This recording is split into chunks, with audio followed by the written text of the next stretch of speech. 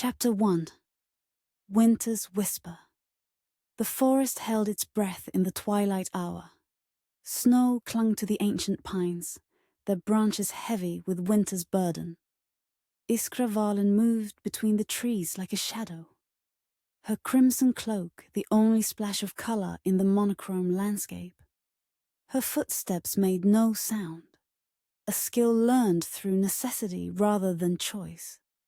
She knelt beside a frost-rimmed hollow, her gloved fingers brushing away snow to reveal what she sought. The pale, twisted roots of aconite, deadly to most, but healing in her hands. The plant recognized her touch, seemed to lean toward her fingers as she carefully extracted it from the frozen earth. "Thank you for your sacrifice," she whispered, placing the root in her worn leather pouch. The wind shifted, carrying whispers only she could hear. The trees remembered blood. They always did. This forest had witnessed centuries of magic, rituals performed under moonlight, sacrifices made in desperation, power drawn from the very soil. And somehow the trees remembered her, though she had never performed such rituals herself. "They remember my bloodline," she thought, touching the small bundle wrapped in red silk that hung at her throat. The Mandrake amulet warmed against her skin, even through layers of wool and linen. A warning, perhaps, or a greeting. Iskra straightened, scanning the darkening woods. She needed to return before full dark. The villagers tolerated her presence as their healer, but their tolerance had limits. A woman alone in the forest after nightfall invited suspicion, and suspicion was the first step toward accusations. She had gathered what she needed: aconite for pain, juniper berries for infection, and the rare winter moss that grew only on the north side of dying trees. Her basket was nearly full when she heard it. A sound that didn't belong to the forest. A ragged, labored breath. Then silence. Iskra froze, her hand instinctively covering the Mandrake amulet. She listened, turning slowly toward the sound's origin. There, a dark shape against the pristine snow, partially hidden by a fallen log, too large for a fox, too still for a wolf. Caution urged her to leave, to return to her cottage and bar the door. But curiosity, her eternal weakness, pulled her forward. 3 careful steps brought the shape into focus. A man lay face down in the snow, one arm outstretched, as if reaching for salvation. Blood stained the white ground beneath him, spreading outward like spilled wine. His dark hair was matted with it, and his black cloak was torn at the shoulder, revealing more crimson beneath. Iskra approached warily, her dagger now in hand. The wounded were often more dangerous than the hail. But the man didn't move, even as she circled him. "Are you alive?" she asked, her voice barely audible. No response. She crouched beside him, careful to stay beyond arm's reach. With the tip of her dagger, she pushed back his cloak. The wound was deep. A slash across his side that had cut through leather and wool to the flesh beneath. Not a clean cut like a sword would make, but jagged as if made by claws. Or perhaps by something that wanted the wound to look like it came from claws. She turned him slightly, enough to see his face. Strong features, several days' growth of beard, skin pale from blood loss.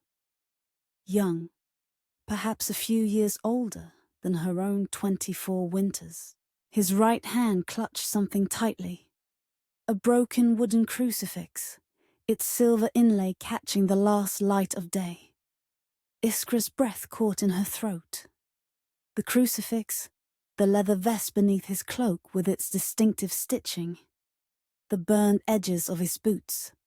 She knew what he was, what he had been. "Witch burner!" she whispered, recoiling. An Inquisitor. One of those who hunted her kind, who had driven her grandmother to an early grave and forced Iskra to hide her true nature behind the mask of a simple healer. Her hand tightened on the dagger. One slash across his throat would end the threat forever. No one would find him until spring thaw, if at all. The mandrake at her throat pulsed with sudden heat. Startled, Iskra touched it through the silk wrapping. The amulet had never reacted to a stranger before. Curiosity overcame caution. She pulled off her glove and pressed her fingers to the man's throat, seeking a pulse. The moment her skin touched his, a vision flashed behind her eyes. Fire, screaming, the smell of burning flesh.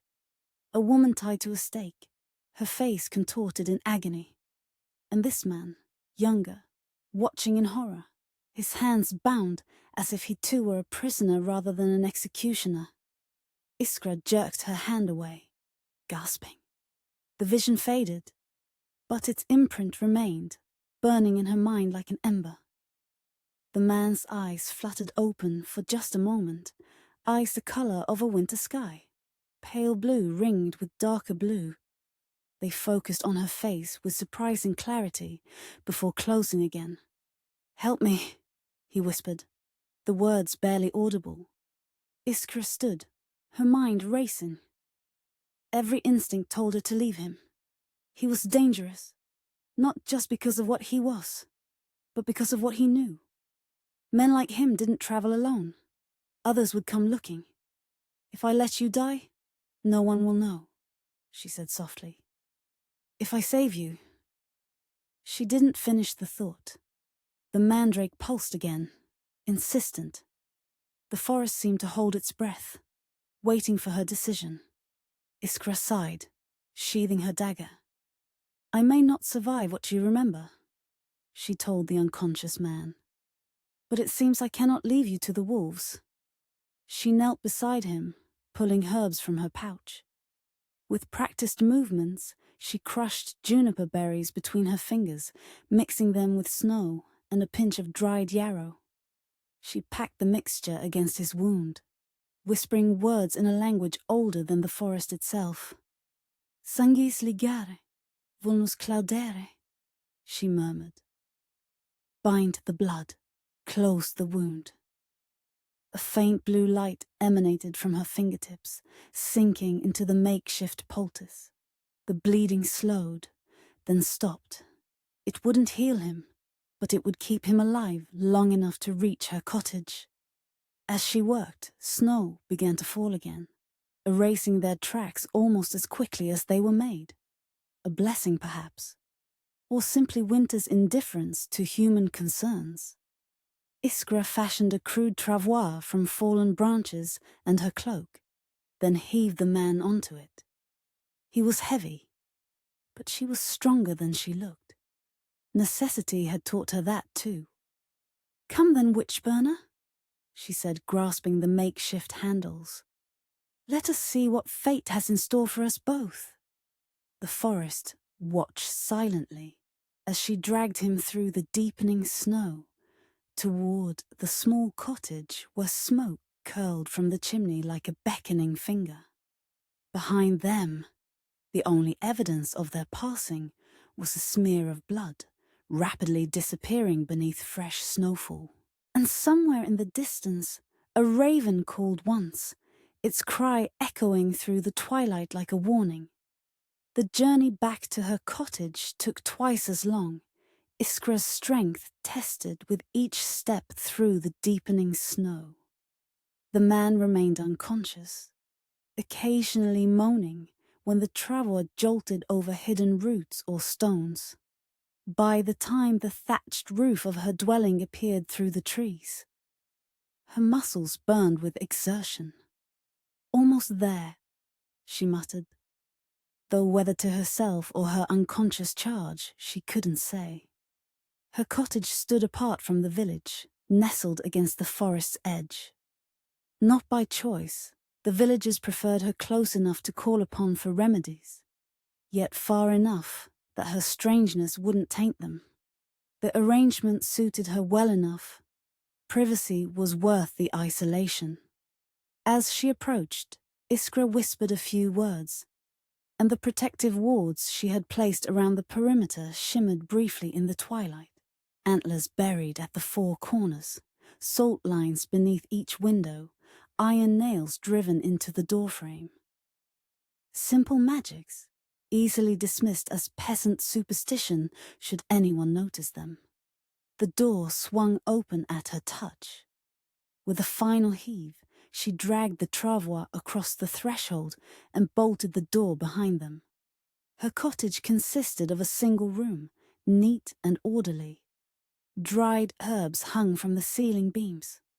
A fire burned low in the stone hearth. Her narrow bed occupied one corner, a wooden table and chair another. Shelves lined the walls, filled with jars of preserved plants, powders and tinctures, the tools of her trade, both the public and the private. Iskra lit 3 tallow candles with a touch of her finger, then turned her attention to the wounded man. Getting him onto her bed required all her strength, but she managed it, positioning him on his uninjured side. "Now then," she said, brushing hair from her face. "Let's see what I've brought home." She removed his torn cloak and outer garments, setting aside the broken crucifix he clutched so tightly. The wound looked less severe in the candlelight, thanks to her binding spell. Still, infection would claim him without proper treatment. From a chest beneath her bed, Iskra withdrew a bundle of linen strips. These were not ordinary bandages. Each was embroidered with tiny symbols in red thread, binding runes, protection sigils, healing marks. Her grandmother had taught her the patterns, and Iskra had stitched them by firelight during the long winter nights. "You'll not thank me for this," she told the unconscious man as she bound his wrist to the bedframe. "But I'll not wake to find your hands around my throat." Once he was secured, she turned to her work table. She ground dried herbs in a mortar. Echinacea for infection, valerian for sleep, willow bark for pain. To these she added honey and a few drops of clear liquid from a blue bottle she kept hidden behind loose stones in the hearth. "3 drops only," her grandmother had warned. "More would stop his heart." The poultice ready, Iskra cleaned his wound with boiled water and packed it with the herbal mixture. As she worked, she whispered Latin incantations, feeling the magic flow from her fingertips into his torn flesh. "Sana quod fractum est," she murmured. "Heal what is broken." The man stirred slightly, his face contorting in pain. Iskra placed her palm against his forehead, surprised at the heat there. Fever had set in already. She dipped a cloth in cool water and bathed his face, noting the strong lines of his jaw, the small scar above his right eyebrow. An Inquisitor. How many like her had he condemned? How many had screamed as flames consumed them? Yet the vision she'd glimpsed suggested something more complex. His hands bound, his expression horrified rather than righteous. Night fell completely, and Iskra built up the fire. She prepared a simple broth, drinking some herself before attempting to spoon a little between the man's parched lips. Most dribbled down his chin, but he swallowed reflexively a few times. She settled into her chair beside the bed, knife close at hand, and waited. The binding spell would hold the wound closed for a time, but his body would need to fight the infection itself. Whether he would survive the night remained to be seen. Sleep claimed her despite her vigilance. She woke with a start sometime in the darkest hours. The fire burned down to embers.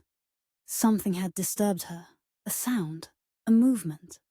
The man was awake, or more accurately, conscious but delirious. His eyes, bright with fever, darted around the room before settling on her face. He strained against the bindings, confusion evident in his expression. "Sister," he whispered hoarsely.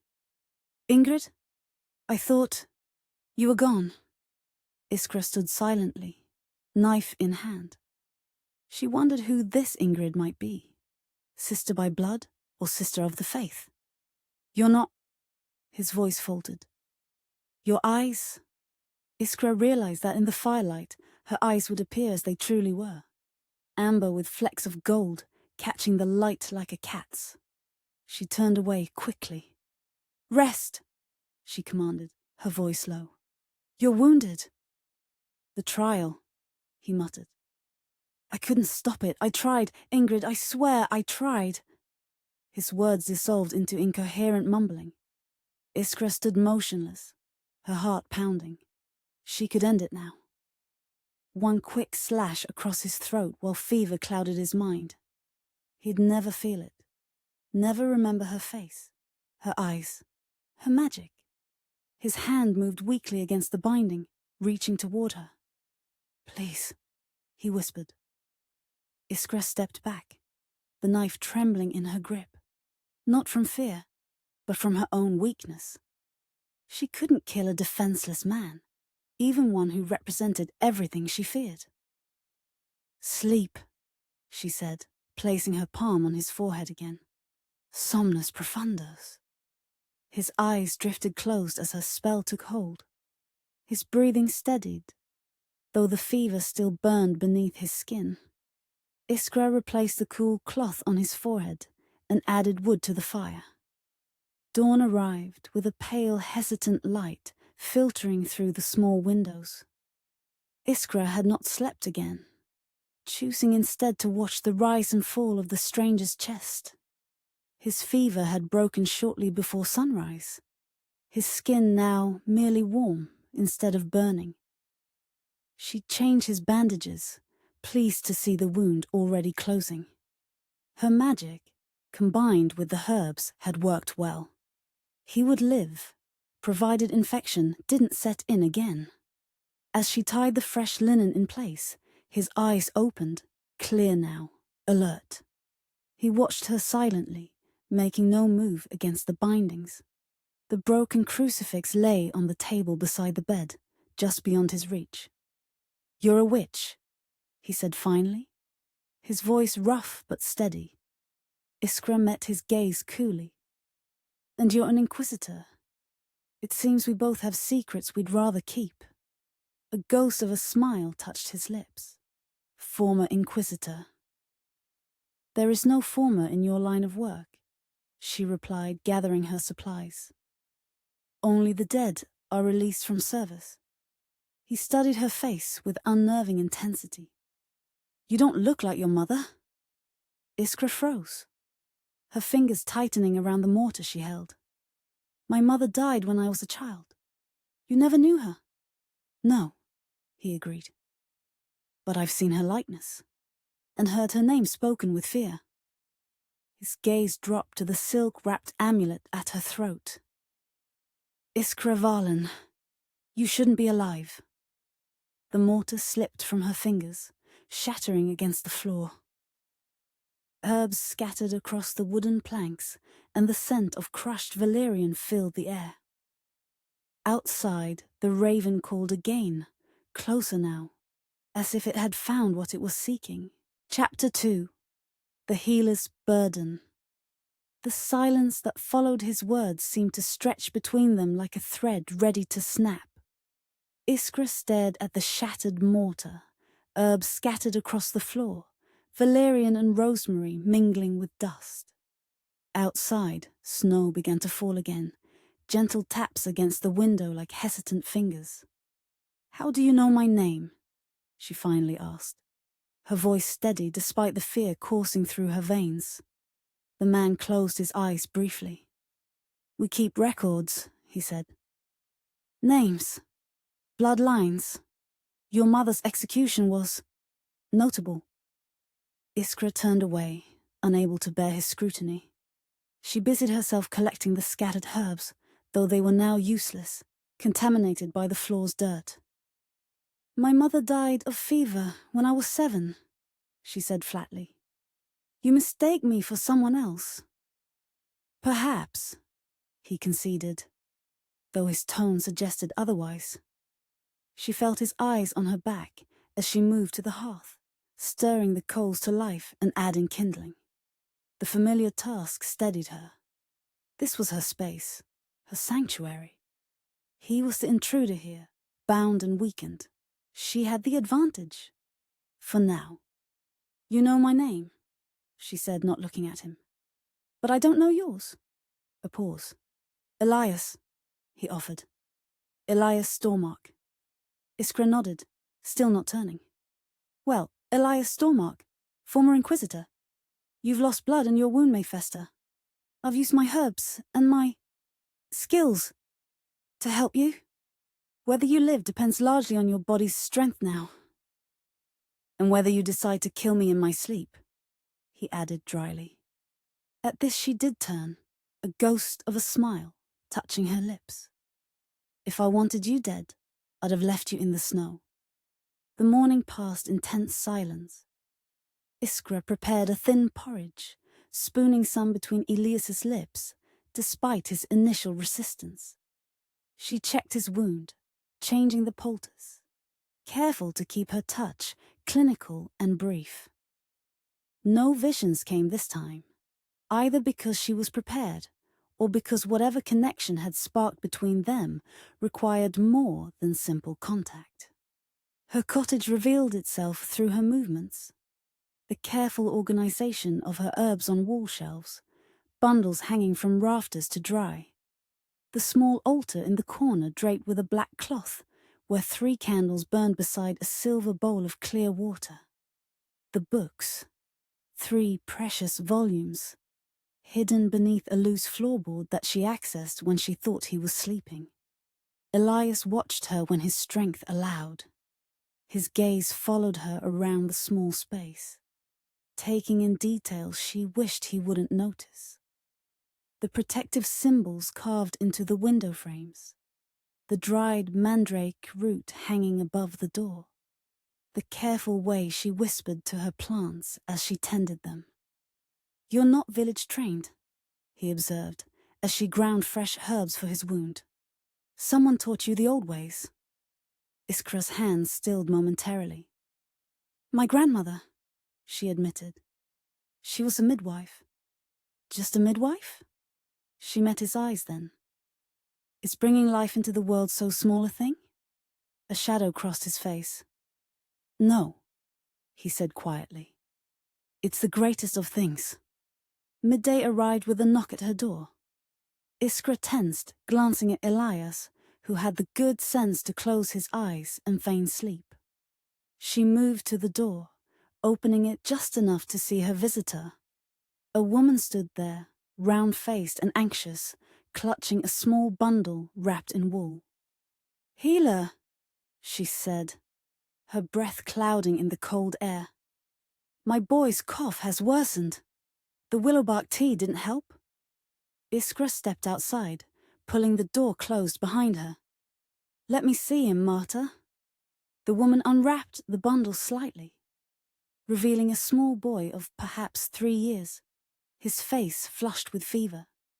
He coughed weakly, a wet, rattling sound that Iskra recognized immediately.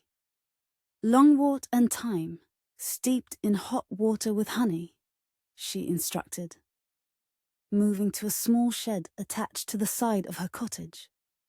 3 times daily, and this, she retrieved a small jar of yellowish salve. Rub it on his chest and back before bed. The woman nodded gratefully, offering a small pouch in exchange. We've no more coin, but my husband trapped 2 rabbits yesterday. Iskra accepted the offering with a nod. It's more than fair. If he's not improved by tomorrow, bring him back. After the woman departed, Iskra stood for a moment in the snow, breathing deeply of the cold air. These transactions were the entirety of her connection to the village. Brief exchanges of healing for food or goods. She was trusted for her skills, tolerated for her oddness, but never truly accepted. Even Marta, whose 3 children she had helped deliver, would make the sign against evil when she thought Iskra wasn't looking. Inside, Elias had indeed fallen asleep, his chest rising and falling steadily. In sleep, the hard lines of his face softened. The stern Inquisitor appeared almost boyish, vulnerable. Iskra allowed herself to study him properly. The strong nose, the stubborn chin, the small scar above his eyebrow that suggested a life of conflict long before he hunted witches.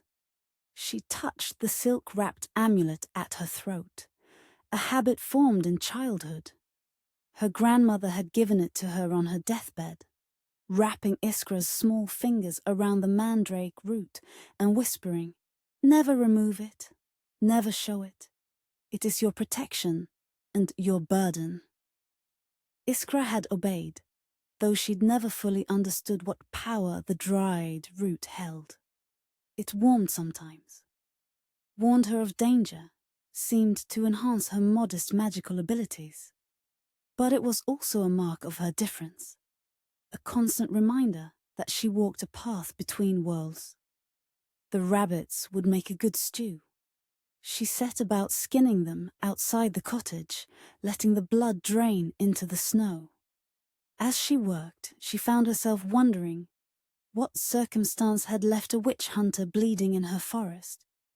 His clothing was too fine for a common soldier, his speech too educated. Yet he had been on foot, without horse or companion, wounded and fleeing something, or someone. By late afternoon, the stew simmered over the fire, filling the cottage with rich aroma. Elias stirred, his eyes opening with more clarity than before. He winced as he tried to shift position, testing the bindings on his wrists. "The ropes are enchanted," Iskra said, not looking up from her mending. "Don't waste your strength." "I wasn't trying to escape," he replied, "merely seeing how close to death I remain." She set aside her work and moved to check his wound. The flesh around it was pink, but not the angry red of infection. "You'll live," she pronounced, "though you'll carry a scar. One more makes little difference." His eyes tracked her movements as she replaced the bandage. "You've helped others today." Not a question, but she answered nonetheless. "A child with winter cough. Nothing unusual." "They know what you are?" Iskra's hand stilled. "They know I heal. Nothing more." And if they did know? His voice had lost its earlier weakness, becoming deeper, more intense. "What do you think they would do?" She stepped back from the bed. "The same thing your kind would do. Hunt me. Bind me. Burn me." Her voice remained calm, but her eyes betrayed her. Old fear. Old anger. "Why do you ask questions to which you already know the answers?" Elias looked away first. "Perhaps I hope for different answers." Evening approached, shadows lengthening across the floor. Iskra lit candles and served the stew in wooden bowls. She helped Elias sit up slightly, propped against her rolled cloak, and loosened one hand so he could feed himself. It was a risk, but a calculated one. He remained too weak to overpower her, and she kept her dagger visible at her waist. They ate in silence, though not as tense as before. When he finished, she took his bowl and refastened the binding. "Will you keep me tied forever?" he asked. "Only until I decide whether you're a threat." She stirred the fire, watching sparks rise up the chimney. "Why were you in the forest, Elias Stormark? What were you running from?" His expression darkened. "The same people who would burn you, ironically enough. My former brothers in faith have misplaced convictions about my loyalty." "You betrayed them?"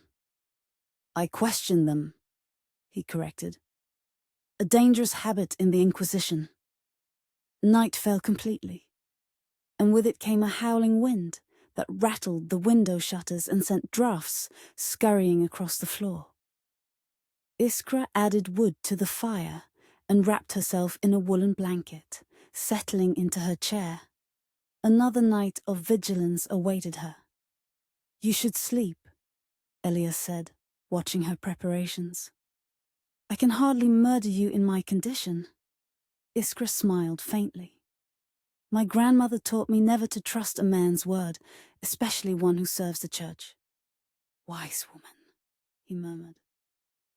"Though I serve the church no longer." "So you claim." The wind rose to a shriek, driving snow against the cottage walls. Iskra drew her blanket tighter. Winter nights were the hardest, long hours of darkness, memories that surfaced like ice breaking on a frozen lake. Her grandmother singing soft incantations. Her mother's face, increasingly difficult to recall. The smell of burning herbs. Whispered warnings. "Never let them see, never let them know. We are the last, child, the very last." Elias's voice broke into her thoughts. "You could have left me to die." "Yes," she agreed. "Why didn't you?" Iskra considered lying, then decided truth served better. "The Mandrake warned me about you." His eyes flicked to the amulet at her throat. "Warned? It grew warm when I touched you. It's never done that before." She touched the silk-wrapped bundle. "I was curious." "Curiosity is dangerous for your kind," he observed. "For anyone," she countered. Silence fell between them again, broken only by the crackling fire and howling wind. Iskra found her eyelids growing heavy, despite her determination to remain awake.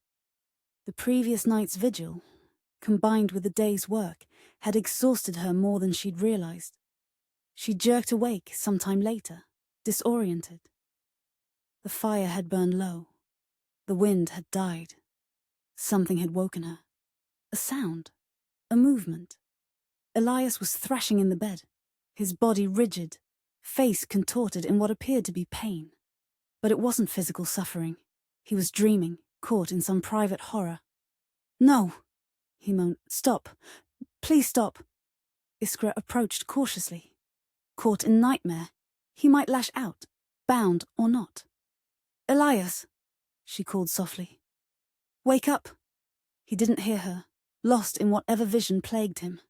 "The child is innocent," he muttered. "There's no proof, no proof." Iskra hesitated, then placed her hand on his forehead. His skin burned with remembered fear rather than fever. Gently, she pushed a tendril of calming energy into him, a simple spell to soothe troubled dreams.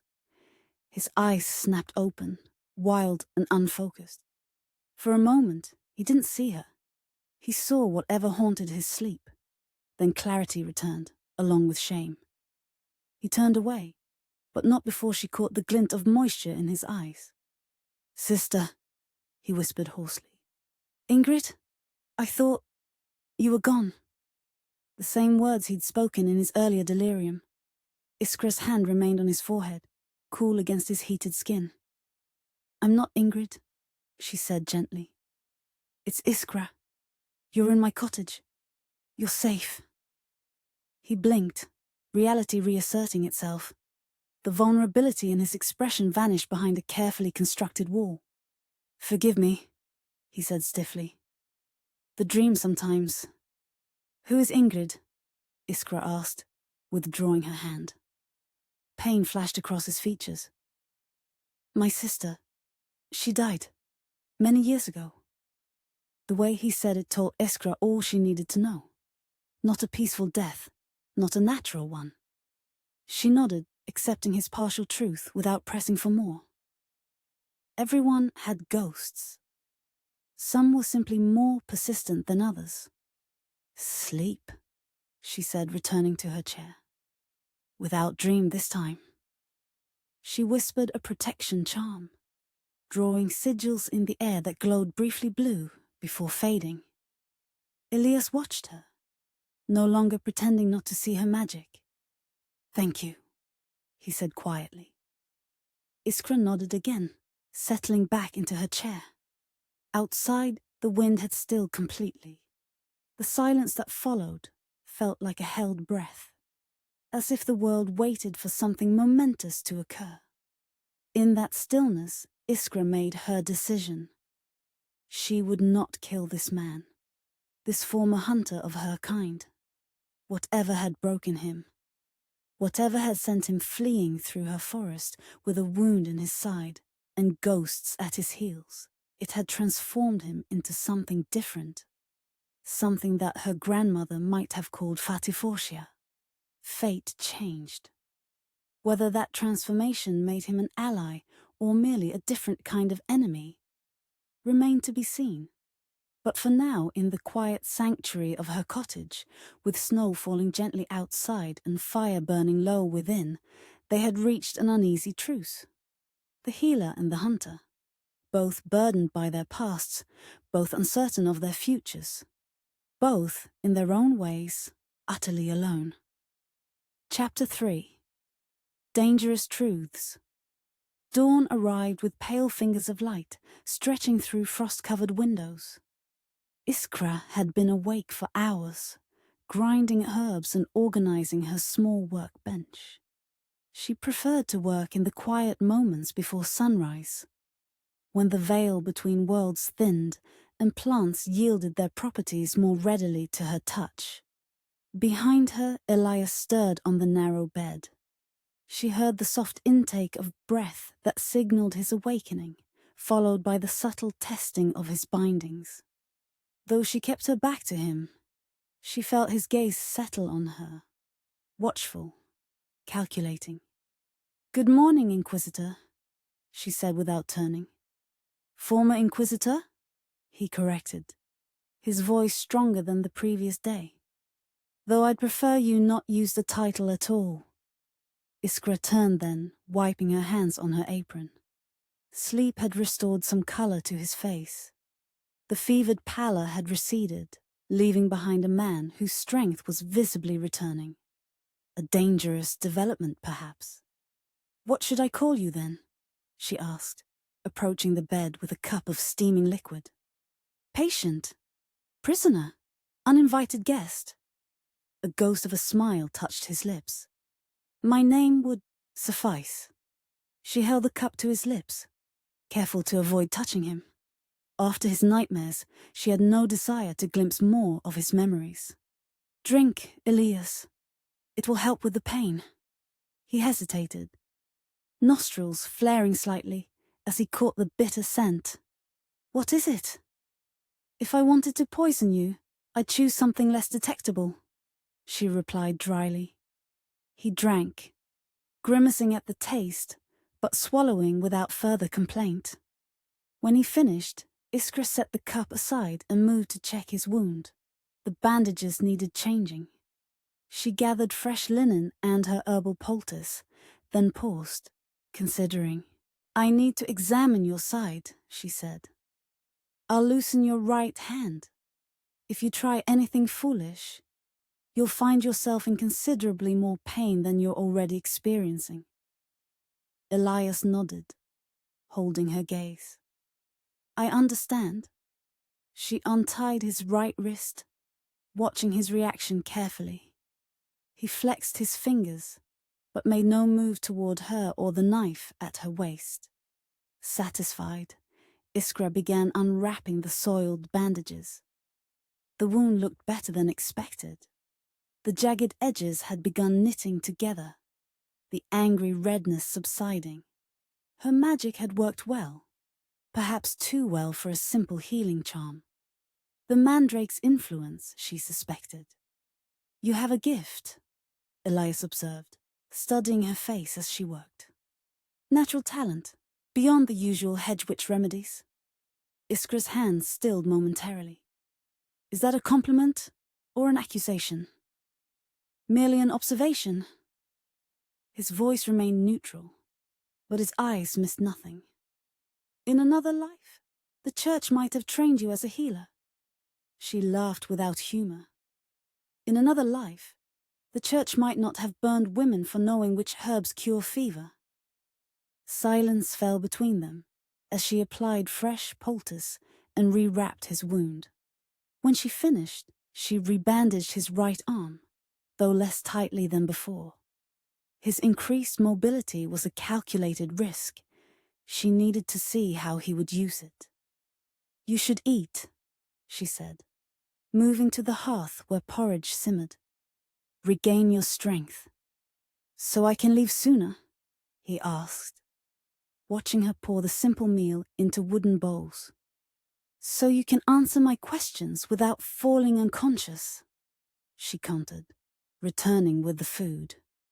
She helped him sit up, arranging her rolled cloak behind him for support. Again, she loosened his right hand to allow him to feed himself. He accepted the bowl with a nod of thanks. "Ask your questions, then," he said, taking a spoonful of porridge. Iskra settled into her chair, her own bowl untouched.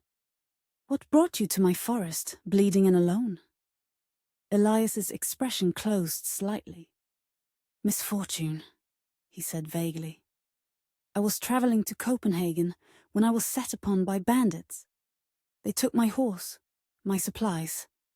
I was lucky to escape with my life. The lie hung between them, transparent as ice." Iskra merely raised an eyebrow. "And your occupation? Before you were beset by these bandits?" He hesitated, considering his options. "I was a scribe," he said finally. "For a monastery near Stockholm. I copied texts, translated old manuscripts." She nodded, as if accepting this fiction. "Interesting work for a scribe," she mused. "Hunting women through forests, conducting trials, passing sentences." His jaw tightened. "That was a different life. Yet it stains your hands still." Iskra leaned forward. "Your fingers are calloused from sword, not quill. Your forearms bear the marks of combat training. And when you sleep, you don't murmur of illuminated manuscripts, but of stakes and fire." Elias set his bowl aside, appetite gone. "You've made your point." "Have I?" She met his gaze squarely. "Because I think you misunderstand your situation, Elias Stormark. You lie in the bed of a witch. You've been healed by magic you've spent years condemning. Your life rests in hands you would once have bound and burned." She stood, moving to the window where morning light streamed through frost patterns like delicate lace. "So, I'll ask again. What brought you to my forest?" For a long moment, he said nothing. When he spoke, his voice had lost its defensive edge. "The Inquisition sent men to kill me," he admitted. "Former brothers in arms who once broke bread at my table." Iskra turned back to him, curious despite herself. "Why?" "Because I spoke against them." His eyes held hers, no longer hiding behind half-truths. "I questioned their methods, their eagerness to find witchcraft, where there was only poverty or illness or simple human difference." "A crisis of faith?" she asked skeptically. "A crisis of conscience." His hand moved unconsciously to the scar above his eyebrow. "I watched them burn a child in Uppsala. 10 years old, accused of causing crop failure because she spoke to birds." His voice hardened. "That was when I knew. Not just that they were wrong, but that I had been wrong. Complicit. Something shifted in the air between them. Not forgiveness, not trust, but perhaps understanding." Iskra returned to her chair, finally taking a spoonful of her cooling porridge. "That doesn't explain why you know my name," she said after a moment. "Or why you claim my mother was executed." Elias sighed, wincing slightly as the movement pulled at his wound. "The records," he said. "Every execution, every trial. The Inquisition keeps detailed accounts. Names, lineages, confessions. Confessions extracted through torture." Iskra added bitterly. He didn't deny it. Some years ago, I came across documents regarding a particular case. A woman named Helena Valen, tried in northern Denmark in 1616. She was accused of weatherworking, causing storms that sank 3 fishing vessels. Iskra's fingers tightened around her spoon. My mother died of fever when I was 7, she repeated, her voice hollow. Perhaps she did, Elias conceded. But the Helena Valen in these records had a daughter named Iskra, who disappeared after her mother's arrest. The Inquisition searched for years.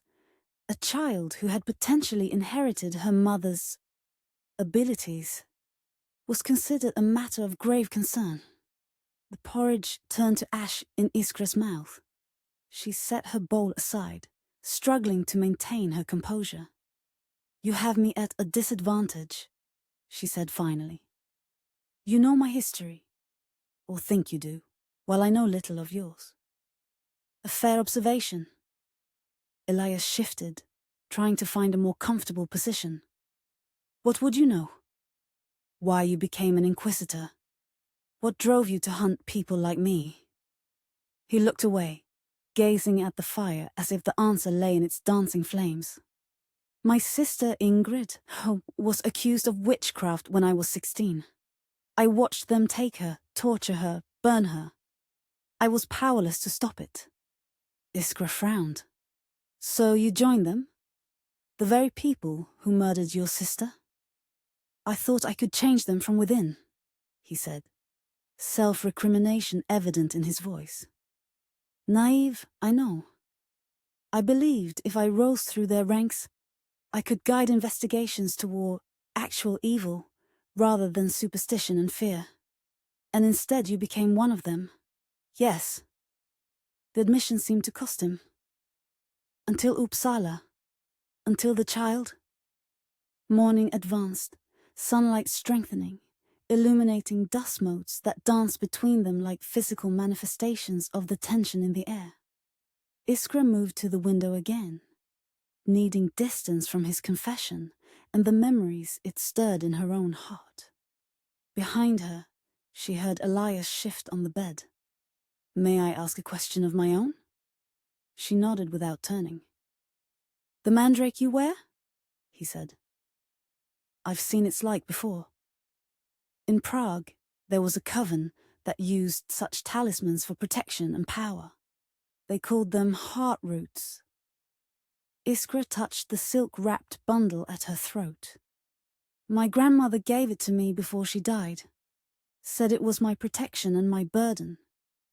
It's more than that, Elias said quietly. Mandrakes have significance in the old practices.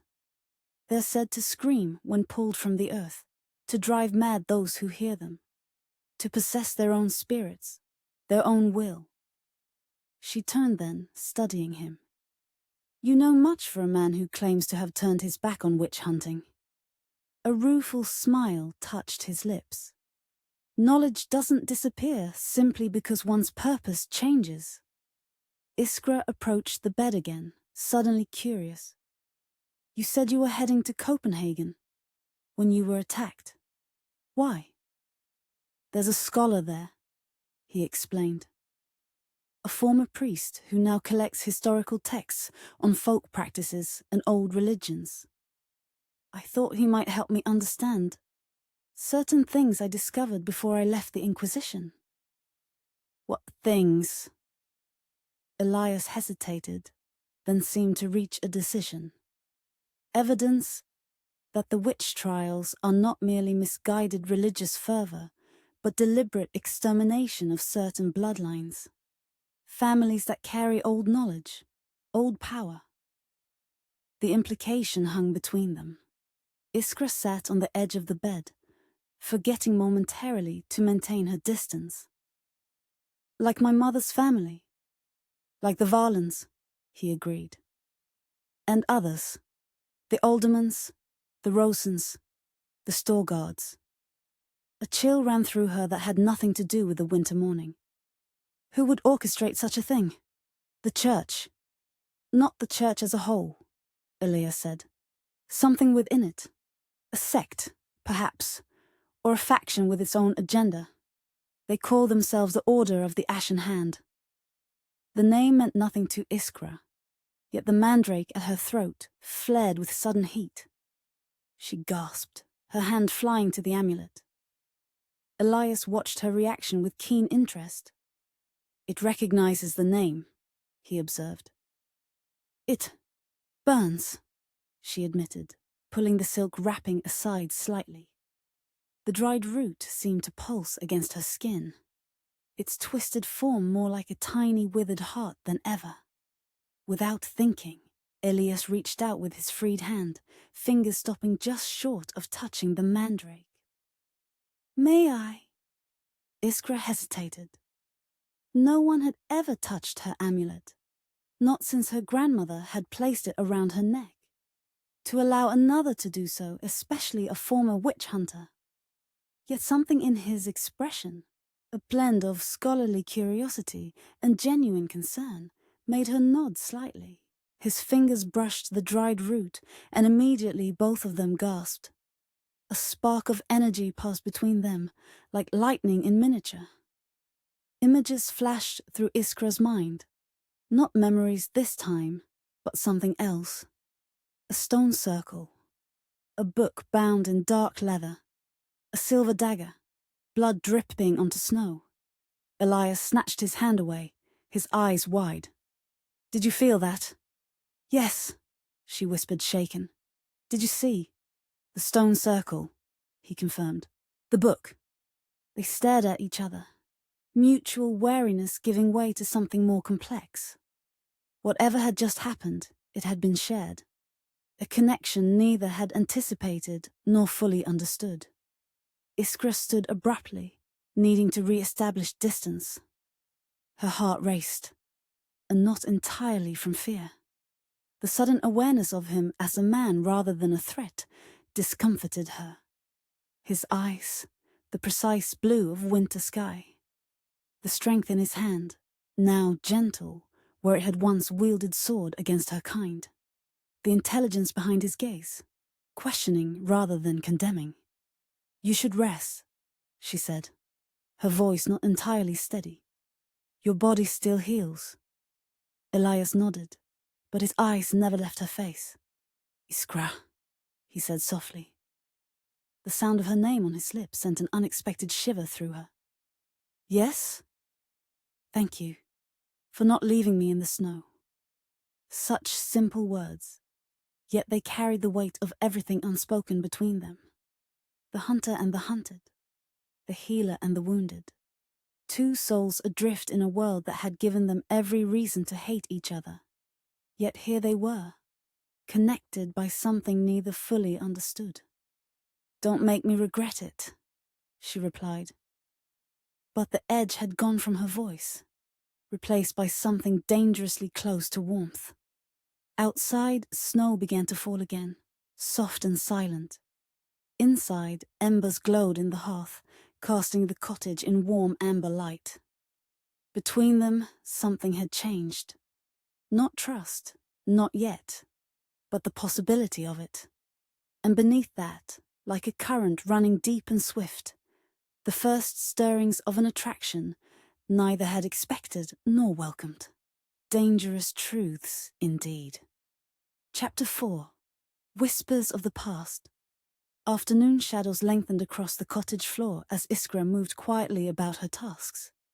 Elias had fallen into a healing sleep, his breathing deep and even. The morning's revelations had exhausted him more than he'd admitted. Truth often demanded a higher price than lies. She watched him from the corner of her eye as she sorted dried herbs. His face in repose looked younger, the lines of vigilance smoothed away. Not handsome in the conventional sense, but compelling.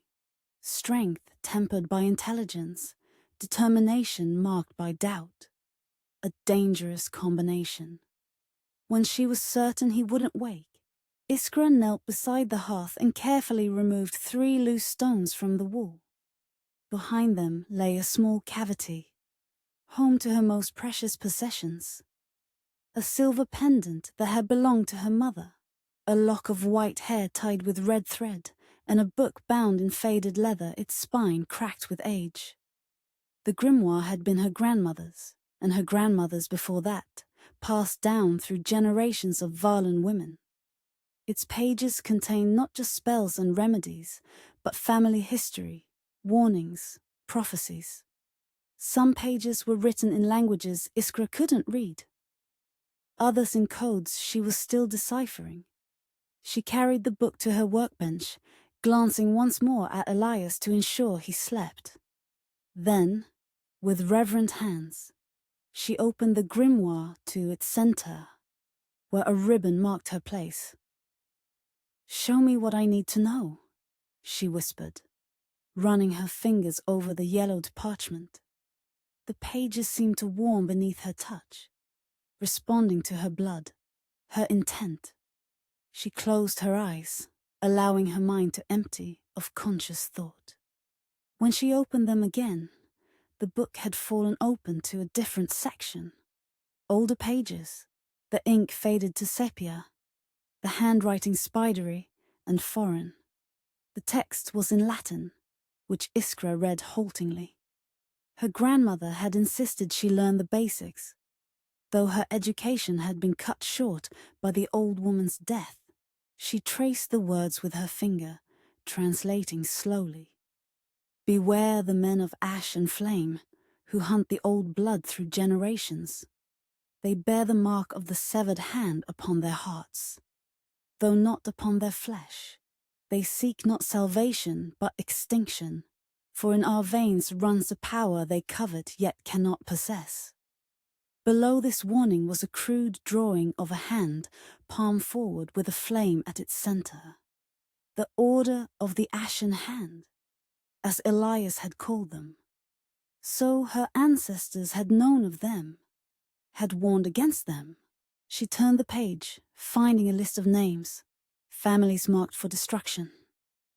Valen was there, as were the other names Elias had mentioned: Alderman, Rosen, Storgard. But there were others, dozens more, many crossed out with a thin line of red ink. Extinguished bloodlines. The mandrake at her throat pulsed suddenly, a warning flare of heat. Iskra's hand flew to it instinctively as she glanced toward the bed. Elias remained asleep, but his face had tensed, brow furrowed as if in pain or concentration. She returned to the grimoire, turning pages more quickly now. There, a section on mandrakes, their properties, their powers. The spidery handwriting gave way to a firmer script, her grandmother's hand. The heartroot chooses its bearer. Once bound, it shares its wisdom, its warnings, its strength. But beware, it demands payment in blood and memory. What it gives, it may also take. What it shows, it may also hide. Cryptic as always, her grandmother's warnings. Iskra touched the silk-wrapped bundle, remembering the vision she and Elias had shared when he touched it. The stone circle, the book, the dagger. Had the mandrake shown them the past or the future? A soft moan from the bed interrupted her thoughts. Elias shifted restlessly, his right hand clutching at the blanket. His lips moved, forming words she couldn't hear. Another dream, it seemed, though not as violent as the night before. Iskra hesitated, torn between curiosity and respect for his privacy. The healer in her won out. She approached the bed quietly, laying a gentle hand on his forehead to check for returning fever. His skin was warm, but not alarmingly so. Still, as her fingers touched him, images flashed behind her eyes. Fragmented, chaotic, but vivid.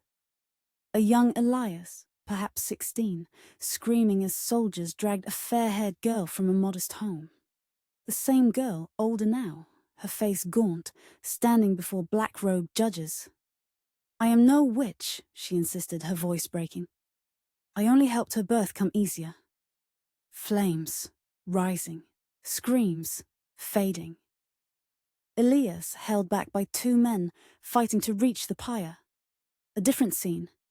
Elias, now a man, wearing the dark uniform of the Inquisition, watching impassively as an old woman was questioned. His face betrayed nothing, but his hands, hidden in the folds of his cloak, were clenched so tightly that blood seeped from his palms where his nails cut into flesh. Another fragment. A room filled with scrolls and books. Elias reading by candlelight, his expression changing from concentration to horror as he absorbed whatever knowledge the text contained. Finally, a forest clearing. Men in dark cloaks surrounding a stone altar. Upon it, a young woman with her throat cut.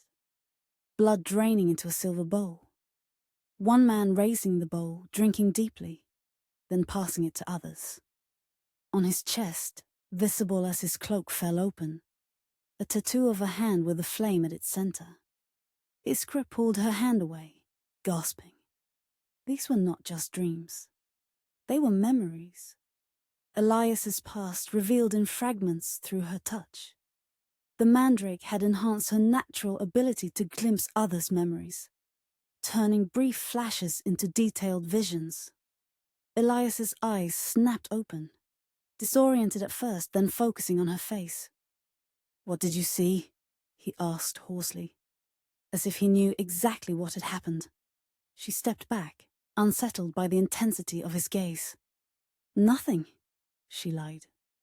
"Your eyes," he said, struggling to sit up.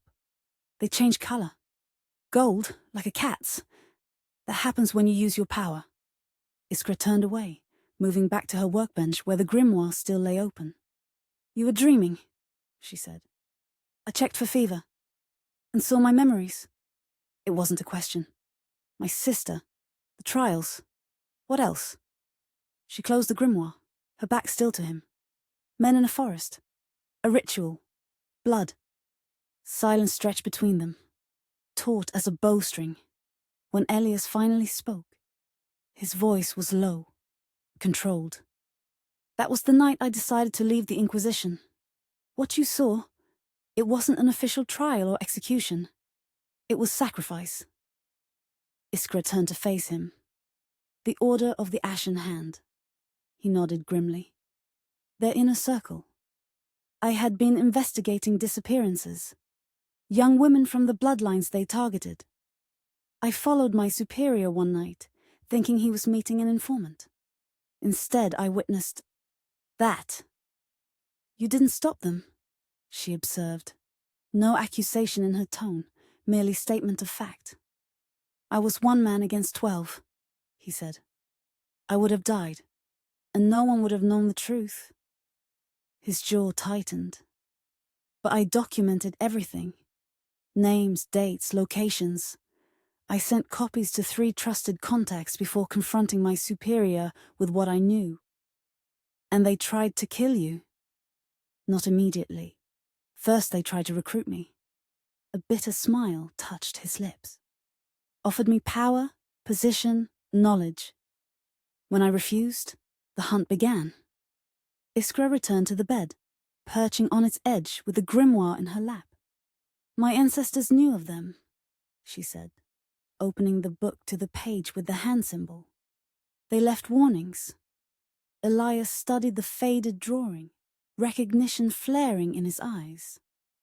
"Yes, that's their sign. The severed hand represents their separation from what they consider the Church's weakness, its mercy. And the flame? Purification through fire." His voice hardened. "At least that's their claim. In truth, I believe it represents something else entirely." Iskra raised an eyebrow. "What?" "Power," he said simply. "The fire of the stake releases something they can harness, channel. The women they burn aren't random victims of superstition. They're carefully selected for their bloodlines, their potential." The Mandrake pulsed again, more insistently. Iskra winced at its heat. It's warning you, Elias observed. About me? Or about what I'm saying? I don't know. She touched the amulet through its silk wrapping. It's never been this reactive before you arrived. Elias's gaze moved from the Mandrake to the grimoire, his expression thoughtful. May I? He asked, gesturing toward the book. Iskra hesitated. The grimoire was her most precious possession. Her heritage, her legacy. To allow a former Inquisitor to touch it. Yet he had shared his truth with her. Perhaps it was time to reciprocate, at least in part. She placed the open book between them on the bed. You can look at this page only, she said. And don't touch it directly. Elias nodded, understanding the concession she was making.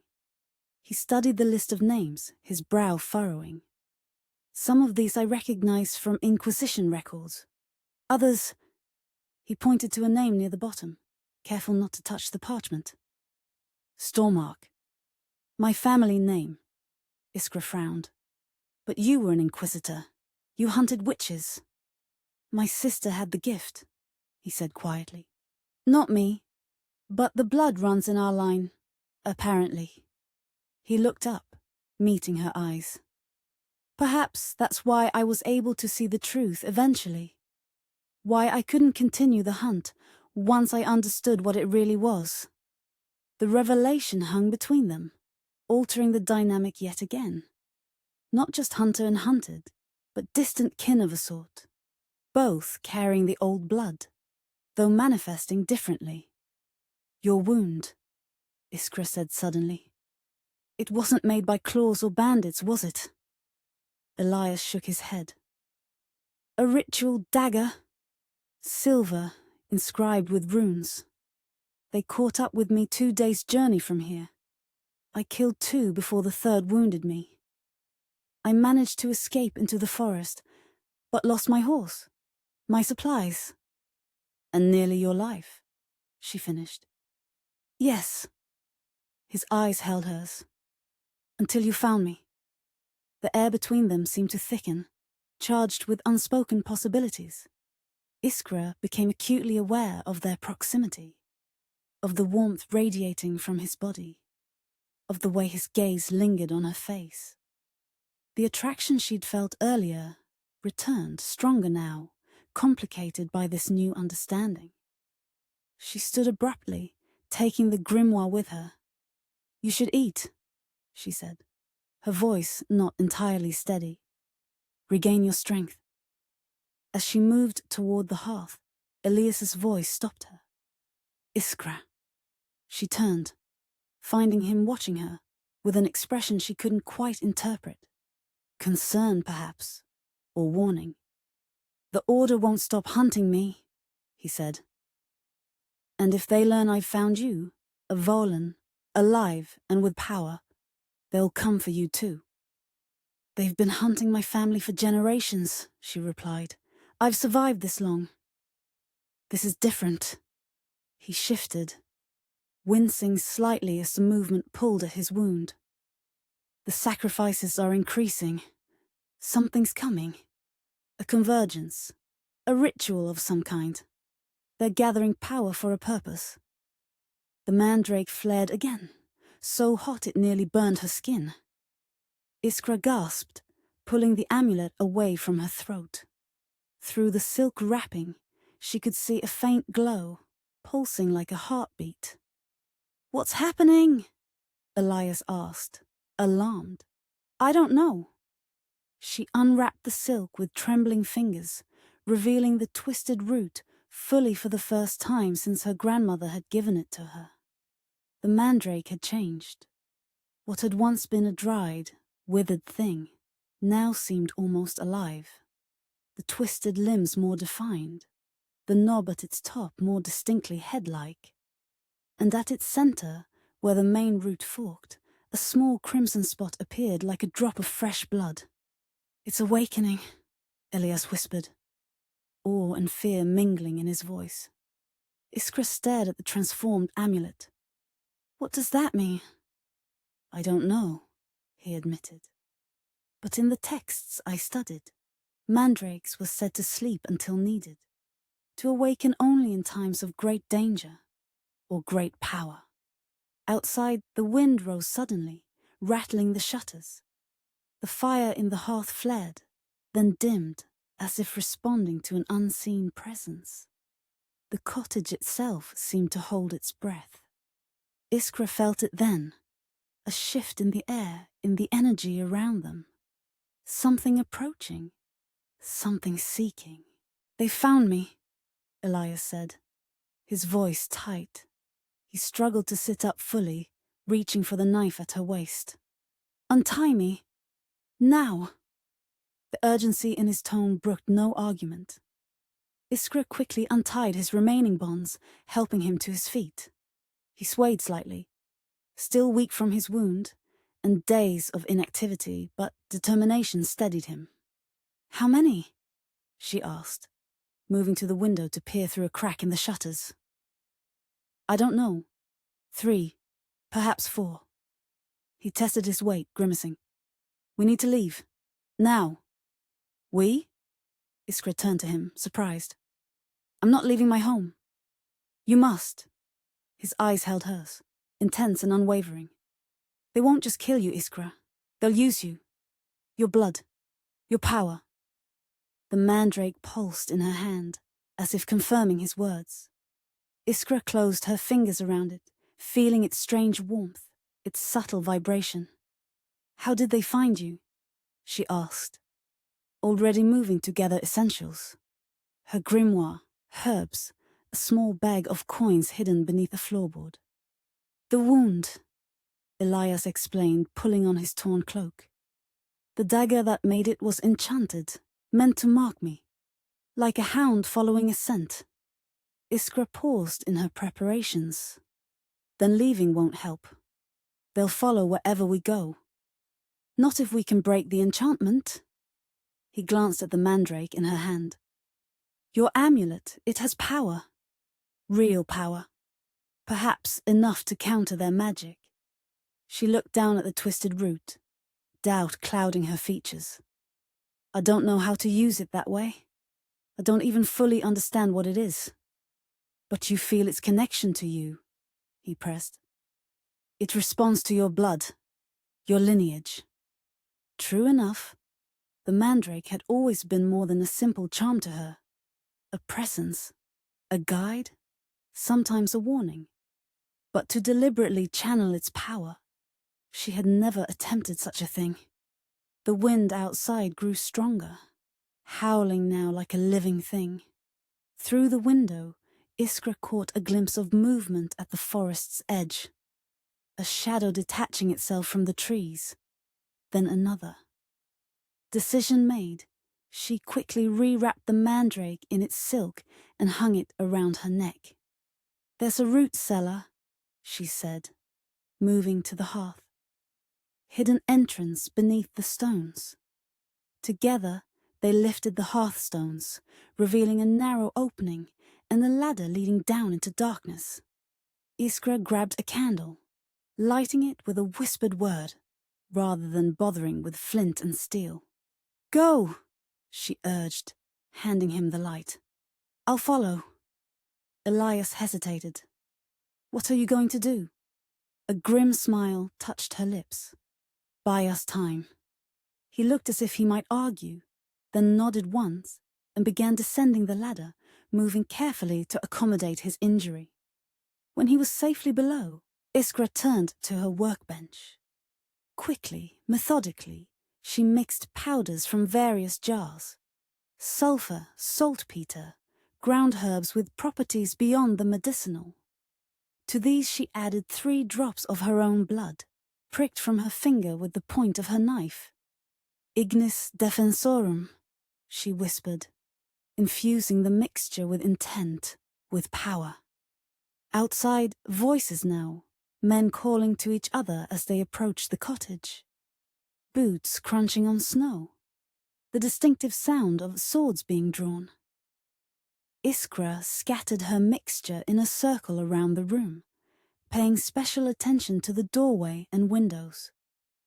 Then she grabbed her small pack of essentials and moved to the hearth opening. As she prepared to descend, a sudden vivid memory surfaced. Her grandmother's voice, urgent and low. "If they ever find you, child, remember, the Mandrake protects, but it also reveals. What sleeps must sometimes wake. What is forgotten must sometimes be remembered." The cryptic warning echoed in her mind as she climbed down the ladder into the root cellar, pulling the hearthstones back into place above her. Darkness enveloped her, broken only by the small circle of Elias's candle. "What now?" he whispered, as she reached the earthen floor beside him. Before she could answer, a tremendous crash sounded above them, the cottage door being broken open, footsteps, heavy and purposeful. Men's voices speaking a language Iskra didn't recognize. Then her trap triggered. The mixture she'd scattered ignited with a whoosh. Not a natural fire, but something wilder, hungrier. Screams followed, pained and surprised. "This way," she said, taking the candle and leading Elias through the narrow confines of the cellar. Root cellars were common in these parts, necessary for storing vegetables through the harsh winters. But her grandmother had modified this one, extending it into a tunnel that led deep into the forest. Few knew of its existence, a precaution born of generations of persecution.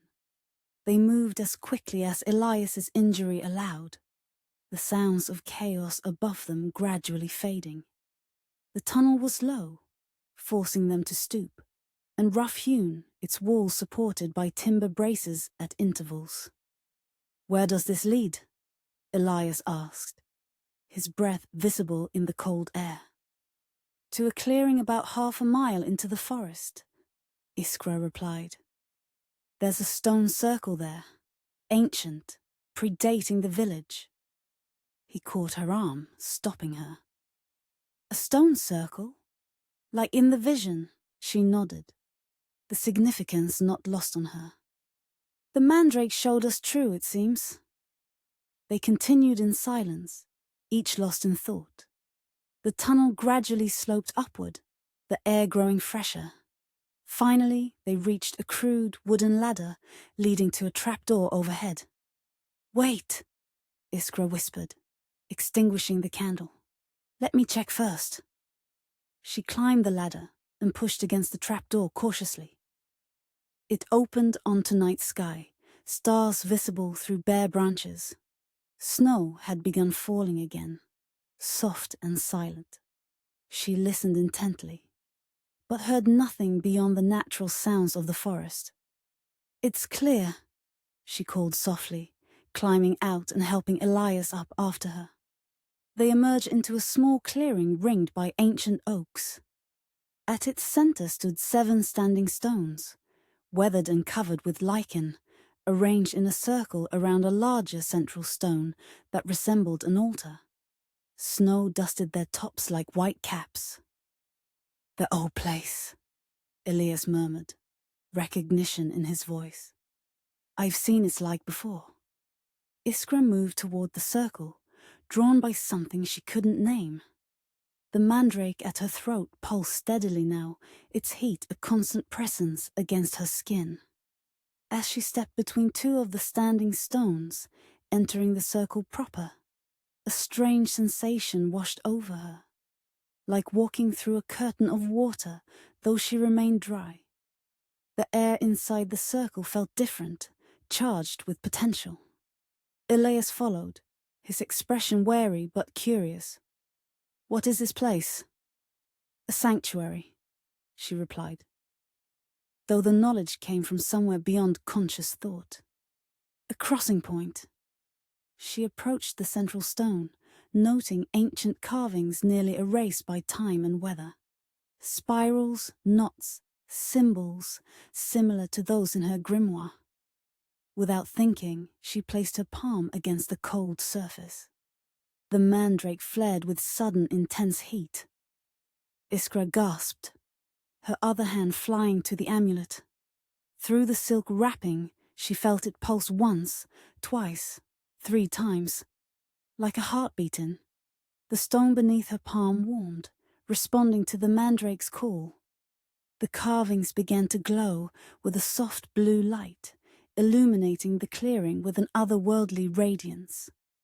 "Iskra," Elias said, his voice tight with warning.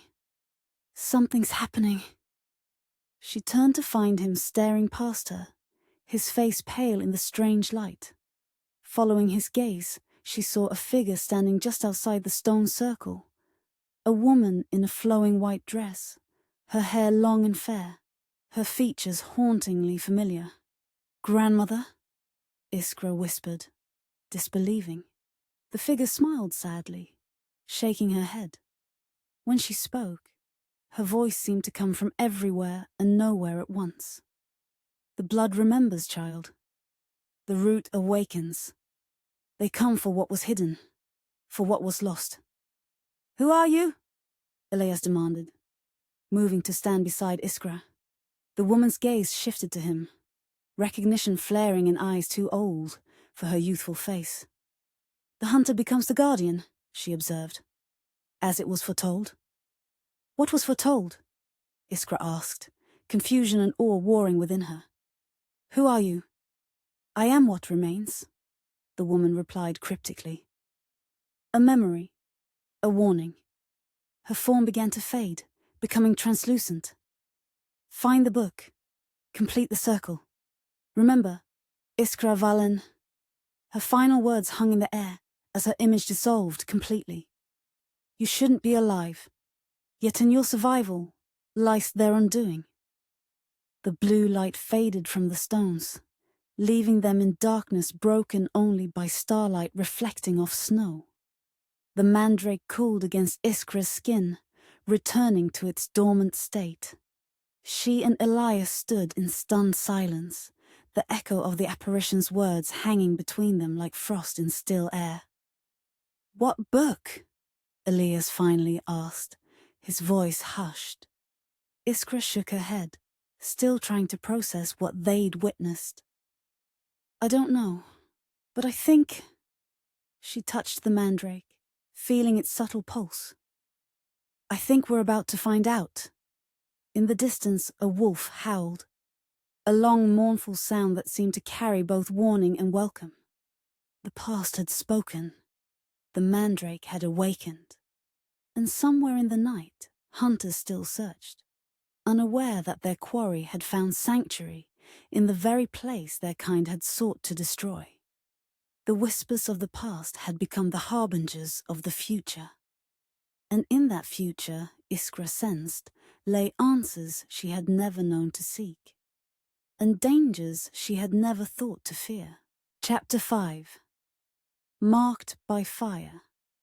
Dawn broke reluctantly through heavy clouds, casting the forest in grey twilight. Iskra and Elias had travelled through the night, putting as much distance as possible between themselves and her burning cottage.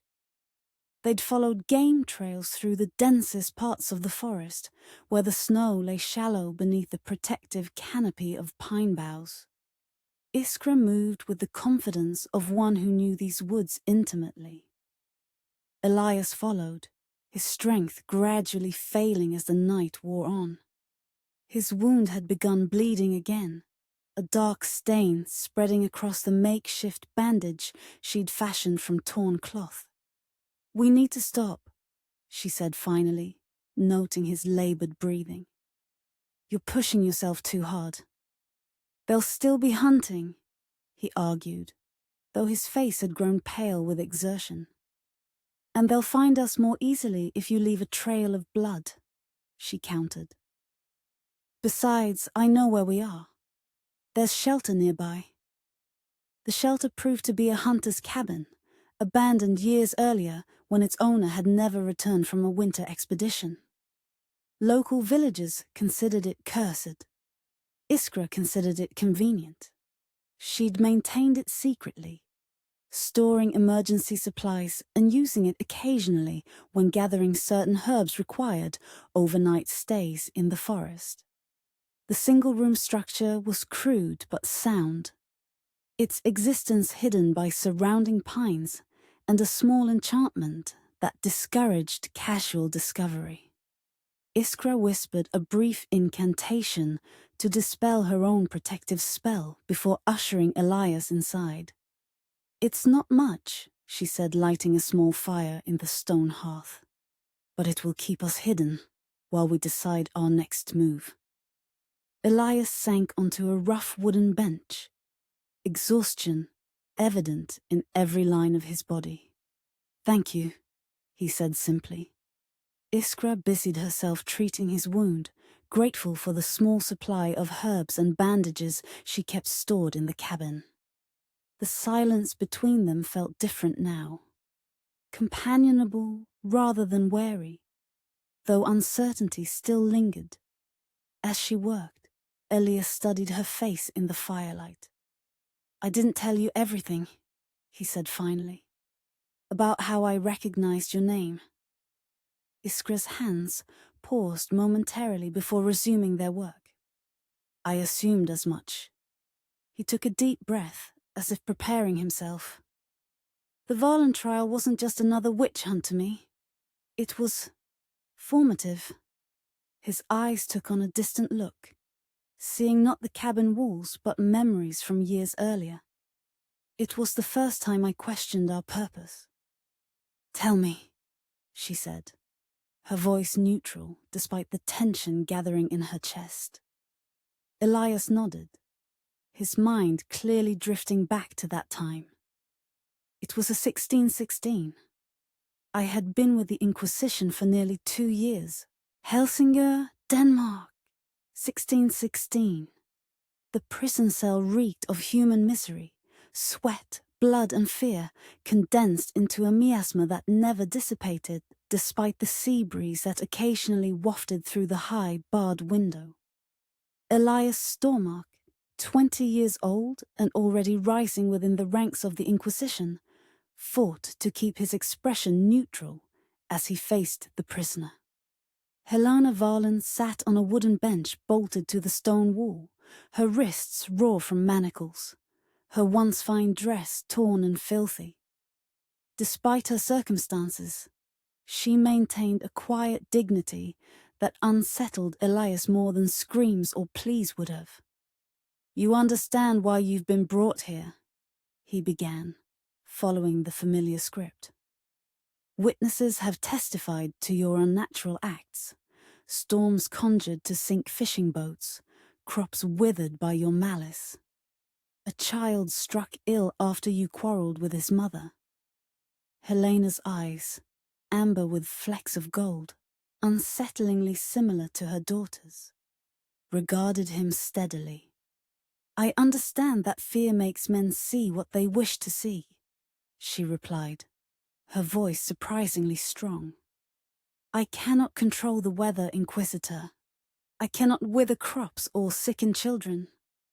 I am a healer, nothing more." 12 witnesses claim otherwise. 12 people who owed my husband money when he died," she countered. 12 people who now find their debts conveniently absolved by my arrest. Elias hesitated, caught off guard by her logic. This wasn't in the script. The accused were supposed to deny, then break down, then confess when shown the instruments of interrogation. They weren't supposed to present reasonable arguments. "Your husband was a merchant," he said, consulting his notes. "Yes, Jakob Valen. He traded in furs and timber. When he died of fever 3 years ago, many outstanding accounts remained unpaid." Her gaze never wavered. "Now I am alone to raise our daughter, and suddenly I am a witch." The mention of her child gave Elias pause. "Your daughter," he said carefully. "Iskra." Something flickered in Helena's eyes. Fear, not for herself, but for her child. "She is 7. She knows nothing of these matters. She has been seen gathering herbs with you, learning your methods." Helena's composure cracked slightly. "She is a child learning to recognize plants. Would you make that a crime as well?" Elias should have pressed the advantage, used her maternal fear to extract a confession. Instead, he found himself troubled by the genuine concern in her eyes. Most witches, according to his training, cared only for their own power, not for others, even their children. "The tribunal requires your confession," he said, his voice lacking its usual conviction. "It would be easier for everyone if I lie?" Helena finished. "If I condemn myself to flames for crimes I did not commit." She leaned forward slightly. "And what of my daughter, Inquisitor? What becomes of her if I confess?" The question struck Elias like a physical blow. Protocol dictated that children of confirmed witches be placed under church supervision to ensure the taint of witchcraft hadn't corrupted them. In practice, this often meant austere orphanages where such children were closely monitored for signs of heresy. "She would be cared for," he said automatically. Helena's laugh held no humor. "I know what that means. She would be watched, suspected, never allowed to forget her mother's crime. And if she showed any unusual talents, intelligence, insight, skill with plants, she would face the same accusation." Elias found himself without a ready response. He gathered his papers, uncomfortable with the direction of his thoughts. "You will be brought before the tribunal tomorrow," he said formally. "I suggest you consider your position carefully." As he turned to leave, Helena spoke again, her voice so quiet he almost missed it. "You have doubts, Inquisitor. I can see them in your eyes." He paused at the cell door. "I have none," he lied. "Then why does your hand tremble when you write my name in your book of the damned?" Elias left without responding, his thoughts in turmoil. Outside, in the corridor, his senior colleague waited. Father Morton, 30 years his elder, and known for his unwavering dedication to rooting out heresy. "She remains obstinate?" the older man asked. "She denies all charges," Elias confirmed. Father Morton sighed heavily. "They usually do, until the questioning begins, in earnest." He placed a hand on Elias's shoulder. "You needn't attend tomorrow. The first time can be difficult to witness." But Elias did attend, unable to stay away. He stood at the back of the chamber as Helena was brought in, still walking under her own power despite a night in the cold cell. The questioning began with formulaic accusations, then quickly progressed to the application of pain. Elias had been prepared for screams, for begging. He wasn't prepared for Helena's silent endurance, broken only when the pain became too great to bear. And he certainly wasn't prepared for her eyes, finding his across the chamber, holding his gaze as if to say, "Remember this. Remember what your certainty costs." When she finally broke, confessing to whatever they demanded, Elias felt no triumph, only a hollow sickness that lodged beneath his breastbone like a stone. The sentence was passed immediately, death by burning, to be carried out the following dawn. That night, unable to sleep, Elias returned to the prison. He told himself he was fulfilling his duty, ensuring the condemned had opportunity for final confession and absolution. In truth, he wasn't sure why he came. Helena sat in the same position as before, though now her body bore the marks of her interrogation. She looked up as he entered, surprise briefly crossing her features before resignation settled in. "Have you come to extract more confessions, Inquisitor?" she asked, her voice raspy from screaming. "No," he said, remaining by the door. For once, words failed him. Helena studied him, her gaze penetrating despite her weakened state. "You have questions," she observed. He did. Questions he shouldn't ask, doubts he shouldn't harbor.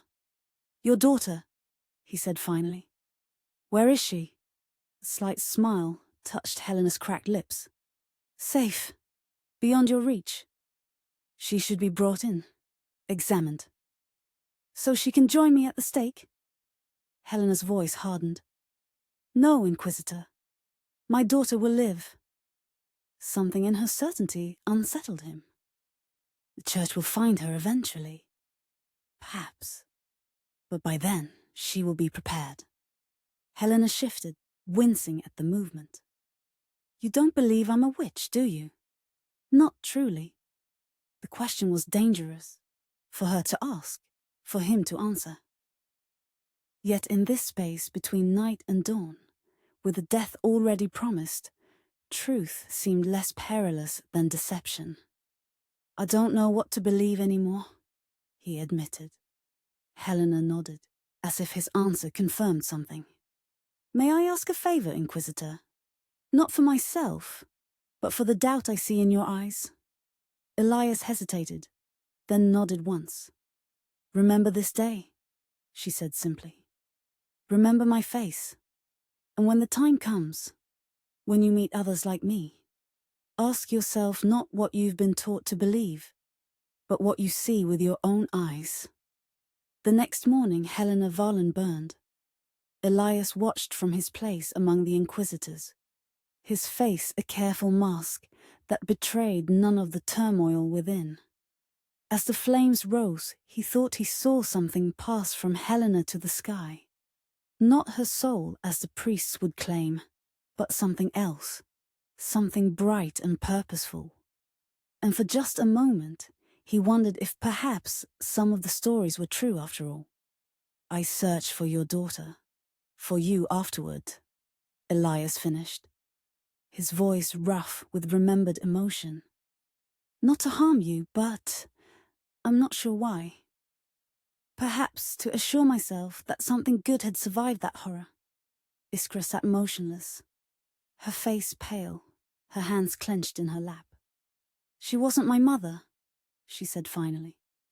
The woman who raised me, the woman I called mother, died of fever when I was 7. Her name was Eileen. She was my grandmother's neighbor. Understanding dawned in Elias's eyes. Your grandmother hid you, he realized. Changed your story to protect you. Yes, Iskra stood, moving to the small window to gaze out at the forest. I have only fragments of memory from before. A house near the sea, a garden with herbs, a woman singing while she worked. She touched the mandrake at her throat. And this. She gave it to me the night they came. Told me to run to the woods, to find my grandmother. You witnessed her arrest? Elias said softly. Iskra nodded, not turning. From the edge of the forest, I saw them take her. I wanted to go back, but... She closed her eyes briefly. The mandrake burned against my skin, like it was pulling me away. Silence filled the cabin, broken only by the soft crackling of the fire. Elias watched her silhouette against the grey light of dawn, seeing not just the woman, but the terrified child she had been. I didn't know, he said finally. When I found you in the snow, I didn't make the connection immediately. It was later, when I saw your eyes change color while using your magic. They're exactly like hers. Iskra turned to face him. Yet you didn't tell my secret when you woke. You could have condemned me with a word to the village. I told you, I'm not that man anymore. His voice held a quiet intensity. Helena Valen was the first, but not the last innocent I saw condemned. Year after year, I watched good people die because they were different, or unlucky, or simply in the way of someone powerful. Yet you remained with the Inquisition. Yes. His expression clouded with remembered shame. I told myself I could make a difference from within, save those I could. Record the wrongs for some future accounting. He laughed bitterly. Excuses. Cowardice dressed as pragmatism. What changed? Iskra asked, returning to sit across from him. Uppsala, he replied. The child I mentioned before. His eyes took on that distant look again. Marta Jonsdottir. 10 years old. She could speak to birds, or so the village claimed. In truth, she was simply kind to them, fed them through the harsh winter. But a crop failure and a superstitious magistrate transformed kindness into witchcraft. His hands clenched involuntarily. I tried to intervene, argued her youth made her susceptible to demonic influence, rather than a willing participant. It was a legal maneuver that might have saved her. He looked down at his hands. But then I discovered it wasn't a normal prosecution. The order had marked her family. Her death was predetermined. The ashen hand, Iskra said. Elias nodded grimly. They had infiltrated the Inquisition years earlier. Many of the senior members belonged to both institutions, their true purpose hidden behind church authority. And you confronted them? Not immediately. First, I gathered evidence, copied records, documented patterns in the trials and executions. His jaw tightened. Then I witnessed the ritual in the forest. What you saw in my memories. A girl sacrificed not for God, but for power. He met Iskra's gaze directly. That night, I sent my evidence to 3 trusted contacts. The next day, I confronted my superior. By evening, I was running for my life. Iskra studied him, her expression unreadable. The fire had burned low, the cabin growing dim as clouds thickened outside. Snow had begun falling again, soft and silent, further isolating them from the world beyond. Why tell me this now? She asked finally. Because you need to know who I was, he replied simply, and who I am now. If we're to find this book the apparition spoke of, if we're to understand why the Mandrake is awakening, we must trust each other. He held her gaze steadily. And trust must be earned. Iskra rose again, moving to add wood to the fire. The simple domestic act gave her time to think, to weigh his words against her instincts. The man before her had participated in her mother's murder, had spent years hunting her kind, yet he had also changed, suffered for that change, nearly died for it. And there was something else, something beyond logic or reason. The Mandrake had recognized him, had created a connection between them that transcended their opposing histories. The Order will keep hunting us, she said, still facing the fire. They want you for your betrayal. They want me for my bloodline. And they seemingly want this book, whatever it is. Yes, he agreed. We're safer together than apart. She turned to face him, decision made. We'll rest here today. When night falls, we'll continue north. There's someone who might help us. A woman my grandmother once spoke of. A keeper of old knowledge. You trust me then? Elias asked quietly. Iskra's expression softened slightly. I trust that we're bound by something neither of us fully understands. Whether that's fate or merely circumstance remains to be seen. It wasn't a declaration of faith, but it was enough. A beginning. A foundation upon which trust might eventually be built. Elias nodded, accepting her cautious alliance with the gravity it deserved. Outside, snow continued to fall, erasing their tracks, covering the forest in pristine white. Within the cabin, fire pushed back the chill, creating a temporary sanctuary where former enemies might become reluctant allies. And beneath Iskra's collar, hidden against her skin, the Mandrake pulsed with quiet satisfaction, as if their decision had been precisely what it had been guiding them toward all along. Chapter 6. The Raven's Message. Daylight strengthened reluctantly through the cabin's small windows. Iskra had insisted Elias rest, taking the cabin's only cot while she dozed in a chair by the fire. Her sleep was light and vigilant, her senses attuned to any sound that might signal danger. Mid-morning found her awake and restless, organizing their meager supplies while Elias slept. His color had improved, and his breathing was steady, good signs that his wound was healing properly. She found herself studying his face in repose, noting how different he looked without the tension that normally lined his features. Younger, almost innocent. Strange how quickly everything had changed. 3 days ago, she would have considered a wounded Inquisitor a gift from fate, an enemy delivered helpless to her hands. Now, they were reluctant allies, bound by secrets and hunted by the same shadow. A soft sound outside drew her attention. Iskra moved cautiously to the window, peering through a gap in the crude shutters. Nothing seemed amiss. Just snow falling through pine boughs, a white hare darting between tree trunks. Yet something felt wrong. The forest seemed too quiet, the air too still. She placed her palm against the windowsill, extending her senses outward as her grandmother had taught her. The wood beneath her hand grew unnaturally cold. Frost patterns formed beneath her fingers, spreading outward in spiraling shapes unlike any natural ice formation. They resembled the symbols in her grimoire, protective sigils, warning signs. "That's unusual," came Elias's voice from behind her. Iskra turned to find him awake, watching her with curious eyes. "The wood remembers," she said, withdrawing her hand.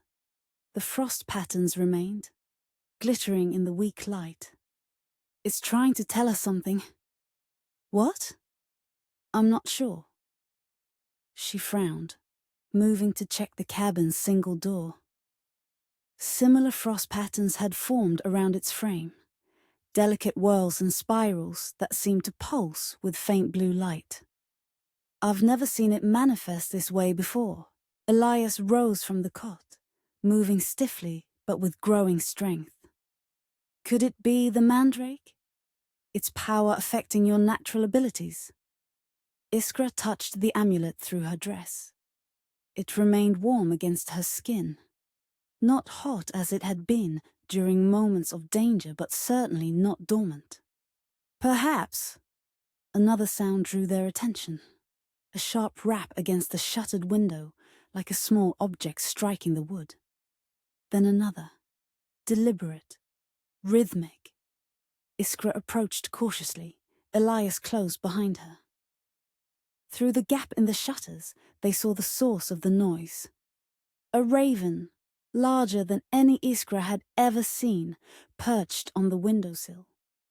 Its feathers were glossy black, with an unusual iridescent sheen that hinted at something beyond ordinary nature. It cocked its head, fixing them with one intelligent eye, then tapped the shutter again with its beak. "It wants to come in," Elias observed, his tone suggesting he found this as strange as she did. "So it seems." Iskra hesitated only briefly before unlatching the shutter and pushing it open slightly. The raven hopped inside immediately, shaking snow from its feathers. It surveyed the cabin with quick, darting movements of its head, then focused on Iskra. With deliberate steps, it approached her and extended one leg. Tied to the leg with fine red thread was a small roll of parchment, stained with what appeared to be dried blood. "Careful," Elias warned as Iskra knelt to receive the message. "Ravens aren't usually messengers."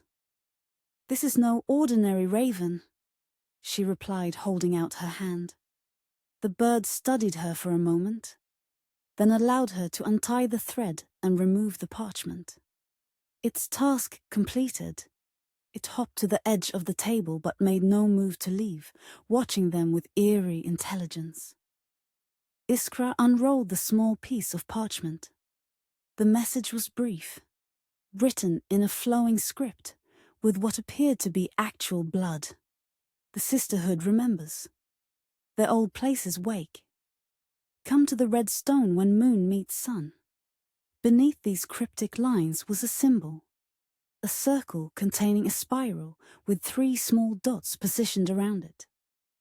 Iskra had never seen it before, yet something about it resonated with her, as if awakening a memory buried too deep for conscious recall. "What does it mean?" Elias asked, reading over her shoulder. "I don't know."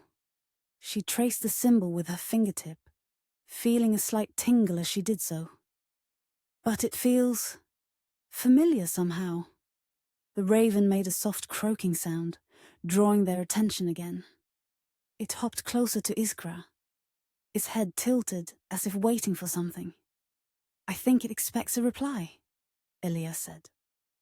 Iskra considered the bird thoughtfully. "Who sent you?" she asked, feeling only slightly foolish for addressing it directly. To her astonishment, the raven opened its beak and spoke, not with a human voice, but in clear, distinct words nonetheless. "Scarlet Sister calls blood to blood." Elias stepped back involuntarily. "That's not possible." The raven's eye fixed on him. "Many impossible things walk the world, Hunter. You merely failed to see them." Iskra placed a restraining hand on Elias's arm before turning back to the bird. "What is the Scarlet Sisterhood?" "The daughters of the first magic. Keepers of the old ways. Blood of your blood." The raven's voice was raspy but feminine, as if channeling someone else's words. "They seek the last daughter. They feel the Mandrake's awakening." The amulet at Iskra's throat pulsed once, as if in recognition. She touched it through her dress. "Who are they? Where can I find them?" "The red stone at equinox. There the veil thins. Their blood speaks to blood." The raven ruffled its feathers, seeming to tire. "Beware the hunters. They gather in Estvol, 7 leagues north. Their hounds seek your scent." With that final warning, the bird launched itself toward the window, wings spreading wide. In the moment before it cleared the sill, Iskra could have sworn its form blurred, momentarily resembling a woman's silhouette rather than a bird's. Then it was gone, a dark shape against falling snow, leaving behind only a single black feather on the cabin floor. Silence descended, thick and heavy with implications. Iskra reread the parchment, her mind racing to connect fragments of knowledge, scraps of stories her grandmother had told. "The Scarlet Sisterhood," Elias said finally, breaking the silence. "I've heard that name before, in the Inquisition archives. A coven of witches from the north, supposedly exterminated centuries ago." Iskra looked up sharply. "Exterminated." That was the official record. He took the parchment carefully, studying the symbol. But there were always rumors that some escaped, went into hiding, preserved their knowledge through bloodlines rather than formal covens. He glanced at her. "Bloodlines like yours, perhaps." The mandrake pulsed again, stronger this time. Iskra placed her hand over it, feeling its warmth through the fabric of her dress. "My grandmother never spoke of a sisterhood, but she did mention others like us, women with the gift, scattered across the North countries.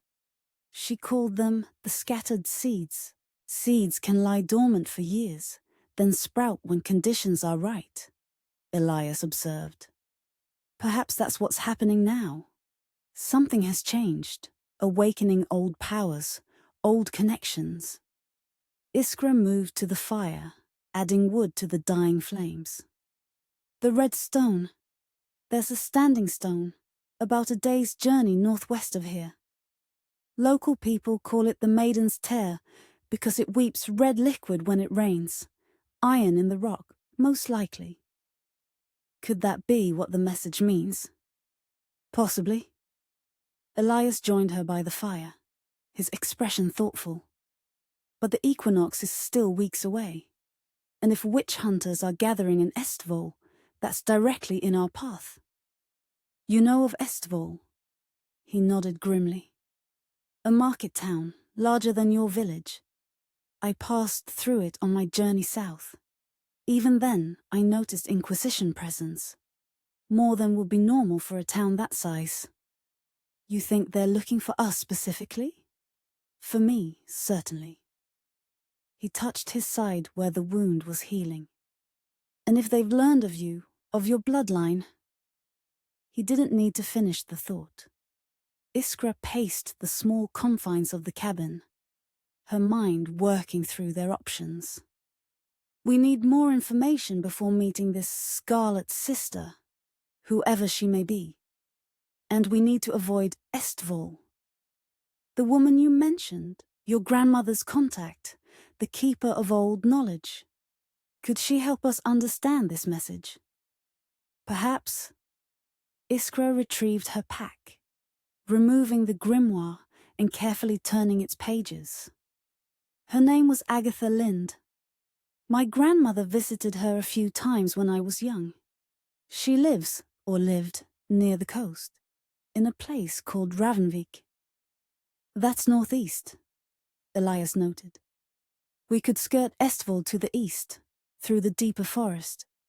It would be slower going, but safer. As they discussed their options, the strange frost patterns on the window and door began to change. The spirals elongated, transforming into what appeared to be crude, map-like formations. Lines and curves suggesting paths through wilderness. Look, Iskra whispered, approaching the door. The frost had formed a distinct image now. A meandering line that could only be a river, bordered by small triangular shapes suggesting pine forests. At one point along the river, a small spiral marked a location. And throughout the pattern, small X-shaped marks clustered in specific areas. It's showing us the way, Iskra breathed, tracing the frost pattern with her finger. This is the Ravno River. And this, she touched the spiral, must be Ravnvik. And these? Elias indicated the X marks.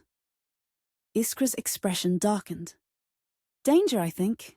Places to avoid. The largest cluster of X marks corresponded to where Estvol would be. But there were others scattered through the forest, suggesting movement, patrols. They're mobilizing, Elias said grimly. Not just in the town, but throughout the region. This hunt is larger than I thought. Iskra studied the frost map, committing it to memory. We'll need to travel by night. Stay off the main paths. With hunters and their dogs. That may not be enough. Elias's voice held no fear, just practical assessment. They're trained to find people like you to sense magic. People like us, Iskra corrected quietly. You said it yourself. The Stormark name was on the list in my grimoire. You may not practice magic, but the potential is in your blood. A shadow crossed his face. My sister showed signs. I never did. Perhaps it manifests differently in men. Iskra closed the grimoire, returning it to her pack. Or perhaps it simply wasn't awakened in you. The implication hung between them. That latent power might still exist within him. Dormant, but present. Elias seemed uncomfortable with the thought, changing the subject back to their immediate concerns. We should prepare to leave at nightfall, he said, checking the provisions Iskra had organized. The storm will provide some cover, mask our tracks. As they gathered supplies and made preparations, the raven's feather on the floor began to move, though no draft stirred the cabin air. It rose slowly, hovering at eye level, then burst into blue flame that consumed it without heat or smoke. In its place remained a small red stone, polished smooth and warm to the touch, when Iskra cautiously picked it up. "Another sign," she murmured, showing it to Elias. He examined it without touching, respecting its magical nature. "A token, perhaps. Proof of contact for when you meet this Scarlet Sister." Iskra tucked the stone into a small pouch at her waist, along with the blood-inscribed message. Outside, the snow fell more heavily, driven by a rising wind that moaned through the pine branches like distant voices calling across vast distances. As evening approached, Iskra prepared a simple meal from their supplies. They ate in companionable silence, each lost in thought. The strange events of the day had shifted something between them, deepening their alliance from mere convenience to something more substantial. "Tell me about your sister," Iskra said suddenly, breaking the silence. "Ingrid, what was she like?" Surprise flickered across Elias's face, followed by a shadow of old pain. But then, unexpectedly, a small smile softened his features. "Stubborn," he said, "fiercely so, and kind in a way that made no sense to me as a boy. She would rescue injured animals, nurse them back to health, talk to them as if they understood." "And they did understand," Iskra guessed. "Yes," he acknowledged. "I realize that now. At the time, I thought it merely a girl's fancy." His voice softened with memory. "She was older than me by 3 years. Our parents died when I was 12. A fever that swept through our village. Ingrid raised me after that, worked as a midwife's assistant to support us both. That's how they accused her. Midwifery?" Elias nodded, his eyes distant. "A difficult birth. The mother died, though the child lived. The family was influential. They needed someone to blame. The familiar story hung in the air between them. How many women had died for being present at another's suffering? For knowing how to ease pain, how to bring life into the world? "I'm sorry," Iskra said simply. "It was 20 years ago," he replied, though his voice suggested the wound remained fresh. "But thank you." As darkness fell, they made final preparations for their journey. Iskra cast a simple enchantment on their boots to muffle sound and leave less distinct tracks. She hesitated over a more complex spell that might mask their scent from hunting dogs, concerned about drawing too heavily on her power. "The Mandrake," Elias suggested, noting her hesitation. "Could it help?" Iskra considered the amulet, feeling its steady warmth against her skin. "Perhaps, but I'm not certain how to direct its power intentionally. It seems to act of its own accord. Your grandmother must have known how to use it. Is there nothing in your grimoire?" She shook her head. "Only cryptic references. The heartroot knows its purpose. The bearer is the vessel, not the master." Elias frowned. "Not especially helpful?" "My grandmother specialized in unhelpful advice," Iskra said with a wry smile. "Trust the blood to remember what the mind forgets was another favorite." As she spoke those words, the mandrake flared with sudden heat. Iskra gasped, pulling it from beneath her collar. Through the silk wrapping, she could see it glowing with a faint crimson light. "What's happening?" Elias asked, alarmed. "I don't know." She unwrapped the amulet carefully, revealing the twisted root. The small crimson spot at its center, like a drop of blood, had expanded slightly, pulsing like a tiny heart. Acting on instinct, Iskra pressed the mandrake between her palms and closed her eyes. "Show me," she whispered. "Show me how to use your power." The heat intensified, not painful, but insistent. Behind her closed eyelids, Iskra saw a vision, her hands crushing the mandrake to powder, mixing it with snow, then tracing the mixture along the doorframe of the cabin. A barrier, a shield against seeking eyes and hunting noses. She opened her eyes, the vision fading, but the knowledge remaining. "I need to use part of it," she said, surprised at her own certainty. "A small piece, ground to powder." Elias looked skeptical. "Are you sure? It seems important?" "It will regrow," she replied, again speaking from knowledge that came from somewhere beyond conscious thought. "It's alive, in its way. What is sacrificed will be restored." Without further hesitation, she took her small knife and carefully cut a tiny piece from one of the mandrake's root-like extensions. The mandrake seemed to shudder in her hand, and a droplet of red liquid, not unlike blood, beaded at the cut surface. Iskra placed the small piece in her mortar and ground it to fine powder, adding a handful of fresh snow from the windowsill. The mixture gave off a faint, earthy scent that reminded her of spring soil after rain. Following the guidance of her vision, she traced the mixture along the doorframe, the windowsill, and finally in a circle around their packs and boots. As she completed the circle, the mixture absorbed into the surfaces it touched, leaving no visible trace, but creating a sensation of warmth that lingered in the air. "There," she said, returning the mandrake to its silk wrapping and tucking it back beneath her collar. "This should hide our passage from both natural and unnatural senses." "You sound certain," Elias observed. "I am." She smiled slightly, "though I can't explain why." "The blood remembers what the mind forgets," he quoted back to her. "Exactly." She checked the position of the moon through a gap in the clouds, visible from the window. "It's time.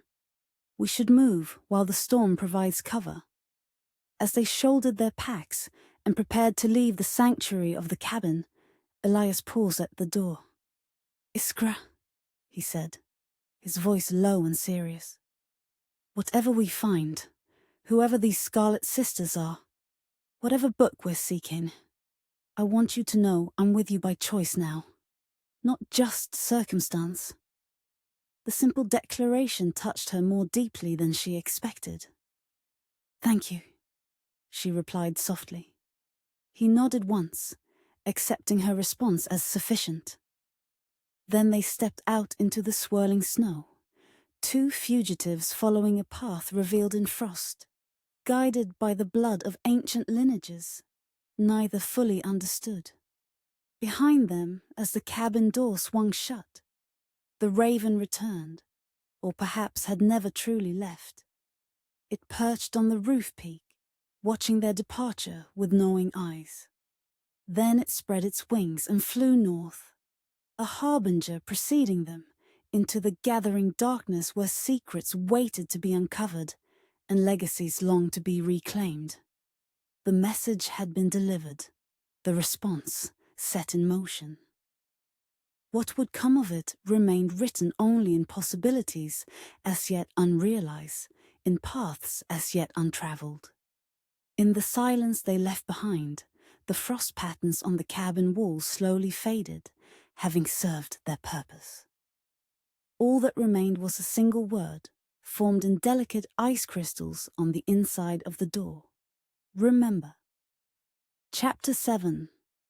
The Visitor in the Fog. 3 weeks had passed since their flight through the winter forest. Ravnvik had provided temporary sanctuary, a small fishing village perched on rocky cliffs overlooking the grey North Sea. Agatha Lind, ancient and sharp-eyed, had welcomed them with knowing nods and no questions, as if she had been expecting their arrival for years rather than days. The old woman's cottage, larger and more comfortable than Iskra's lost home, stood apart from the village, surrounded by wind-twisted pines and protected by enchantments, far more sophisticated than any Iskra had known. Here they had rested, healed, and learned. Agatha had recognized the symbol of the Scarlet Sisterhood immediately. The Old Mothers, she had called them, her gnarled fingers tracing the spiral pattern. Thought to be gone these 300 years. If they reach out now, the wheel turns again. The equinox approached. 3 days hence, when they would journey to the Redstone as instructed. Iskra had spent the intervening time absorbing Agatha's knowledge, practicing forgotten arts, strengthening abilities that had lain dormant or underdeveloped. The Mandrake responded to her growing skill, its crimson heart expanding, its power more readily accessible. Elias, too, had found purpose in their sanctuary. His wound had healed completely, leaving only a pale scar to mark where death had nearly claimed him. He spent hours with Agatha's collection of ancient texts, piecing together fragments of knowledge about the Order of the Ashen Hand, searching for connections to the book mentioned by the apparition at the stone circle. This evening found them walking along the cliff path as twilight settled over the sea. A heavy fog had rolled in with the tide, shrouding the landscape in ghostly white. The air tasted of salt and secrets, and the distant crash of waves against rocks below provided rhythmic counterpoint to their conversation. Agatha believes the Redstone is a gateway, Iskra said, pulling her cloak tighter against the damp chill. Not just a meeting place, but a threshold between worlds. Elias nodded, his expression thoughtful. The texts suggest the same. The old places? Stone circles, standing stones, crossroads. They're thin points where realities touch. Like where we saw the apparition, Iskra mused. My mother's ghost, or something wearing her form. Not a ghost, he corrected gently. A messenger, perhaps, or a memory given form by the Mandrake's power. They had discussed the nature of the apparition many times, never reaching a satisfactory conclusion. Whatever it had been, its warning about the book remained their primary focus. I'm concerned about this meeting, Elias admitted, as they reached the promontory overlooking the churning sea below. We know almost nothing about these Scarlet Sisters, their intentions, their allegiances. They're my blood, Iskra replied, touching the mandrake beneath her dress. The raven said as much. Blood doesn't guarantee loyalty, he reminded her. The Order hunts its own kind when it serves their purpose. She couldn't argue with that truth. Their time in Ravnvik had revealed disturbing patterns in the Order's activities. Not just persecution of magical bloodlines, but selective culling, as if they sought to eliminate certain powers while preserving others for their own use. Still, she said, we need allies. And answers. The fog thickened around them, tendrils curling like spectral fingers through the twisted pines. Visibility diminished until they could see only a few paces ahead. The path back to Agatha's cottage disappeared into white nothingness.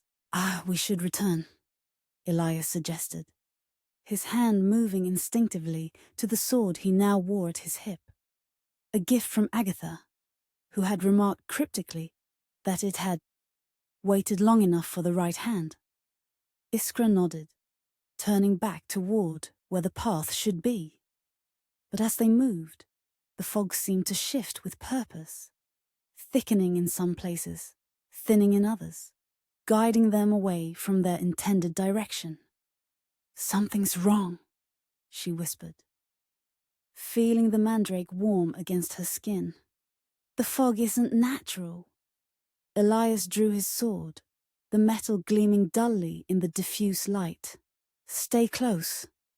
They moved carefully through the mist, following the subtle pull of Iskra's instincts. The mandrake's heat increased gradually, not in warning, but in recognition, similar to how it had reacted when Elias first touched it. The fog parted suddenly, revealing a small clearing among the pines. At its center stood the remains of an ancient stone circle, much smaller than the one where they had seen the apparition, but unmistakably of the same origin. Most of the stones had fallen or been removed, but 3 still stood, creating a gateway of sorts. And between those stones, a figure waited. He stepped forward as they approached, emerging from the mist like a vision from another time. Tall and elegantly proportioned, he wore a coat of dark velvet that reached his knees, its collar and cuffs embroidered with silver thread that caught what little light remained. His face, framed by shoulder-length black hair, possessed a beauty that transcended gender.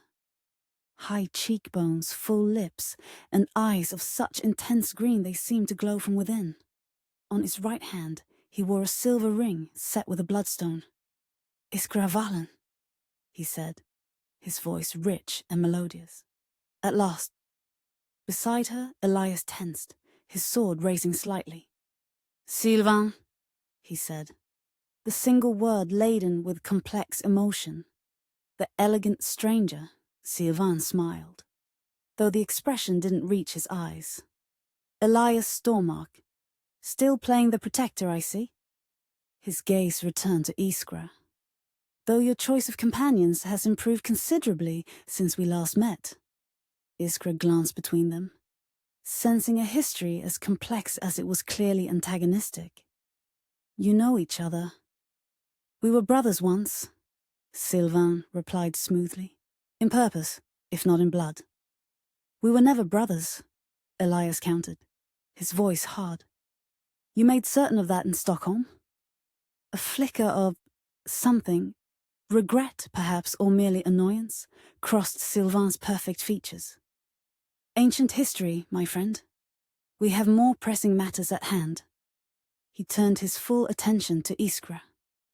"The Mandrake awakens, the blood remembers, and you, last daughter of the Valen line, stand at the crossroads of destiny." His theatrical delivery should have seemed ridiculous, yet something in his words resonated with the Mandrake, which pulsed warmly against Iskra's skin. "Who are you?" she asked, maintaining her distance despite the amulet's apparent recognition. "What do you want with me?" Silvain spread his hands in a gesture of openness. "I am a messenger, a guide, one who remembers what others have forgotten." He reached into his coat and withdrew a folded piece of parchment, yellowed with age. "I bring proof of my good faith, and of your birthright." He extended the parchment toward her. When neither she nor Elias moved to take it, he smiled slightly and placed it on one of the fallen stones between them. "See for yourself," he invited. "The truth of your lineage." Iskra approached cautiously, aware of Elias moving with her, his sword still ready. She picked up the parchment, unfolding it carefully.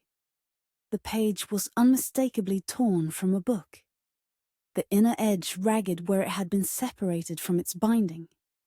The text was written in the same spidery hand as the oldest sections of her grimoire. But the language was one she recognized only from her grandmother's most secret teachings. An ancient Norse dialect, preserved through generations of oral tradition. At the top of the page was a symbol, the same spiral within a circle that had been on the raven's message. And beside it, a detailed drawing of a mandrake root, nearly identical to the one she wore. "Where did you get this?" she asked, her voice barely above a whisper. "From the original grimoire," Silvain replied. "The Book of the Valen, kept safe these many generations by those who remembered when others forgot." Elias moved closer, studying the page over her shoulder. "This could be a forgery," he said. though his tone suggested he doubted his own words. Silvain's smile widened slightly. Always the skeptic, Elias. But the Mandrake knows, doesn't it, Iskra? It recognizes its own history. Indeed, the amulet had grown almost uncomfortably warm against her skin, as if responding to the proximity of the page. Iskra traced the symbol with her fingertip, feeling a subtle resonance, like a tuning fork vibrating to its matching tone. "What does it say?"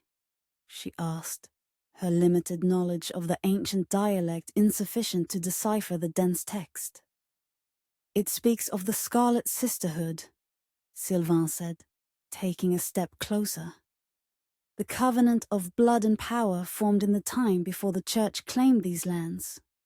Women who carried the old magic in their veins, who could speak to the elements, heal with a touch, see beyond the veil between worlds."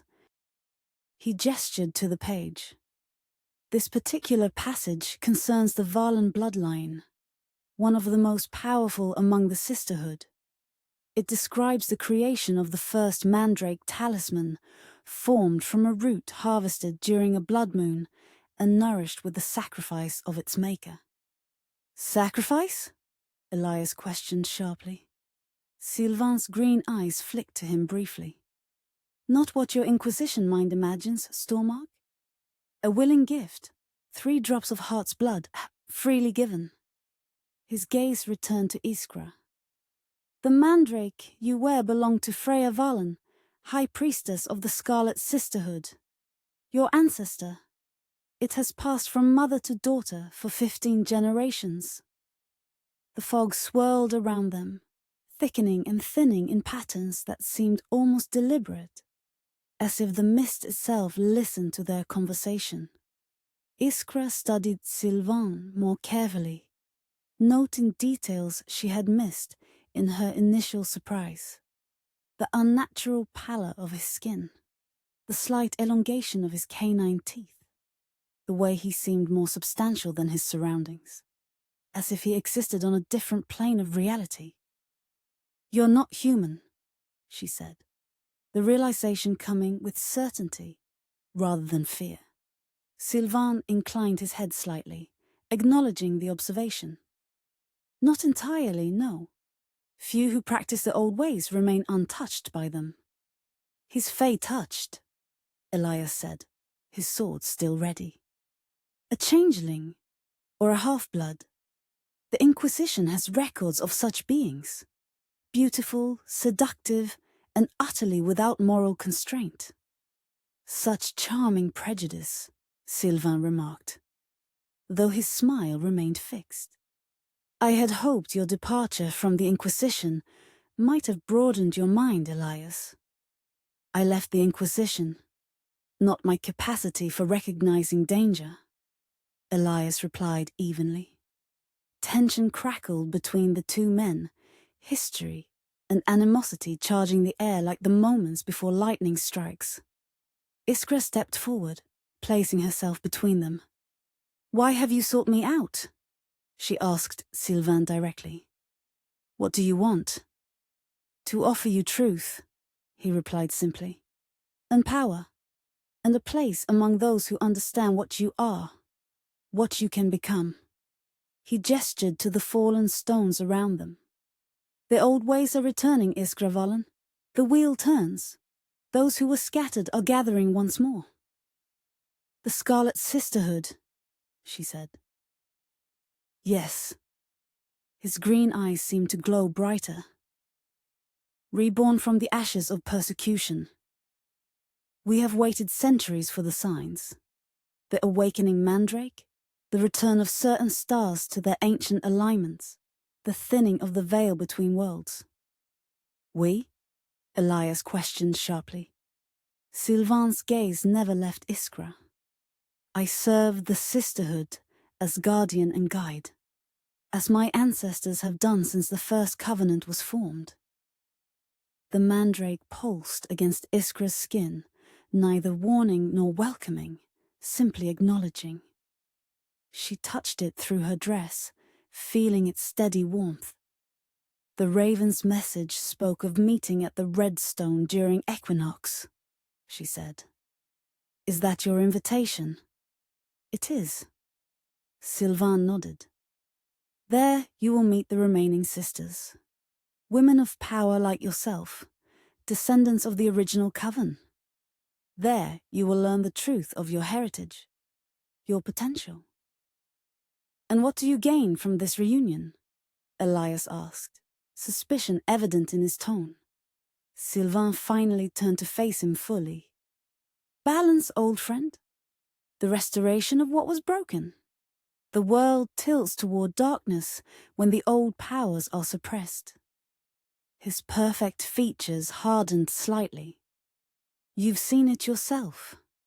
The corruption within the church. The Order's growing influence. They seek dominion through destruction of the ancient ways. While you seek what, exactly? Elias pressed. Harmony, Silvain replied smoothly. The natural order restored. Iskra studied him, sensing truth mingled with careful omission. You know of the book, she said. Not a question, but a statement. The one we seek. Something flickered in Silvain's eyes. Surprise, quickly masked. The Book of the Abyss, he said after a moment's hesitation. Yes, I know of it. It is part of what was lost when the Sisterhood was destroyed. Their greatest treasure and their heaviest burden. What is it? Iskra asked. What does it contain? Power, Silvain said simply. Knowledge from beyond the veil. Rituals that can heal or harm, create or destroy. In the wrong hands, like those of the Order, it could unmake the world as we know it. The fog thickened suddenly, swirling around them with renewed purpose. Silvain glanced upward, as if reading messages in the patterns of mist. Our time grows short, he said. They sense our meeting, though they cannot yet locate us precisely. He reached into his coat again and withdrew a small object wrapped in red silk. Take this. A token to ensure your safe passage to the Red Stone. He placed it on the fallen stone beside the parchment. Unwrapped, it revealed itself as a small silver pendant in the shape of the spiral symbol suspended on a fine chain. Wear it when you approach the stone circle, Silvain instructed. It will identify you to the Guardians. Iskra took the pendant cautiously, feeling a subtle vibration as it touched her skin. Not threatening, but potent. Old magic, different from her own but not incompatible. Why should we trust you? Elias asked, his voice hard. Last time we met, you betrayed an entire coven to the Inquisition to save your own skin. Silvain's expression darkened momentarily. You know nothing of the choices I've made, the prices I've paid. He composed himself quickly, the mask of elegant detachment returning. But your skepticism is understandable, given our history. I ask not for trust, merely for consideration of the opportunity I offer. He turned back to Iskra. Come to the Red Stone at equinox. Hear what the sisters will tell you. After that, the choice will be yours, to embrace your heritage or turn away from it. The fog began to envelop him, tendrils wrapping around his tall form like loving arms. Until then, Iskra Valen, he said, his voice already sounding distant. Blood remembers, roots endure. As the mist closed around him, Iskra caught a final glimpse of those unnaturally green eyes, fixed on her with an intensity that sent a shiver down her spine, not entirely from fear. Then he was gone, leaving only swirling fog and the faint scent of cloves and wood smoke. Elias moved immediately to where Silvain had stood, sword probing the mist, but found nothing. Typical, he muttered. Always did prefer dramatic exits. Iskra examined the silver pendant more carefully. The spiral symbol matched the one on the parchment exactly. The metal cool against her palm despite having been carried close to Silvain's body. You know him well, she observed, glancing at Elias. His expression darkened. I thought I did once. We trained together in the Inquisition, joined within months of each other. He was brilliant, charismatic. Everyone admired him. The words carried the bitter edge of betrayal. What none of us knew was that he served two masters. The Order? Elias shook his head. No, something older. He was a spy within the Inquisition, gathering information, identifying targets. His jaw tightened. In Stockholm, he exposed a coven of healers, women who had harmed no one, who used their gifts only to ease suffering. 13 burned because of his testimony. Yet now he claims to serve the Sisterhood, Iskra mused, tucking the pendant into her pocket alongside the parchment. Silvain serves only Silvain, Elias replied grimly. Whatever his allegiance appears to be, his true loyalty is to his own advancement. The fog began to thin slightly, revealing the path back to Agatha's cottage. They started walking, both lost in thought, processing the unexpected encounter. The parchment feels genuine, Iskra said after a while. And the Mandrake responded to it. I don't doubt its authenticity, Elias conceded. Silvain has access to ancient knowledge, rare artifacts. It's his intentions I question. They walked in silence for several minutes, the fog retreating before them like a tide going out. The lights of Agatha's cottage appeared in the distance, warm and welcoming against the gathering darkness. Will you go? Elias asked finally. To the Red Stone? Iskra touched the Mandrake through her dress, feeling its steady pulse. Yes, she said simply. I need to know the truth of my heritage. And if the Sisterhood knows of the Book of the Abyss, they may be our best hope of finding it before the Order does. Elias nodded, accepting her decision without argument. Then I'll go with you. She glanced at him, surprised by his ready agreement. Even knowing Silvain will be there? Especially knowing that. His expression was grim but determined. I won't let you face him alone. Whatever game he's playing, it's more complex than he's revealed. The simple declaration warmed her more than it should have. Their relationship had evolved during their weeks in Ravnvik, from reluctant allies to something approaching friendship. They had trained together, studied together, shared meals and conversations that had nothing to do with their quest. She had come to value his perspective, his steadiness, his dry humor that emerged in unexpected moments. And sometimes, when he thought she wasn't looking, she caught him watching her with an expression that suggested his feelings might be evolving as well.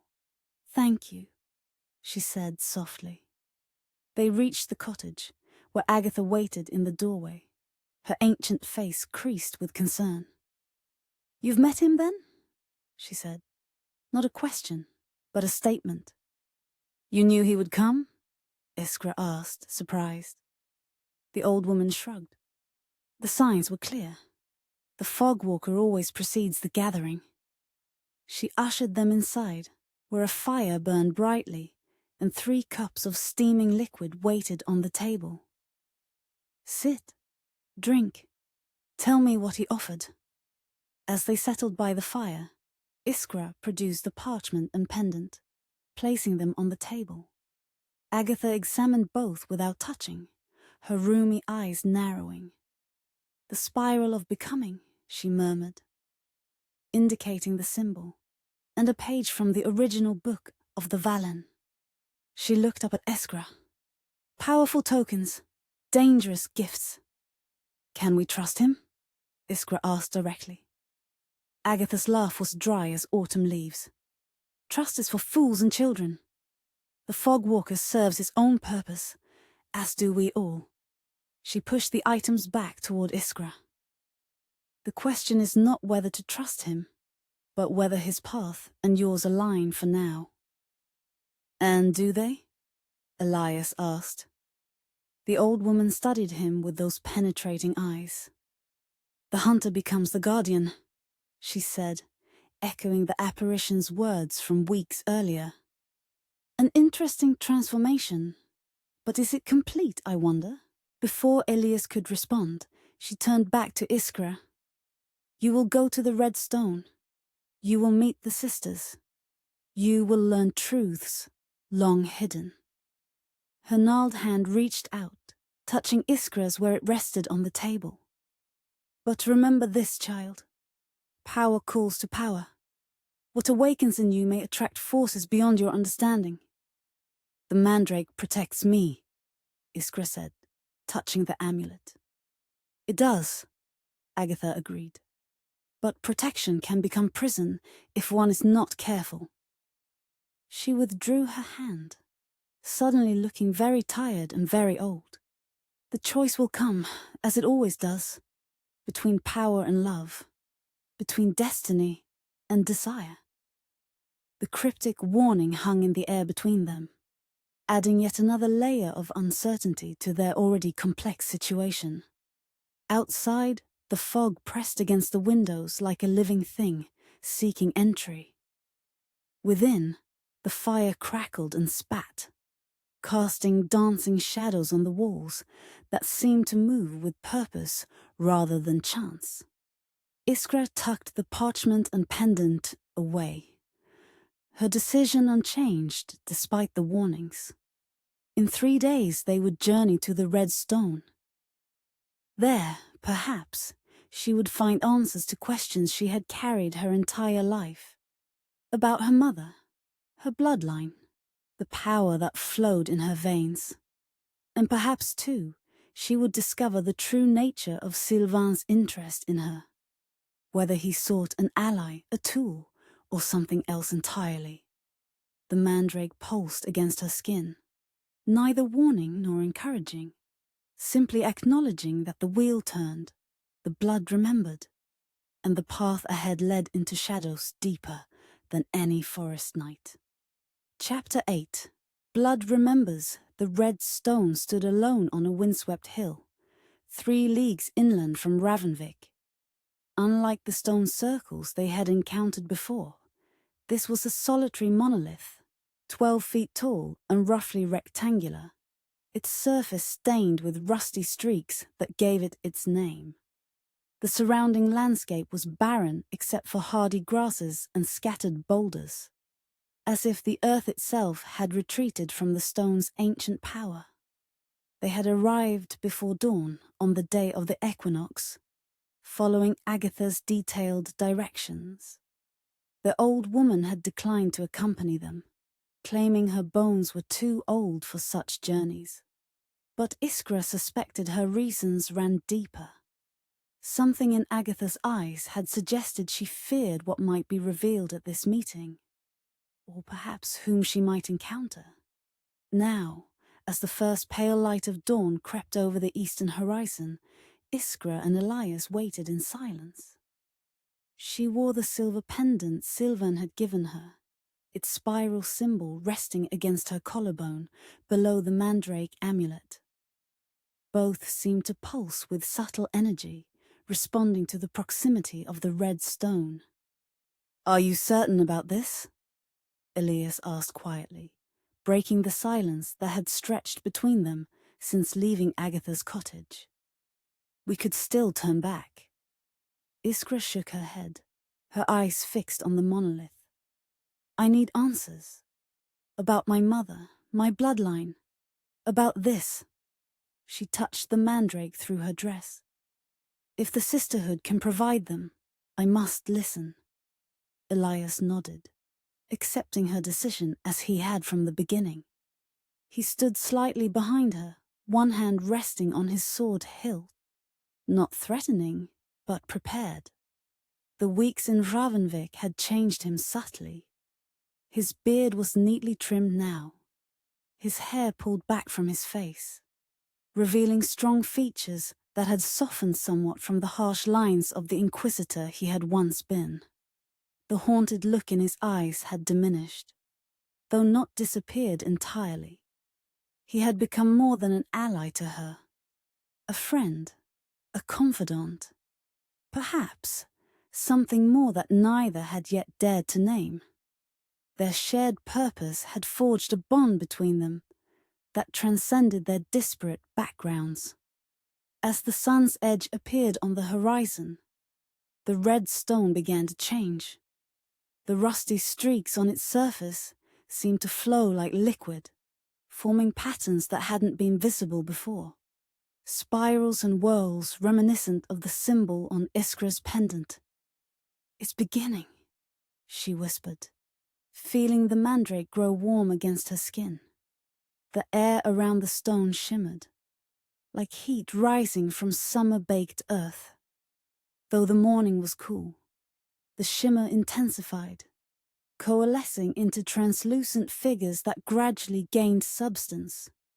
Women of various ages, dressed in garments that spanned centuries of fashion, all bearing the same crimson mark at their throats, and at their center, materializing last but with greatest clarity, stood Silvain.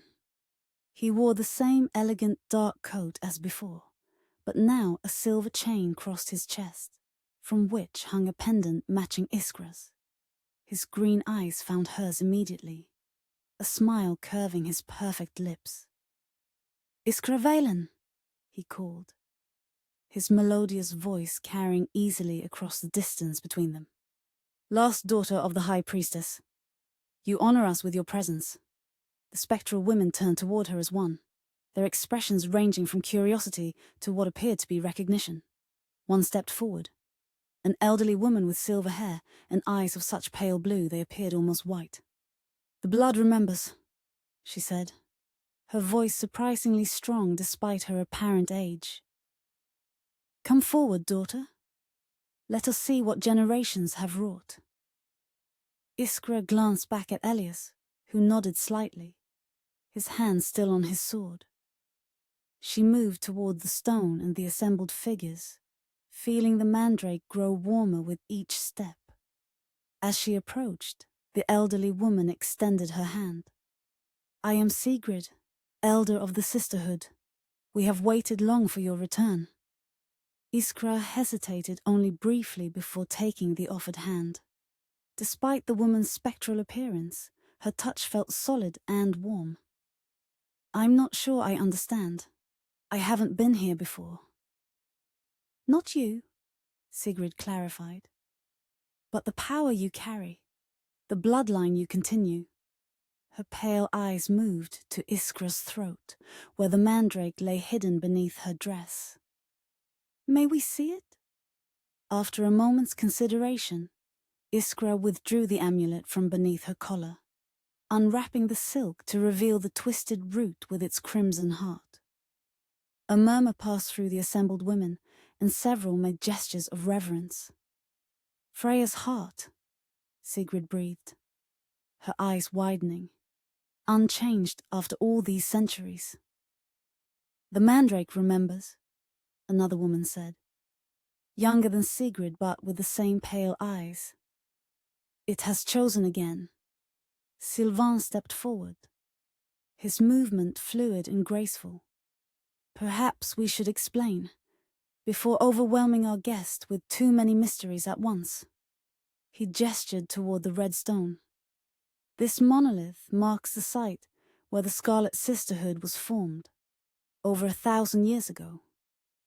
It is both memorial and meeting place, one of the few locations where those who have passed beyond the veil can still manifest in our world." "You're saying these women are—" Iskra glanced at the assembled figures. "Dead?" Sigrid finished for her, with a slight smile. "In the conventional sense, yes.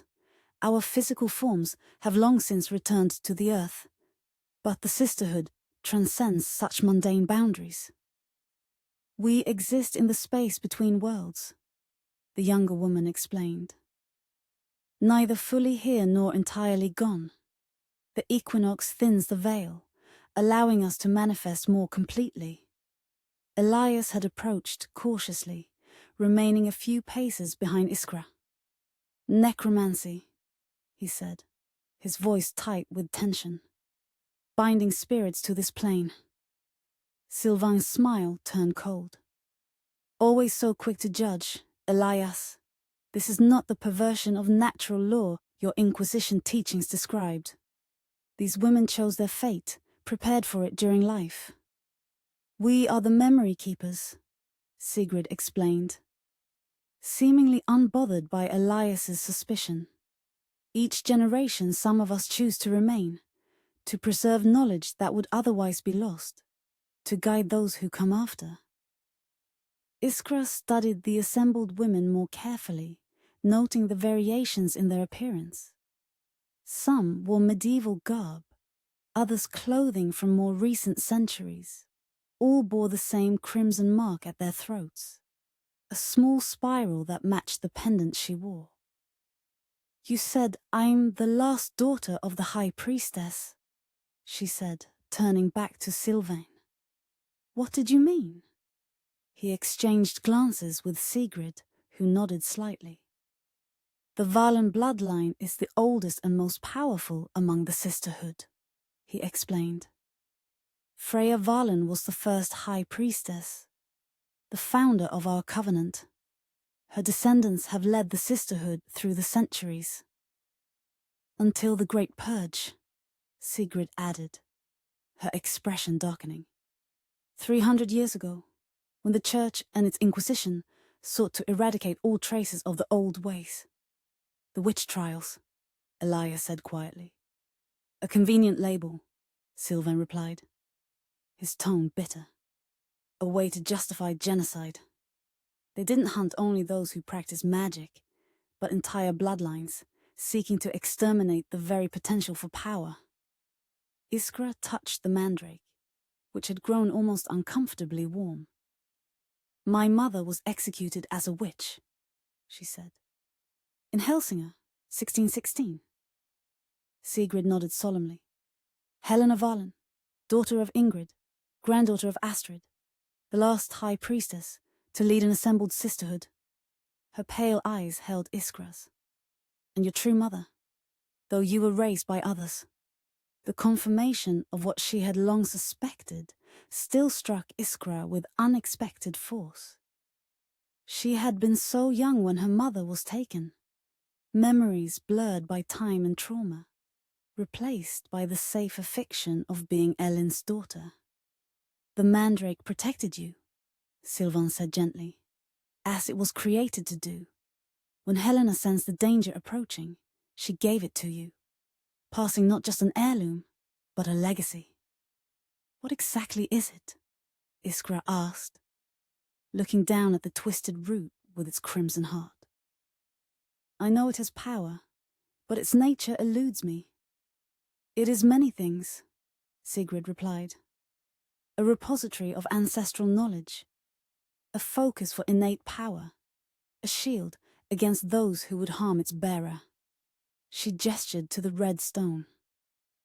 "But most importantly, it is a key." "A key to what?" Elias asked, speaking for the first time since his initial accusation. Silvain turned to him, his perfect features composed in an expression of practiced patience. "To the Book of the Abyss, of course. The very thing you seek?" Iskra felt a chill that had nothing to do with the morning air. The book the apparition mentioned at the stone circle. "Yes." Sigrid's voice had dropped to nearly a whisper. "Our greatest treasure and heaviest burden. Hidden when the Sisterhood was scattered. Protected by enchantments that only the Mandrake can unlock." "What is this book?" Elias pressed, moving closer to Iskra. "What does it contain that makes it so valuable?" The spectral women exchanged glances, a silent communication passing between them. Finally, Sigrid spoke again. "The Book of the Abyss contains knowledge from beyond the veil. Rituals, incantations, secrets of life and death that were never meant for casual use. It was entrusted to the sisterhood by beings older than humanity, with the understanding that we would protect it from misuse. The Order seeks it, Silvain added. They believe it contains the means to control the very forces that created our world, to remake reality according to their design. And does it? Elias challenged. Silvain's green eyes narrowed slightly. The book's full potential is known only to the High Priestess. But yes, in the wrong hands, it could cause devastation beyond imagining. Iskra looked down at the Mandrake, its crimson heart pulsing in time with her own. And I'm meant to find this book? To become its new guardian? You are the last of the Valen line, Sigrid confirmed. The Mandrake has chosen you. The blood remembers, even when the mind forgets. The weight of this revelation settled over Iskra like a heavy cloak. All her life, she had known she was different, had felt the power flowing in her veins, had learned to use it in small ways under her grandmother's guidance. But this was something else entirely, a destiny she hadn't chosen, a responsibility she wasn't sure she wanted. I'm a healer, she said quietly. A herbalist, not a high priestess.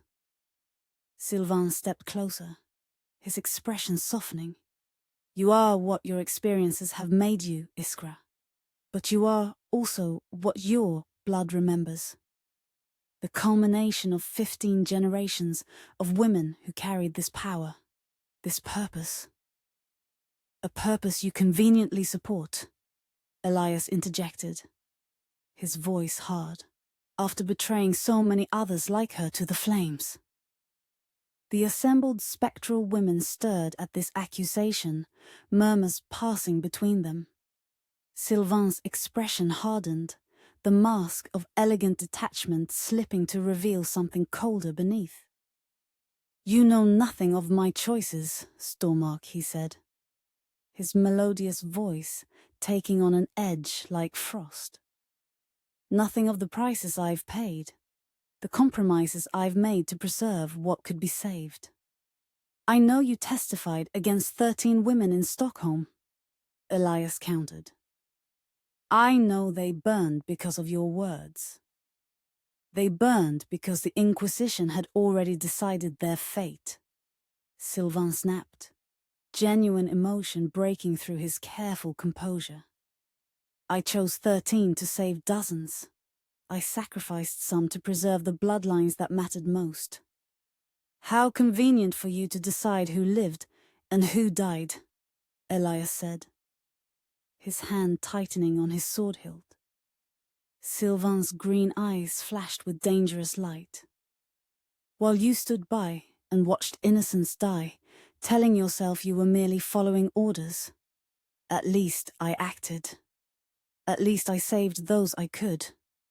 The tension between them crackled like lightning before a storm. Iskra stepped between them. One hand raised toward each. Enough, she said firmly. The past is done. What matters now is the present, and the future we choose to create. Sigrid nodded approvingly. Spoken like a true high priestess. Iskra turned to the elderly woman. I haven't accepted that role, she reminded her. I came for answers, not a destiny. Yet destiny has found you nonetheless, Sigrid replied gently, as it always does those who carry the old blood. The sun had risen fully now, casting long shadows from the red stone across the barren ground.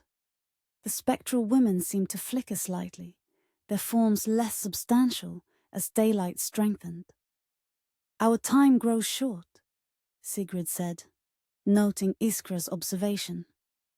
The equinox balance holds the veil thin for only so long.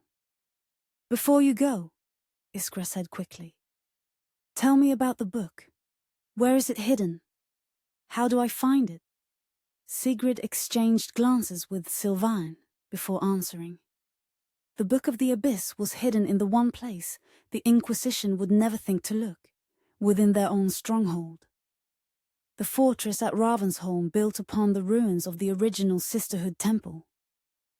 Elias inhaled sharply.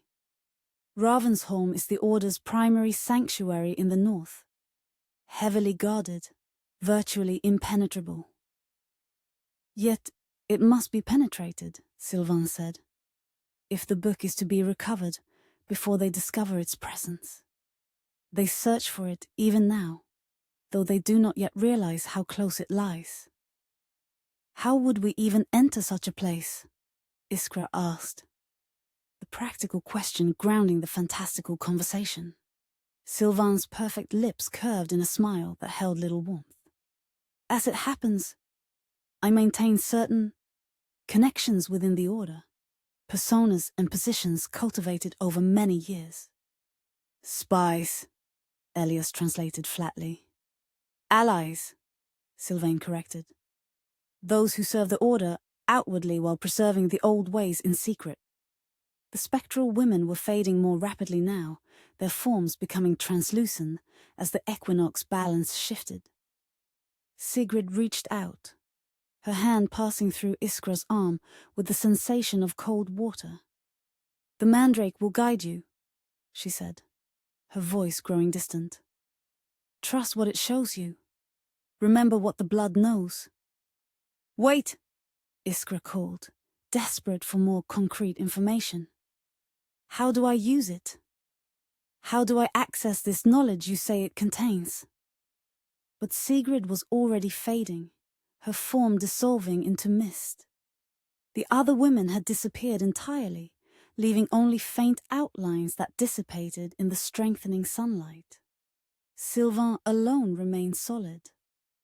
His fae touched nature, apparently granting him independence from the equinox constraints.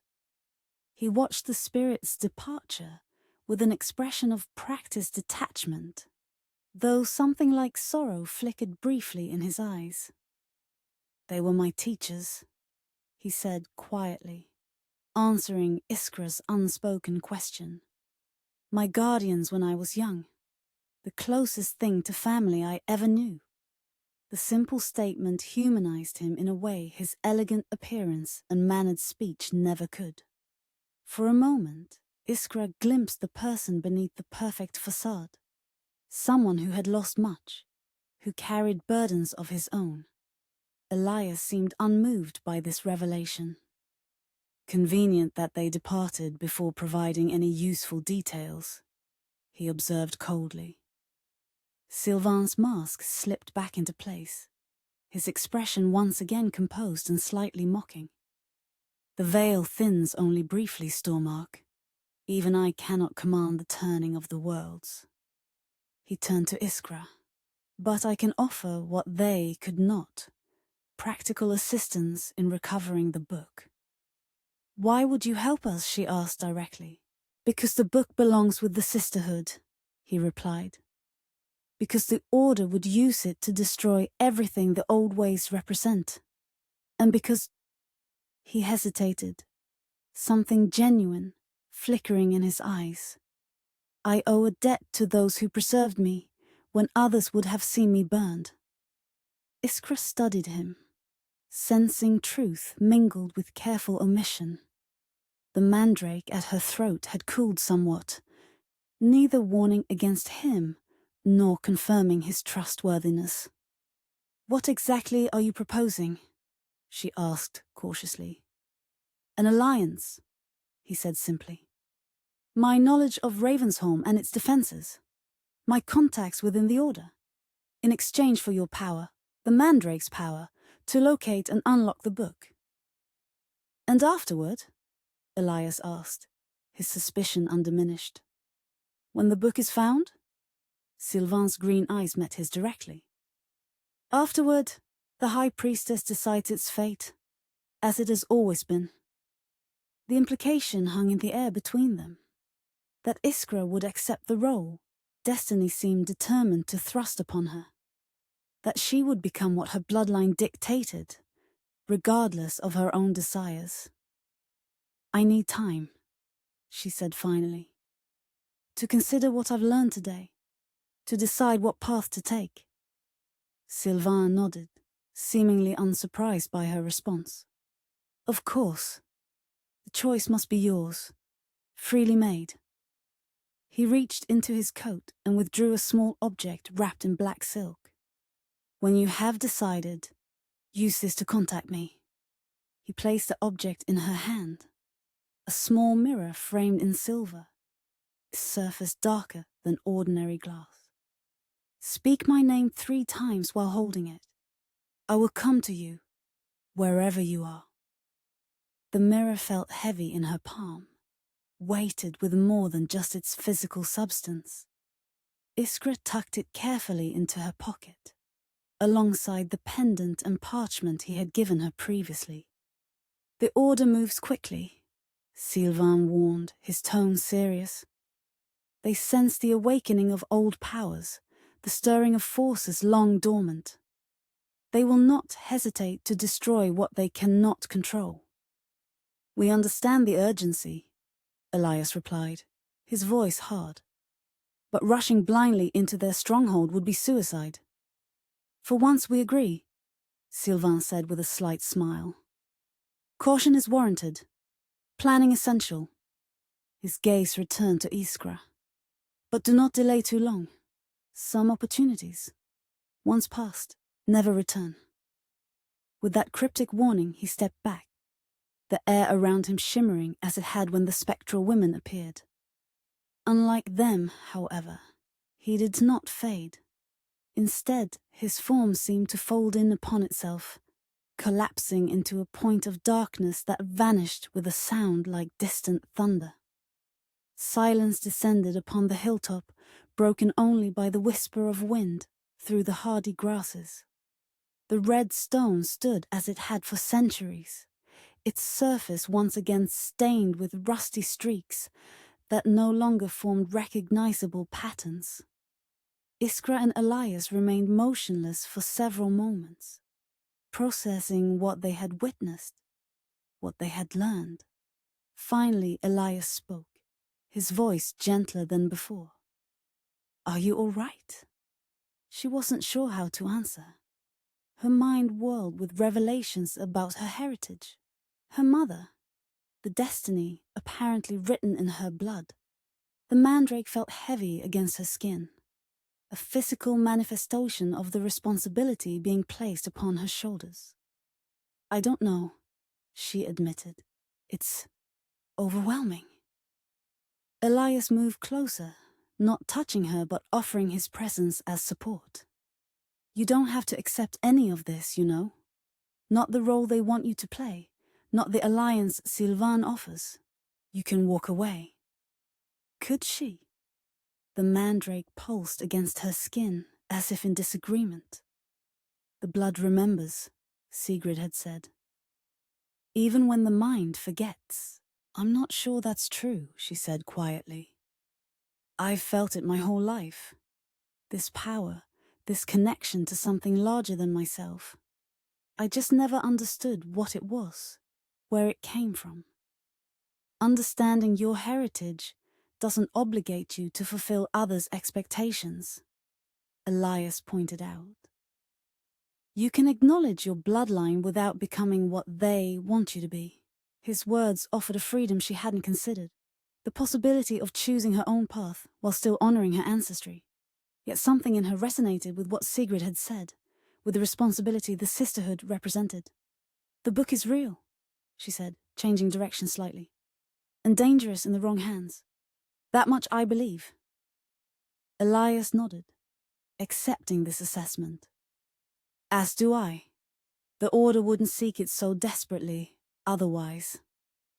Then we need to find it first, she concluded. Whether or not I accept the role of High Priestess, I can't allow them to possess something so powerful. Agreed. His expression grew troubled. But Ravensholm, Iskra, it's not just heavily guarded. It's a fortress designed specifically to detect and neutralize magical threats. The Order has spent centuries perfecting their defenses against exactly the kind of power you possess. The practical concern grounded their fantastical situation. reminding Iskra that ancient destinies still played out in the real world, with real dangers and consequences. "Then we need more information," she said decisively. "About Ravensholm, about the book's exact location within it, about the defenses we would face." She touched the mirror in her pocket. "And yes, probably about Silvain's offer of help." Elias's expression darkened at the mention of Silvain, but he didn't argue. "Agatha might know more," he suggested instead. "She has connections throughout the North Countries, sources of information beyond what we can access alone." Iskra nodded, grateful for his practical approach. "Yes, and I need to learn more about the Mandrake, how to use it intentionally, rather than relying on its spontaneous reactions." They began walking back toward Ravnvik, leaving the red stone behind. The day had warmed slightly, though a brisk wind still swept across the barren landscape. Neither spoke for some time, each lost in their own thoughts. "Elias," Iskra said finally, breaking the companionable silence. "What Silvain said about your time in the Inquisition, about you standing by while innocents died." He tensed visibly, his jaw tightening. "He wasn't wrong," he admitted after a moment. "I told myself I was gathering evidence, building a case against the corruption I saw. But the truth is, I was a coward for far too long." The raw honesty in his voice touched her deeply. "Yet you changed," she reminded him. "You risked everything to expose the truth. That counts for something." "Does it?" His voice held genuine uncertainty. "Does it balance the scales against those I failed to save?" Iskra stopped walking, turning to face him fully. "I don't know if scales can ever be perfectly balanced," she said softly. "But I do know that you're not that man anymore. The past shapes us, but it doesn't define us. Not unless we allow it to." Something shifted in his expression, a softening, a release of tension long held. Without thinking, Iskra reached out, placing her hand on his arm. The contact sent a ripple of warmth through her, different from the mandrake's heat, but no less powerful. For a moment, they stood thus connected, something unspoken passing between them. Then Elias covered her hand with his own, the touch gentle, but firm. "Thank you," he said simply. The moment stretched between them, charged with possibilities neither was quite ready to acknowledge. Finally, Iskra withdrew her hand, resuming their walk toward Ravnvik.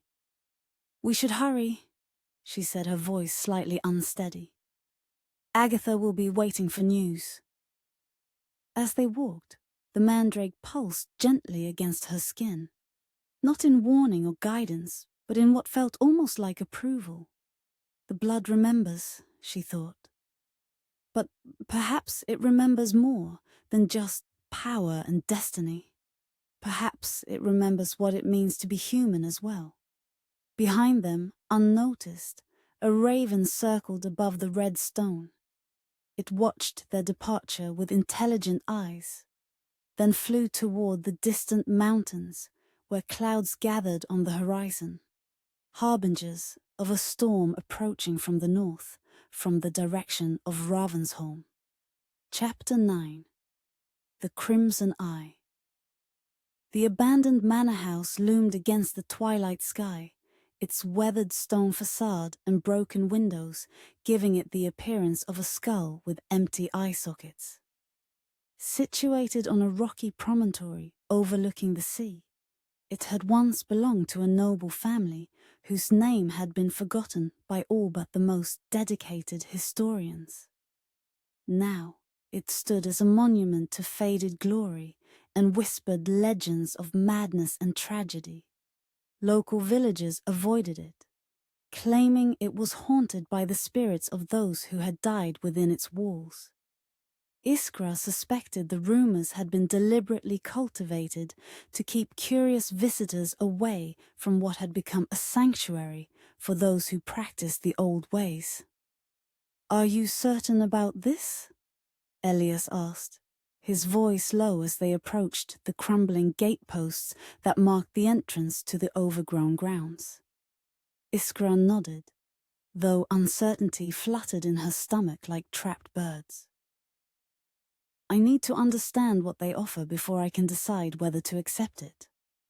3 days had passed since their encounter at the Red Stone.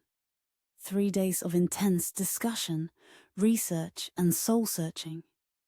Agatha had provided what information she could about the Sisterhood's rituals, though she admitted her knowledge was limited and possibly outdated. "They were secretive even in my youth," the old woman had explained. "Their ceremonies closed to all but those of certain bloodlines." Then yesterday a message had arrived, delivered not by Raven this time, but by a young girl from the village, who claimed a beautiful man had given her a silver coin to bring the folded paper to Agatha's cottage. The message had been simple. The crimson eye opens. The circle gathers. The blood remembers. Tomorrow at dusk, Ravencliff Manor. Iskra had recognized it immediately as an invitation to a sisterhood ritual. Agatha's reaction had confirmed this interpretation, her rheumy eyes widening with surprise and what might have been fear.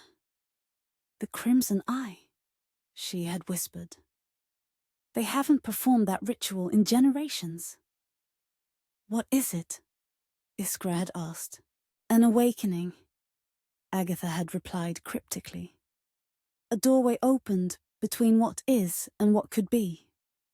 Now, standing before the decaying manor, Iskra felt the weight of her decision. She had chosen to attend, to witness, but not necessarily to participate. A distinction she had made clear to Elias, who had insisted on accompanying her despite his obvious misgivings. "Remember," he said now, as they passed through the rusted gates, "we observe only. If anything seems wrong, anything at all, we leave immediately." Iskra appreciated his concern, though she suspected leaving might not be as simple as he imagined. The mandrake at her throat had grown increasingly warm as they approached the manor, not in warning, but in recognition. It wanted to be here, even if she remained uncertain. The overgrown path led them through what had once been formal gardens, now wild and tangled with vegetation that seemed unnaturally vigorous for the harsh coastal climate. Flowers bloomed that should not have flourished in early spring. Blood-red roses, midnight blue delphiniums, purple foxglove heavy with blossoms. The air was thick with their mingled scents, almost intoxicating in its intensity. "The plants are enchanted," Iskra murmured, recognizing the signs of magical cultivation. "Preserved regardless of season." "More likely poisonous," Elias muttered, but he kept his hand away from his sword, honoring their agreement to appear as peaceful observers. The manor's massive oak doors stood partially open, a sliver of golden light spilling onto the cracked stone steps. As they approached, the doors swung wider of their own accord, revealing a grand entrance hall illuminated by dozens of candles in ornate silver holders. The interior defied the derelict exterior. While the architecture remained true to the manor's medieval origins, soaring ceilings, stone archways, a sweeping staircase, the decay evident outside was absent here. Tapestries in rich crimson and midnight blue adorned the walls, their intricate patterns depicting scenes from what appeared to be the Sisterhood's history. The floor was polished marble, reflecting the candlelight like still water. And standing at the center of the hall, waiting with the patience of one accustomed to dramatic entrances, was Silvain. He wore formal attire this evening, a tailcoat of midnight blue velvet over a crimson waistcoat embroidered with silver thread. His black hair was tied back with a silver ribbon, emphasizing the ethereal beauty of his face. The bloodstone ring gleamed on his right hand, matching the pendant at his throat. "Iskra Valen," he greeted her, his melodious voice echoing slightly in the vast space. "You honor us with your presence."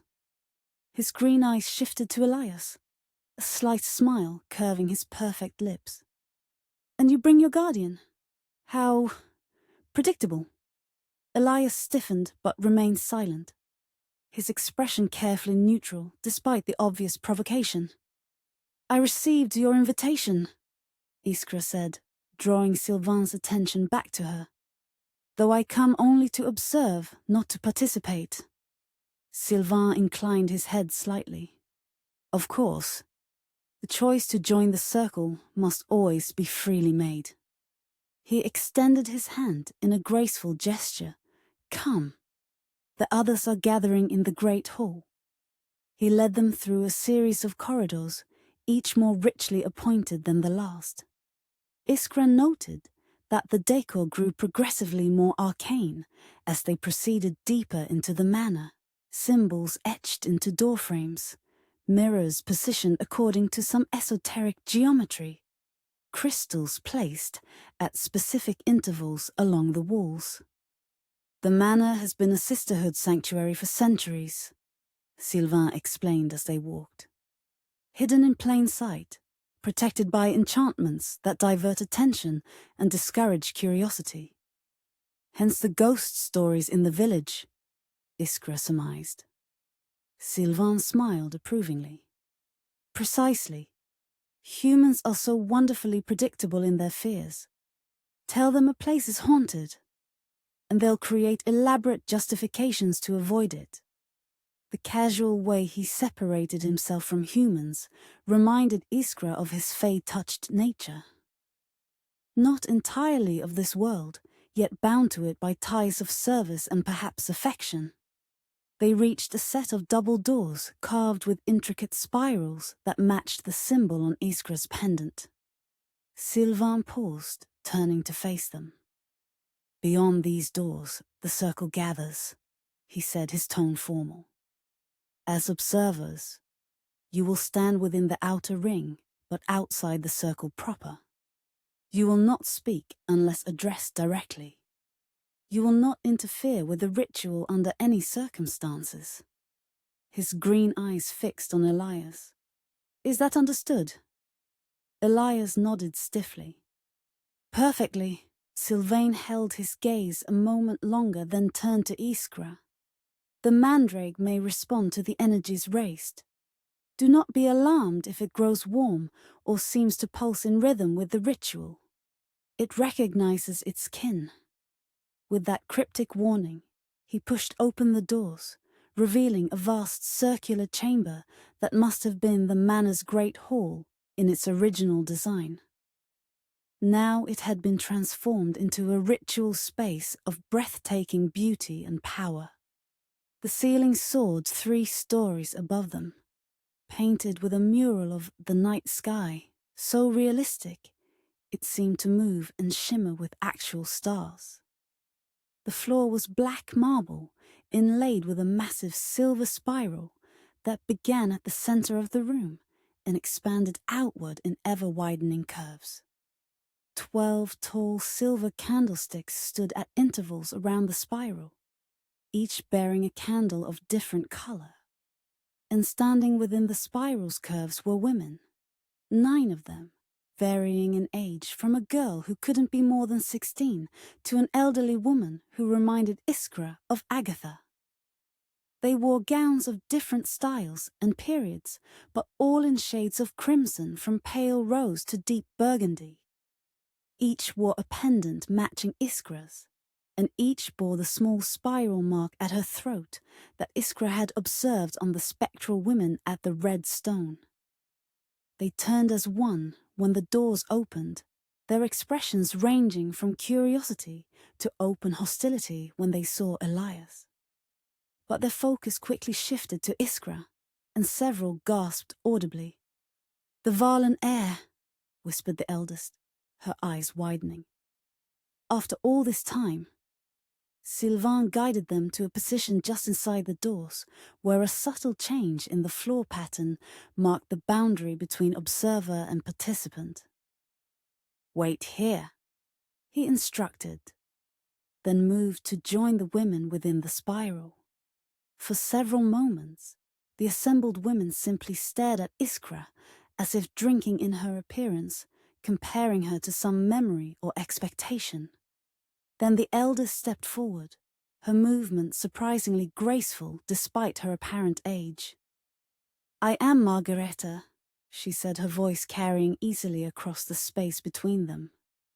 "First sister of the current circle.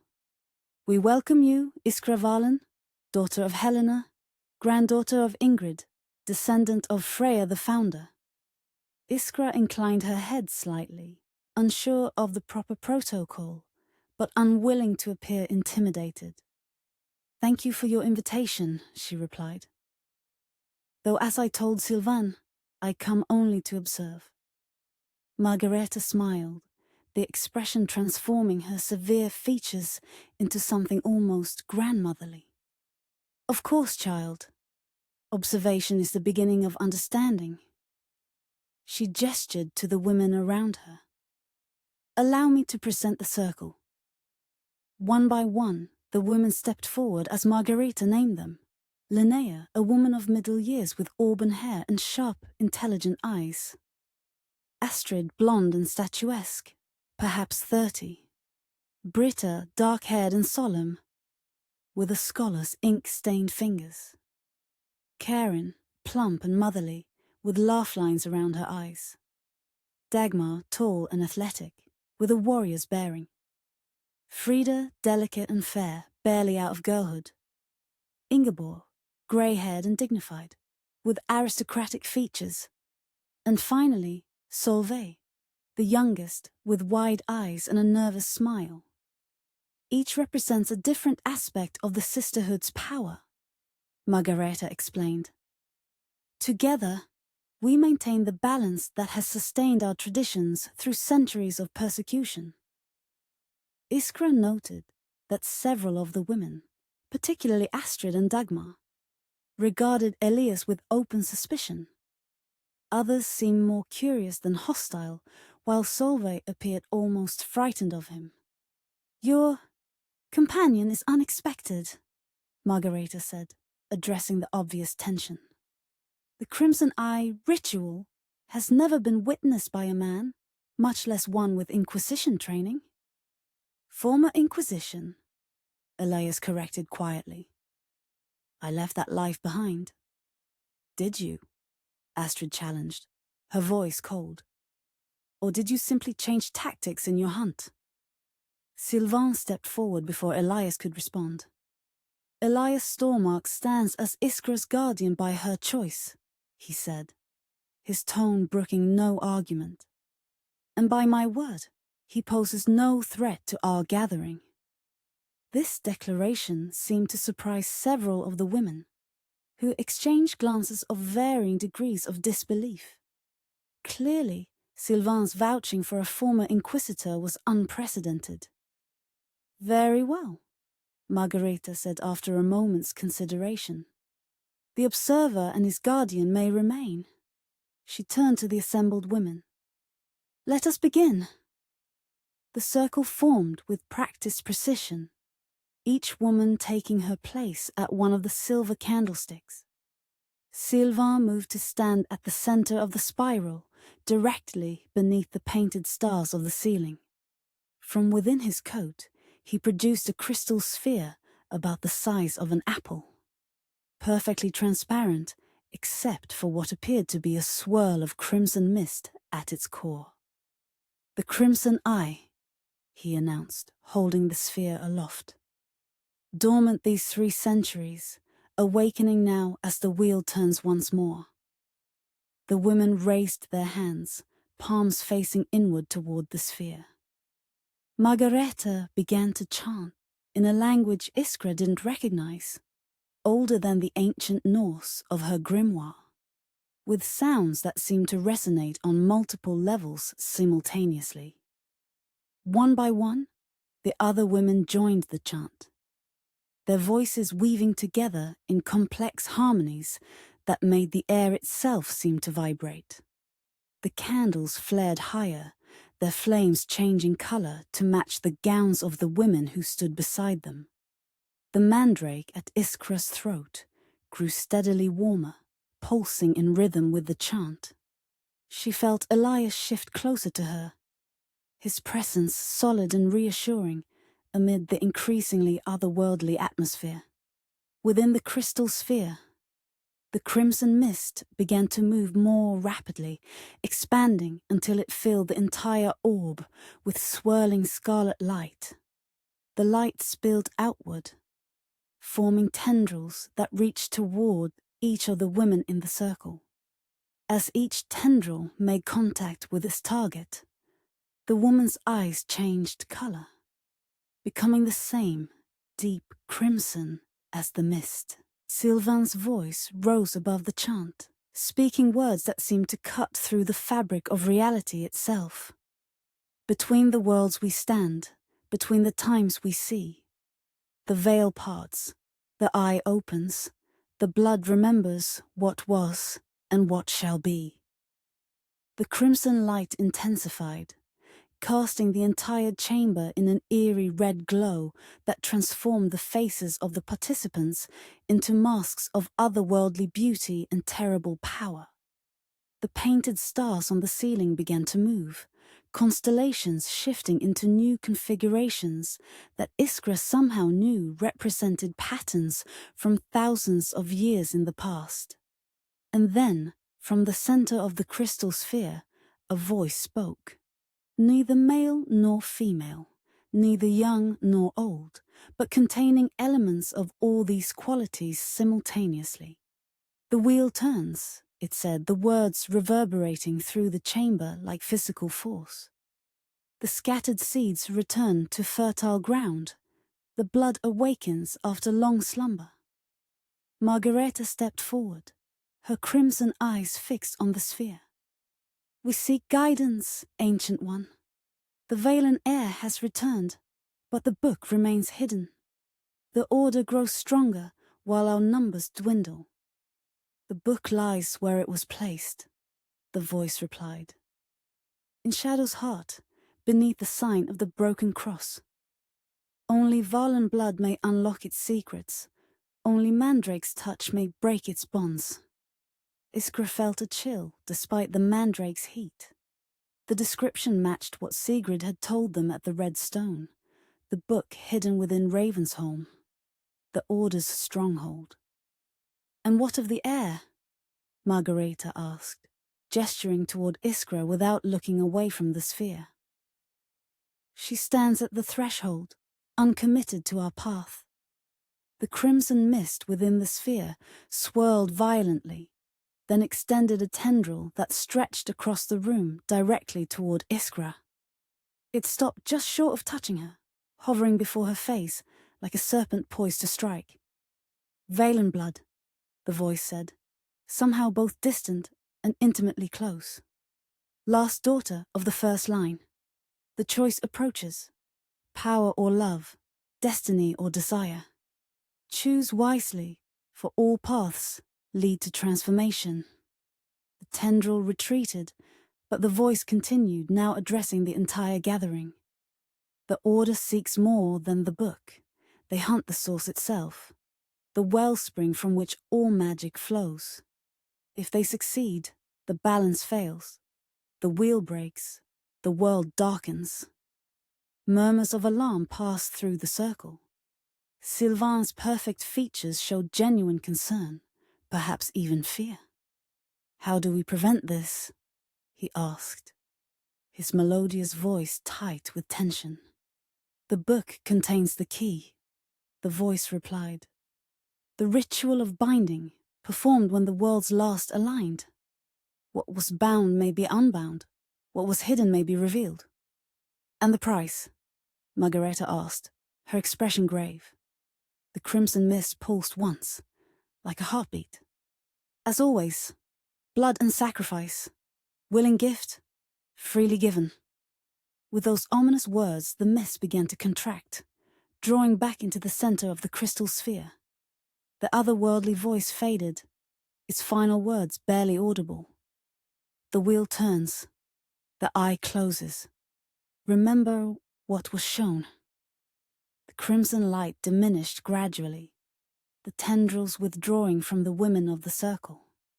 Their eyes returned to their natural colors, though they remained fixed on the sphere as it darkened to transparency once more. The crimson mist, now just a tiny swirl at its core. Silence fell over the chamber, broken only by the soft sounds of breathing as the participants recovered from the intensity of the experience. The candles burned at normal height again. Their flames returned to natural yellow-orange. Silvain carefully wrapped the crystal sphere in a cloth of black silk and tucked it back into his coat. He looked drained, his perfect features showing signs of strain that made him appear almost human. Margareta turned to face Iskra, her expression solemn. Now you have witnessed the Crimson Eye, the oracle that has guided the Sisterhood since its founding. What it has shown confirms what we already suspected. The book must be recovered before the Order discovers its true purpose. And what is that purpose? Elias asked, speaking for the first time since the ritual began. What exactly does this book contain that makes it so valuable to both sides? Margareta studied him for a moment before answering. The Book of the Abyss contains rituals and knowledge from beyond the veil, including the original binding that created the boundaries between our world and others. The Order believes these rituals can be reversed, allowing them to access power directly from the source of all magic.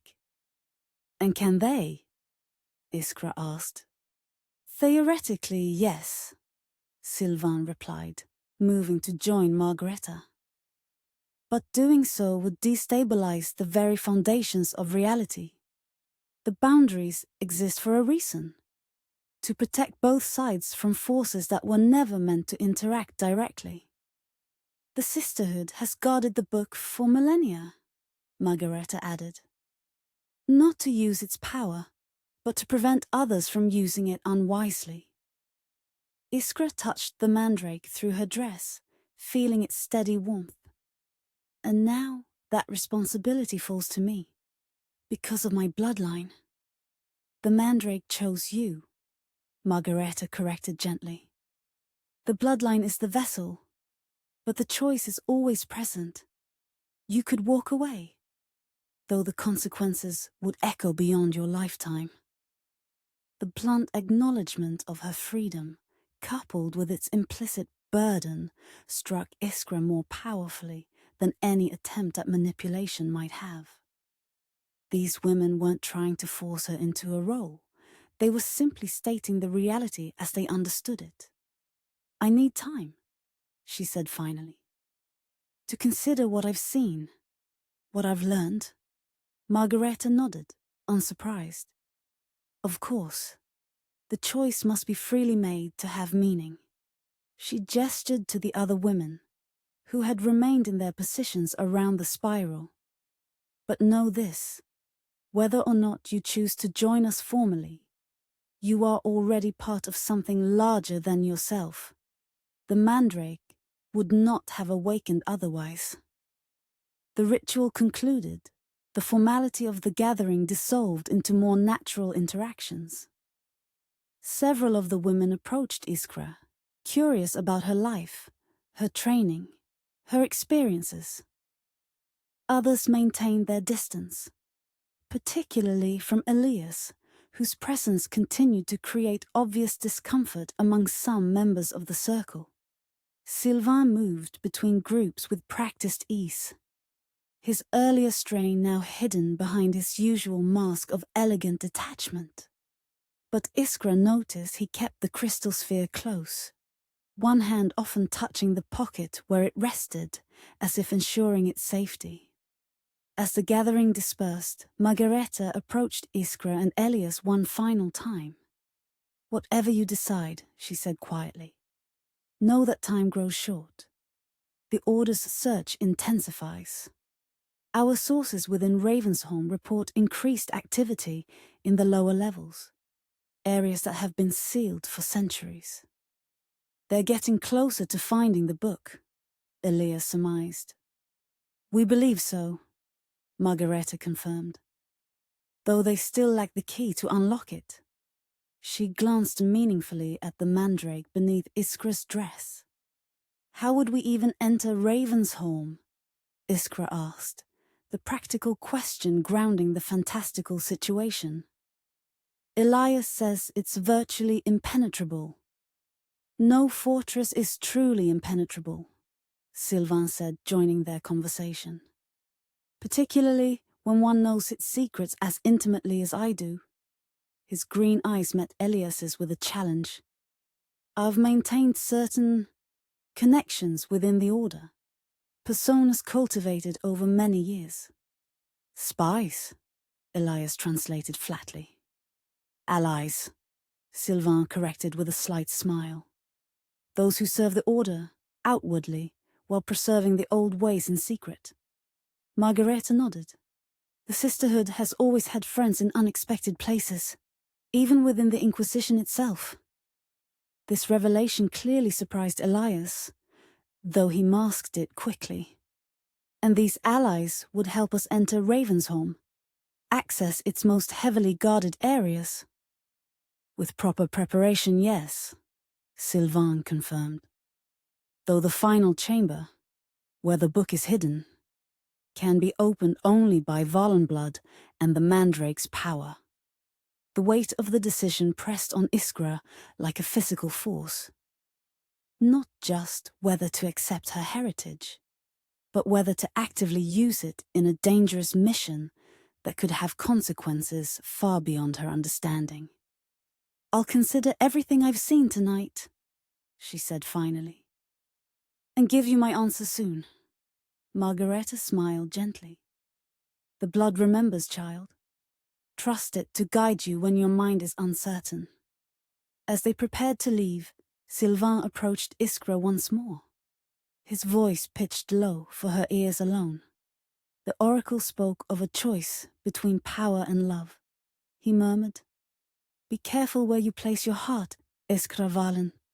Some paths, once taken, cannot be retraced." His green eyes flicked briefly towards Elias, who stood waiting by the doors.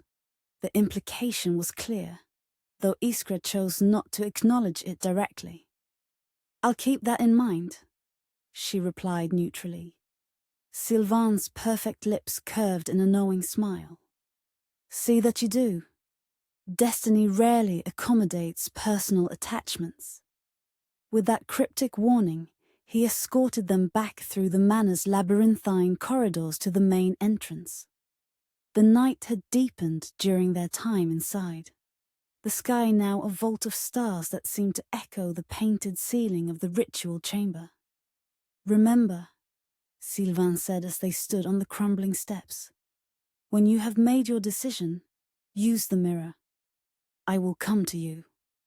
Iskra nodded, feeling the weight of the small mirror in her pocket, alongside the pendant and parchment he had given her previously. Each object a step on a path she hadn't chosen, but couldn't seem to avoid. As they walked back through the overgrown gardens, now silvered by moonlight, Elias remained uncharacteristically silent. It wasn't until they had passed through the rusted gates and were well away from the manor that he finally spoke. "What are you thinking?"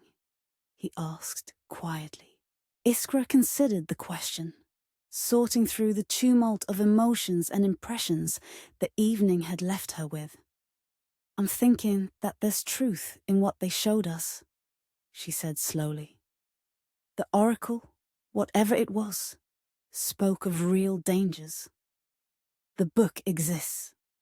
and the Order seeks it for purposes that threaten far more than just those with magical abilities. Elias nodded, accepting her assessment. I agree. Their concerns seem genuine, not manufactured to manipulate you. His objective evaluation surprised her slightly. You're not going to warn me against trusting them? Against Silvain in particular? A wry smile touched his lips. Would it make any difference if I did? Perhaps, she admitted. Your opinion matters to me. The simple statement hung between them, weighted with implications neither was quite ready to address directly. Elias was silent for several steps before responding. I don't trust Silvain, he said finally.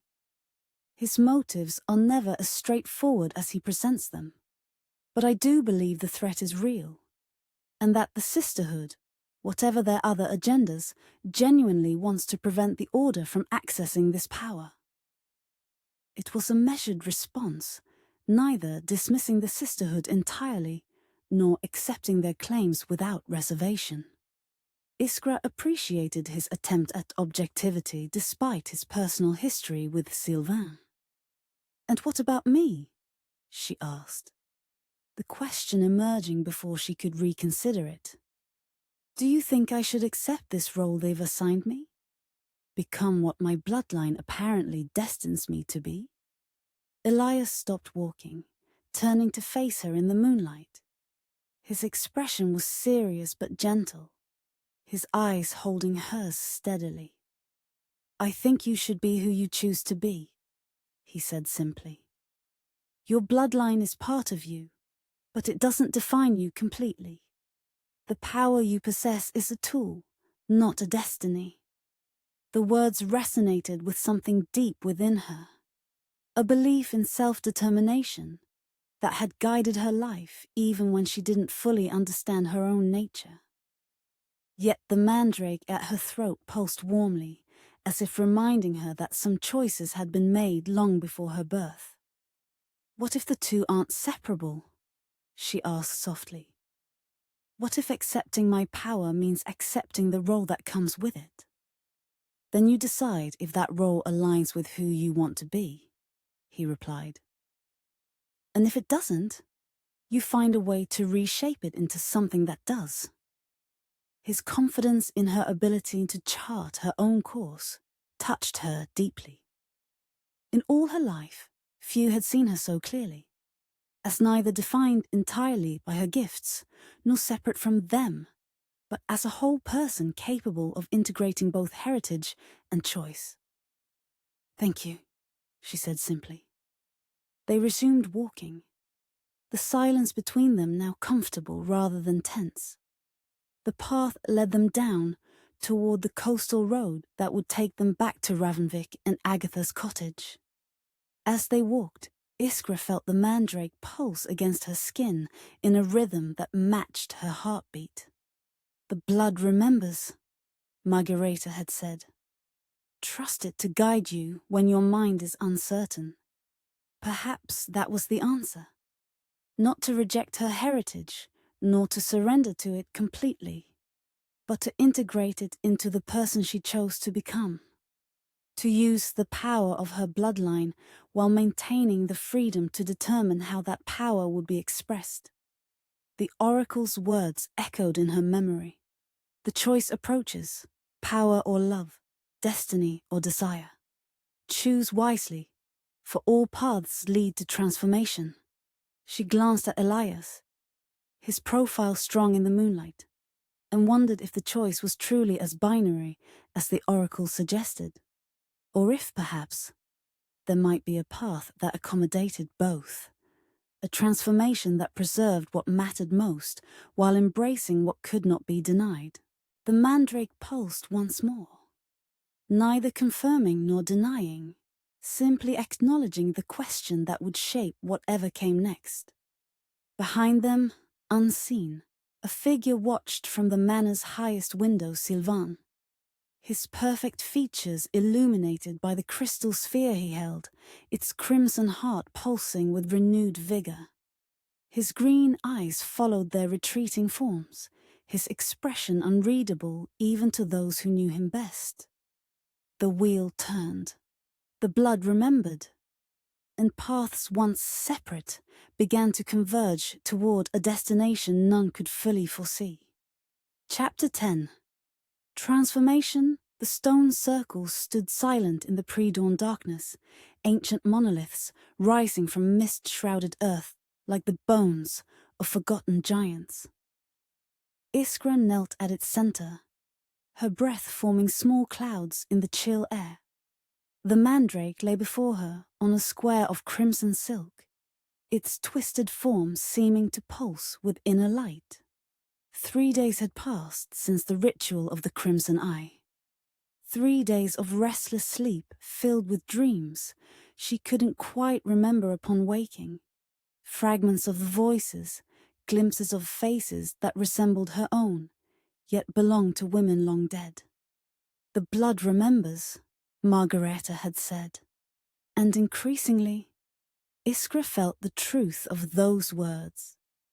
She had left Agatha's cottage before dawn, drawn to this place by an instinct she couldn't explain. The small stone circle lay hidden in a clearing deep within the forest, far from any path. She hadn't known of its existence until her dreams led her here, as if her sleeping mind had accessed knowledge her waking self had never possessed. Now she waited, though for what? She wasn't entirely certain. The Mandrake had grown increasingly restless against her skin, its warmth fluctuating in patterns that seemed almost like language. This morning, she had removed it from her neck for the first time since finding Elias in the snow, placing it on the silk before her as an offering, though to whom or what she couldn't say. "Show me," she whispered to the empty air.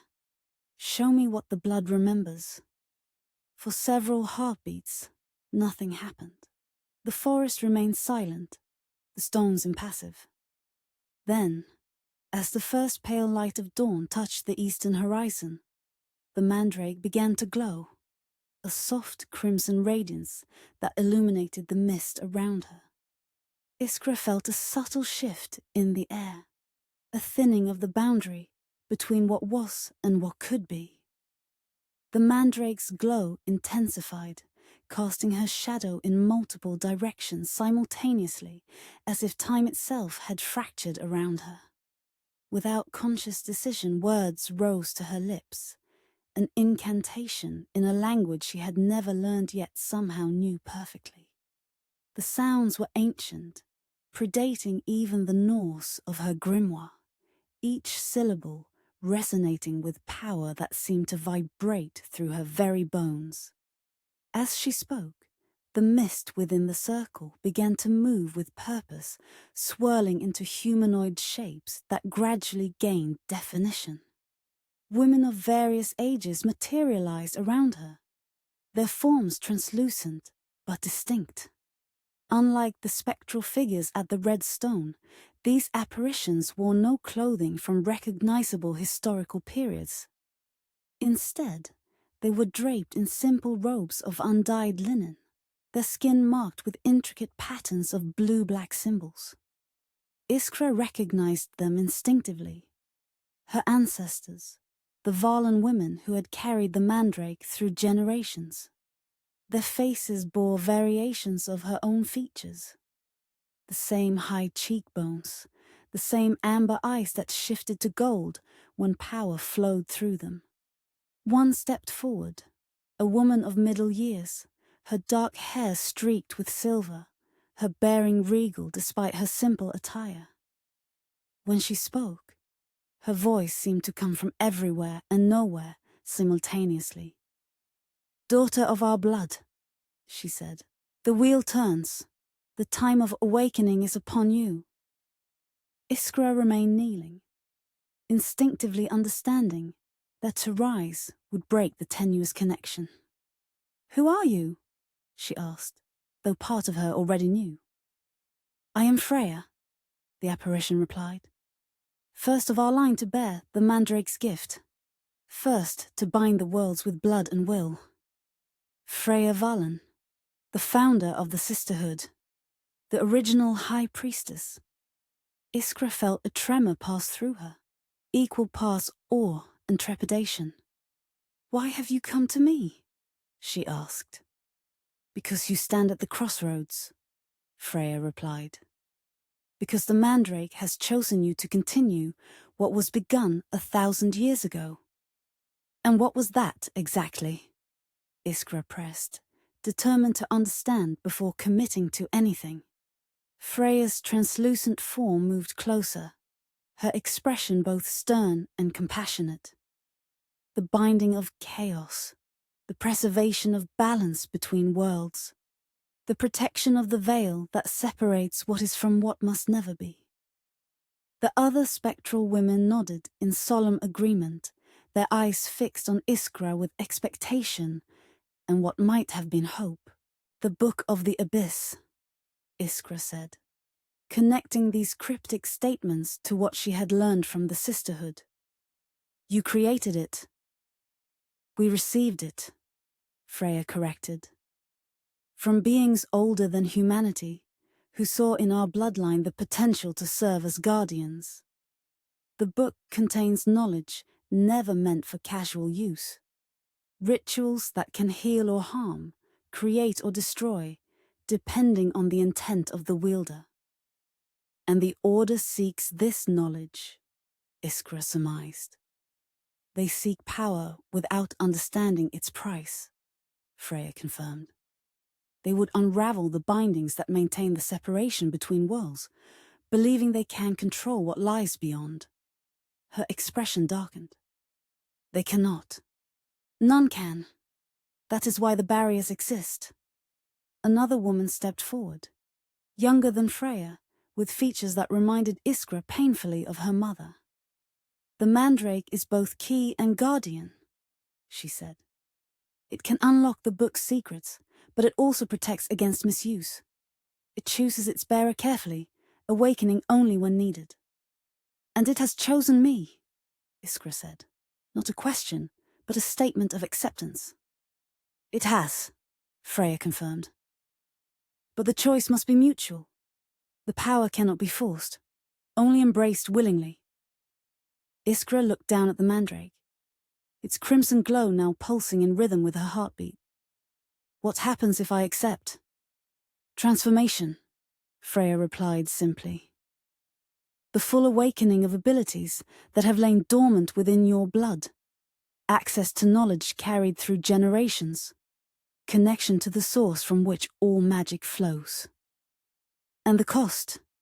Iskra asked, remembering the oracle's words about sacrifice. Freya's expression grew solemn. "Nothing is without price, daughter. Power changes its vessel. What you are now will be transformed into something both more and less than human. Some paths will close to you forever." The warning was cryptic, yet clear enough in its implications. Iskra thought of Elias, of the connection growing between them, of his steady presence that had become so important to her. Would accepting this power mean losing the possibility of that relationship? Was this the choice between power and love the oracle had mentioned? As if reading her thoughts, the younger apparition spoke again. "The heart need not be sacrificed entirely," she said gently. "But its desires must be balanced against greater purpose." Iskra considered their words carefully, weighing the responsibility being offered against her own desires. The Order's threat was real. She had no doubt of that. The book's power in the wrong hands could cause devastation beyond imagining. If she alone could prevent that, did she have the right to refuse? Yet something in her resisted the idea of destiny, of a path predetermined by blood rather than choice. She had spent her life defining herself through her own decisions, not the expectations of others. "I need to understand more before I decide," she said finally. "Show me what this transformation entails.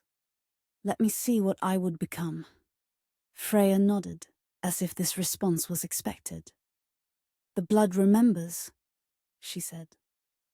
"Open yourself to its knowledge." The spectral women moved to form a circle around Iskra, their translucent hands extended toward her. The mandrake's glow intensified, bathing the entire clearing in crimson light. Freya began to chant, the same ancient language Iskra had spoken earlier, but with greater complexity and power.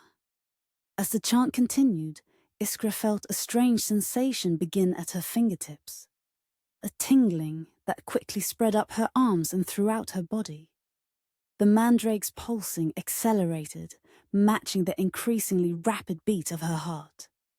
Heat flowed through her veins like liquid fire, not painful but intensely present. Her vision blurred, then sharpened to preternatural clarity. The world around her seemed to gain additional dimensions, layers of reality she had never perceived before. She could see the energy flowing through the stone circle, the ancient power that had been bound to this place centuries ago. She could see the life force within every tree, every plant, every small creature hiding in the underbrush. And she could see the spectral women more clearly now, not just their forms, but the intricate patterns of energy that composed them, the threads connecting them to each other and to her. The blue-black symbols on their skin were revealed as runes of power, each representing a different aspect of the magic they commanded. Knowledge flooded into her mind. Generations of experience, centuries of carefully preserved wisdom. Rituals and incantations, healing techniques and protective spells. Ways of communicating with the natural world that transcended ordinary understanding. The accumulated knowledge of the Valen bloodline passed from mother to daughter since Freya's time. With this knowledge came power, raw, elemental, and overwhelming. It surged through her body like a tidal wave, seeking expression. Iskra gasped as her skin began to tingle, then burn. Looking down, she saw blue-black marks appearing on her arms. The same runic symbols that adorned her ancestors, manifesting on her flesh without ink or needle. The symbol spread, flowing up her arms and across her shoulders, following the pathways of power through her body. Each one burned briefly as it appeared, then settled into her skin as if it had always been there. She recognized them instinctively now. Protection, wisdom, strength, sight beyond sight, speech beyond speech, healing, binding. As the transformation progressed, Iskra felt herself slipping deeper into trance. The physical world receded as visions overtook her. Glimpses of times long past and possibilities yet to come. She saw Freya creating the first Mandrake amulet, infusing it with her blood during a ritual beneath a blood moon. She saw generations of Valen women guarding the book, using their gifts to heal and protect. She saw the persecution that had scattered the sisterhood, the sacrifices made to preserve their knowledge. And she saw possibilities, branching paths leading from this moment into different futures. In one, she stood at the center of a great ritual, power flowing through her to renew the bindings between worlds. In another, she walked a quieter path, using her gifts to heal and teach, preserving knowledge for those who would come after. In a third, darker vision, she saw herself consumed by power, transformed into something that was no longer human, no longer Iskra. The visions accelerated, blurring together until she could no longer distinguish one from another. The chanting reached a crescendo, the spectral women's voices blending into a single resonant tone that seemed to vibrate at the frequency of reality itself. Then, abruptly, Silence fell. Iskra opened eyes she hadn't realized she had closed. The spectral women were gone. The mist had cleared. Morning sunlight streamed into the clearing, illuminating the stone circle with ordinary light. But nothing was ordinary anymore. She looked down at her arms, now covered from wrist to shoulder with intricate runic symbols. They no longer burned, but seemed to shimmer slightly when she moved, as if they existed partially in another dimension. The mandrake lay on the crimson silk. Its glow subsided, but its form subtly changed. The crimson heart at its center now larger, more defined, pulsing with steady rhythm. Iskra rose slowly, testing her body. She felt different, lighter, yet somehow more substantial, as if she occupied space more definitively than before. Her senses remained heightened, though not to the overwhelming degree they had reached during the trance. She could still perceive the energy flowing through the stone circle, could still sense the life force in the surrounding forest. But these perceptions had settled into a manageable awareness rather than an all-consuming vision. The knowledge remained as well, not as a chaotic flood, but as an organized library she could access at will. Rituals, incantations, healing techniques, all available to her understanding in a way they had never been before. And the power hummed beneath her skin, following the pathways marked by the runic symbols. It waited, patient yet eager, for her direction. Experimentally, Iskra extended her hand toward a small stone lying near the edge of the circle. With barely a thought, she lifted it, not physically, but with her mind, with the power that now flowed through her.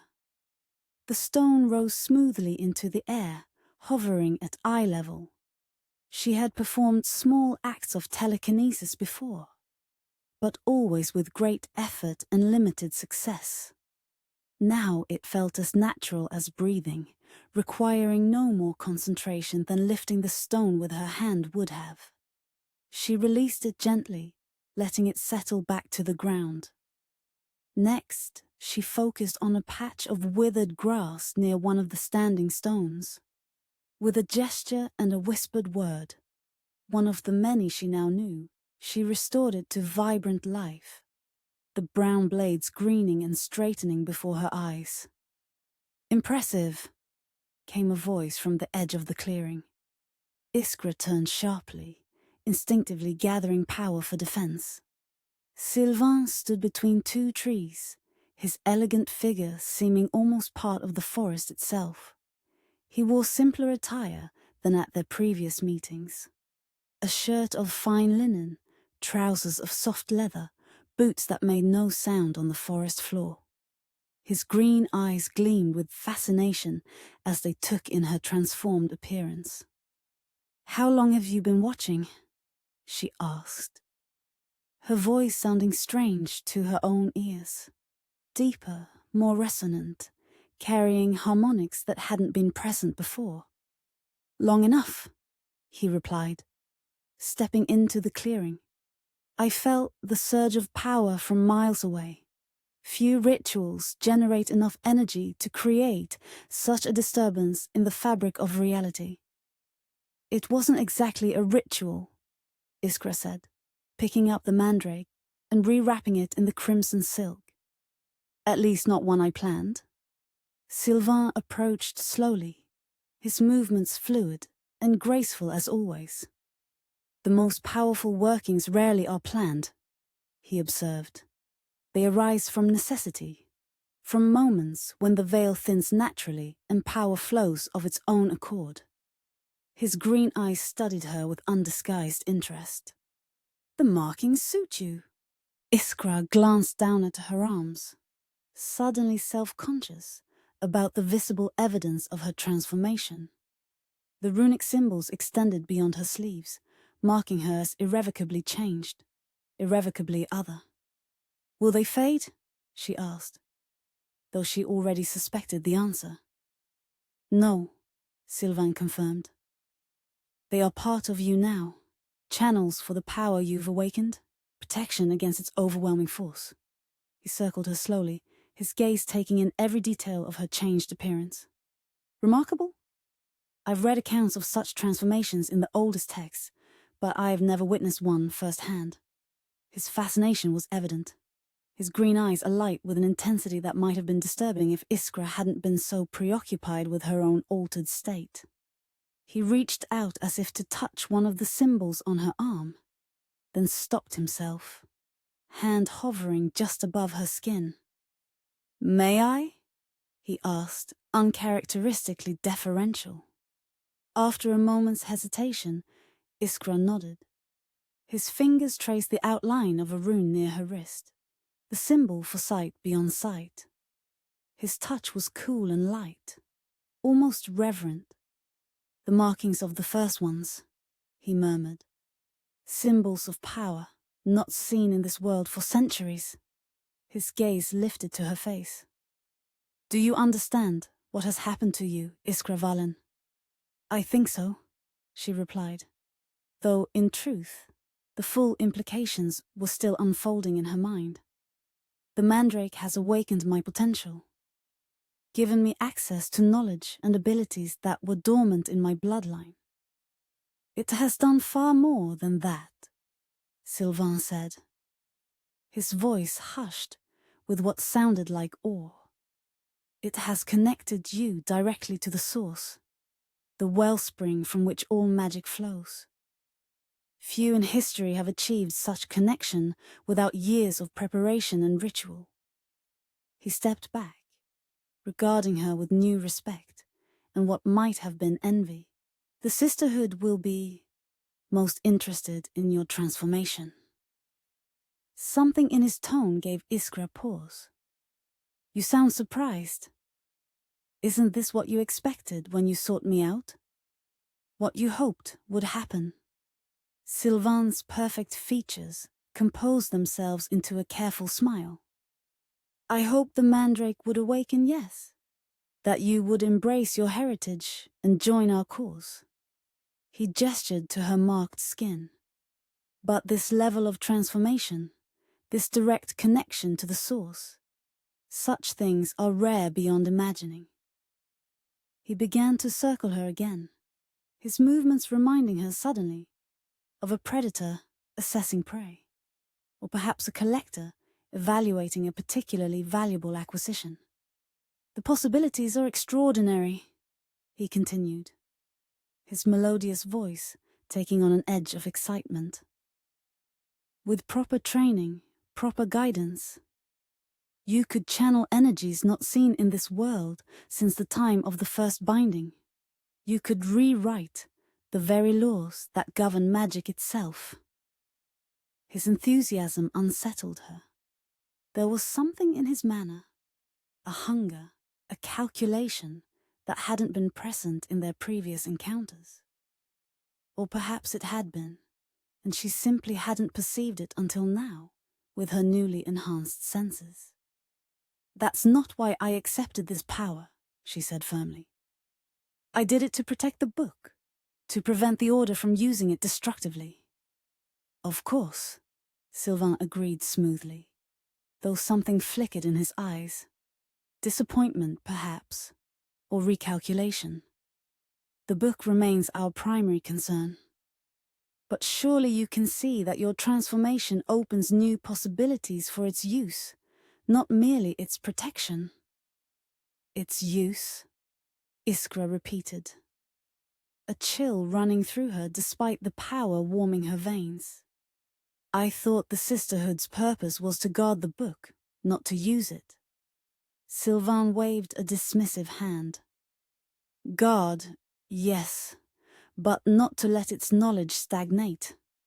The rituals it contains were meant to be performed by those with the wisdom to handle them properly." His green eyes fixed on hers intently. "By someone exactly like you have become."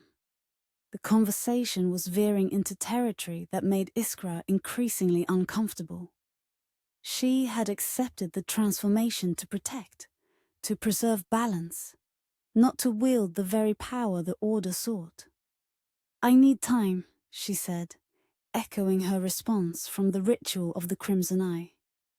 "To understand what's happened to me, to learn to control these new abilities." Silvain nodded, his expression softening into something more like the elegant guide he had first presented himself as. "Of course. Transformation is never easy, never simple." He gestured toward the forest path. "Let me escort you back to Ravnvik. The journey may be disorienting with your newly heightened senses."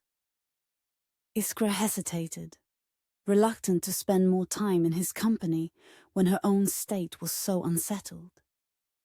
Yet she recognized the wisdom in his warning. Already, the forest around them seemed almost overwhelmingly alive to her enhanced perception. Every tree pulsing with life force. Every bird's call carrying layers of meaning she had never perceived before.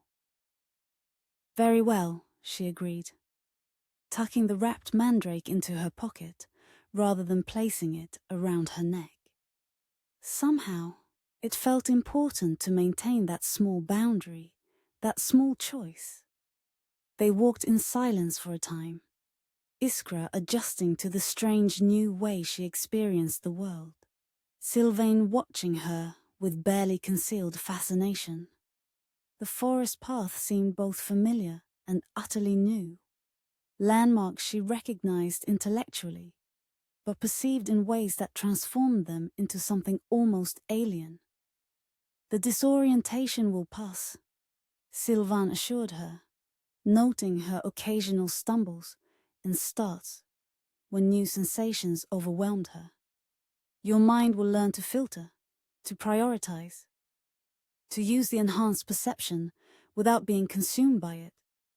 "You speak as if from experience," Iskra observed. A shadow passed over his perfect features. "My transformation was different from yours.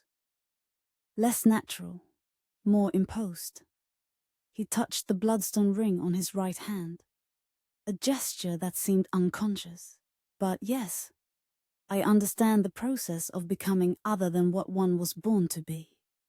The admission humanized him briefly, revealing a vulnerability beneath the elegant facade. Iskra found herself curious about his story, how a fae-touched being had come to serve the Sisterhood, what transformations he had undergone. Before she could frame a question, however, they emerged from the forest onto the cliff path that led to Ravnvik. The village lay below them, morning smoke rising from chimneys, fishing boats already out on the grey sea beyond. And standing on the path, as if waiting for them, was Elias. His expression shifted rapidly from relief at seeing Iskra to concern as he noted her altered appearance, then to suspicion as he registered Silvain's presence. He moved toward them quickly, one hand resting on his sword hilt. "Iskra," he said, his voice tight with controlled emotion. "We've been searching for you since dawn. Agatha was worried when she found your bed empty." "I'm fine," she replied automatically, though the words felt inadequate to describe her transformed state. "I just needed space to think." Elias's gaze fixed on her exposed arms, on the runic symbols that marked her skin. His expression darkened with understanding and what might have been fear. "What have you done?" he asked quietly. Before Iskra could respond, Silvain stepped forward, his manner shifting subtly to one of challenge. "She has embraced her heritage, Stormark, accepted the power that is her birthright." His green eyes gleamed with something like triumph. "She has become what she was always meant to be." Elias ignored him, keeping his focus on Iskra. "Is this true? Did you choose this?" The question cut to the heart of her uncertainty. Had she chosen truly? Or had she simply surrendered to what seemed inevitable? I accepted the Mandrake's awakening, she said carefully. The transformation was more extensive than I expected. Silvain laughed softly.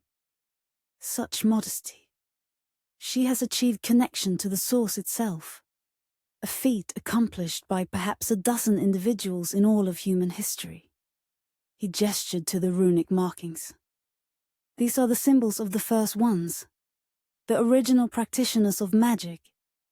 They mark her as one who can channel powers beyond ordinary comprehension. His pride, his possessive tone, grated on Iskra. I didn't do it to gain power, she said sharply. I did it because we need to find the book before the Order does. Because someone has to stand against what they plan. Elias's expression softened slightly at her words, though concern remained evident in his eyes. And these markings, are they permanent? Yes, she admitted. They're channels for the power, protection against its overwhelming force. Visible proof of her elevated status, Silvain added, his melodious voice taking on an edge of provocation. She is no longer merely Iskra Valen, healer and herbalist. She is a direct conduit to the source of all magic, a worthy heir to Freya's legacy. Elias's jaw tightened, but he kept his attention focused on Iskra. Are you all right? He asked simply. Beyond the physical changes, are you still yourself? The question touched her deeply, not just for its concern, but for its insight.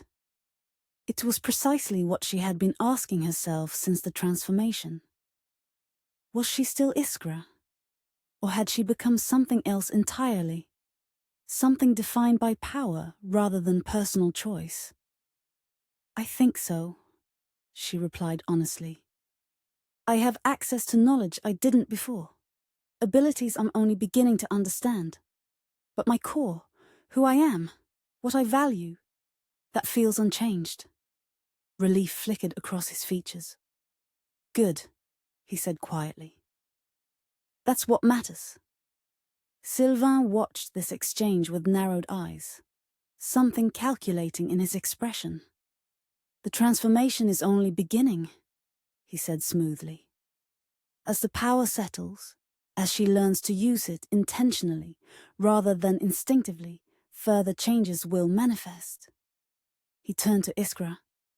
You will need guidance, proper training from those who understand what you've become.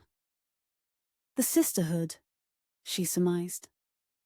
And myself, he added.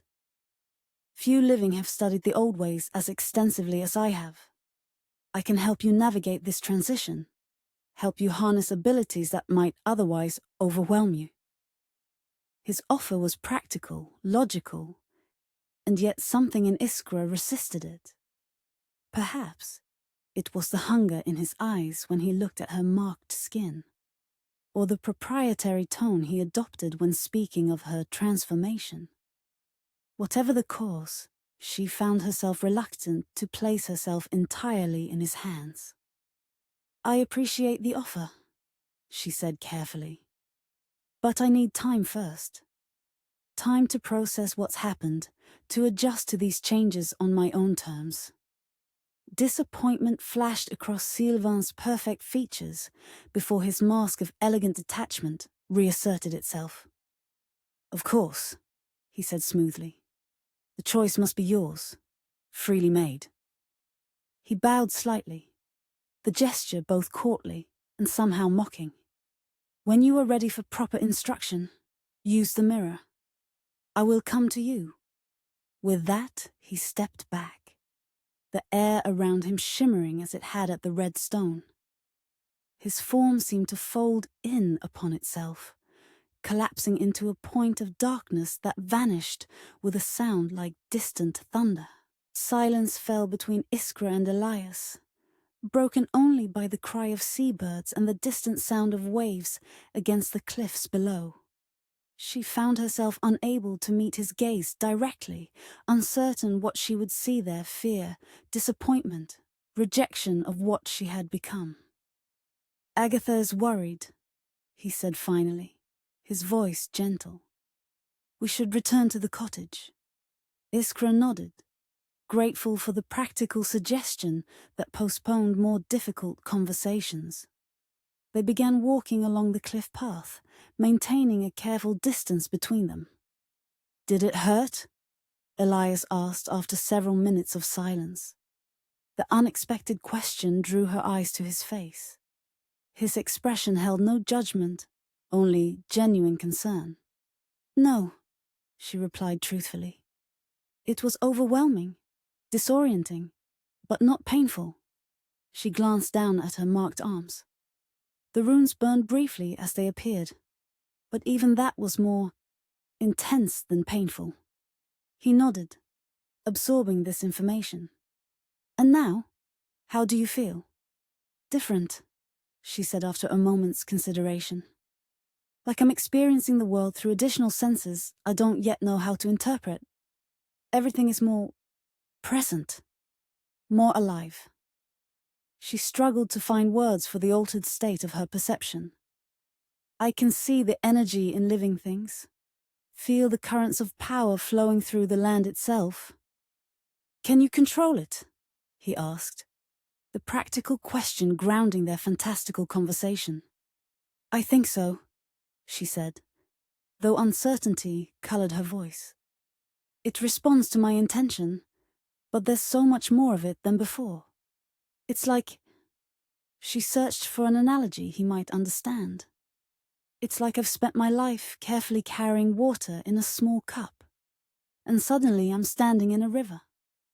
The power is everywhere, flowing around and through me. Elias considered this, his expression thoughtful rather than fearful. And Silvain, do you trust his offer of guidance?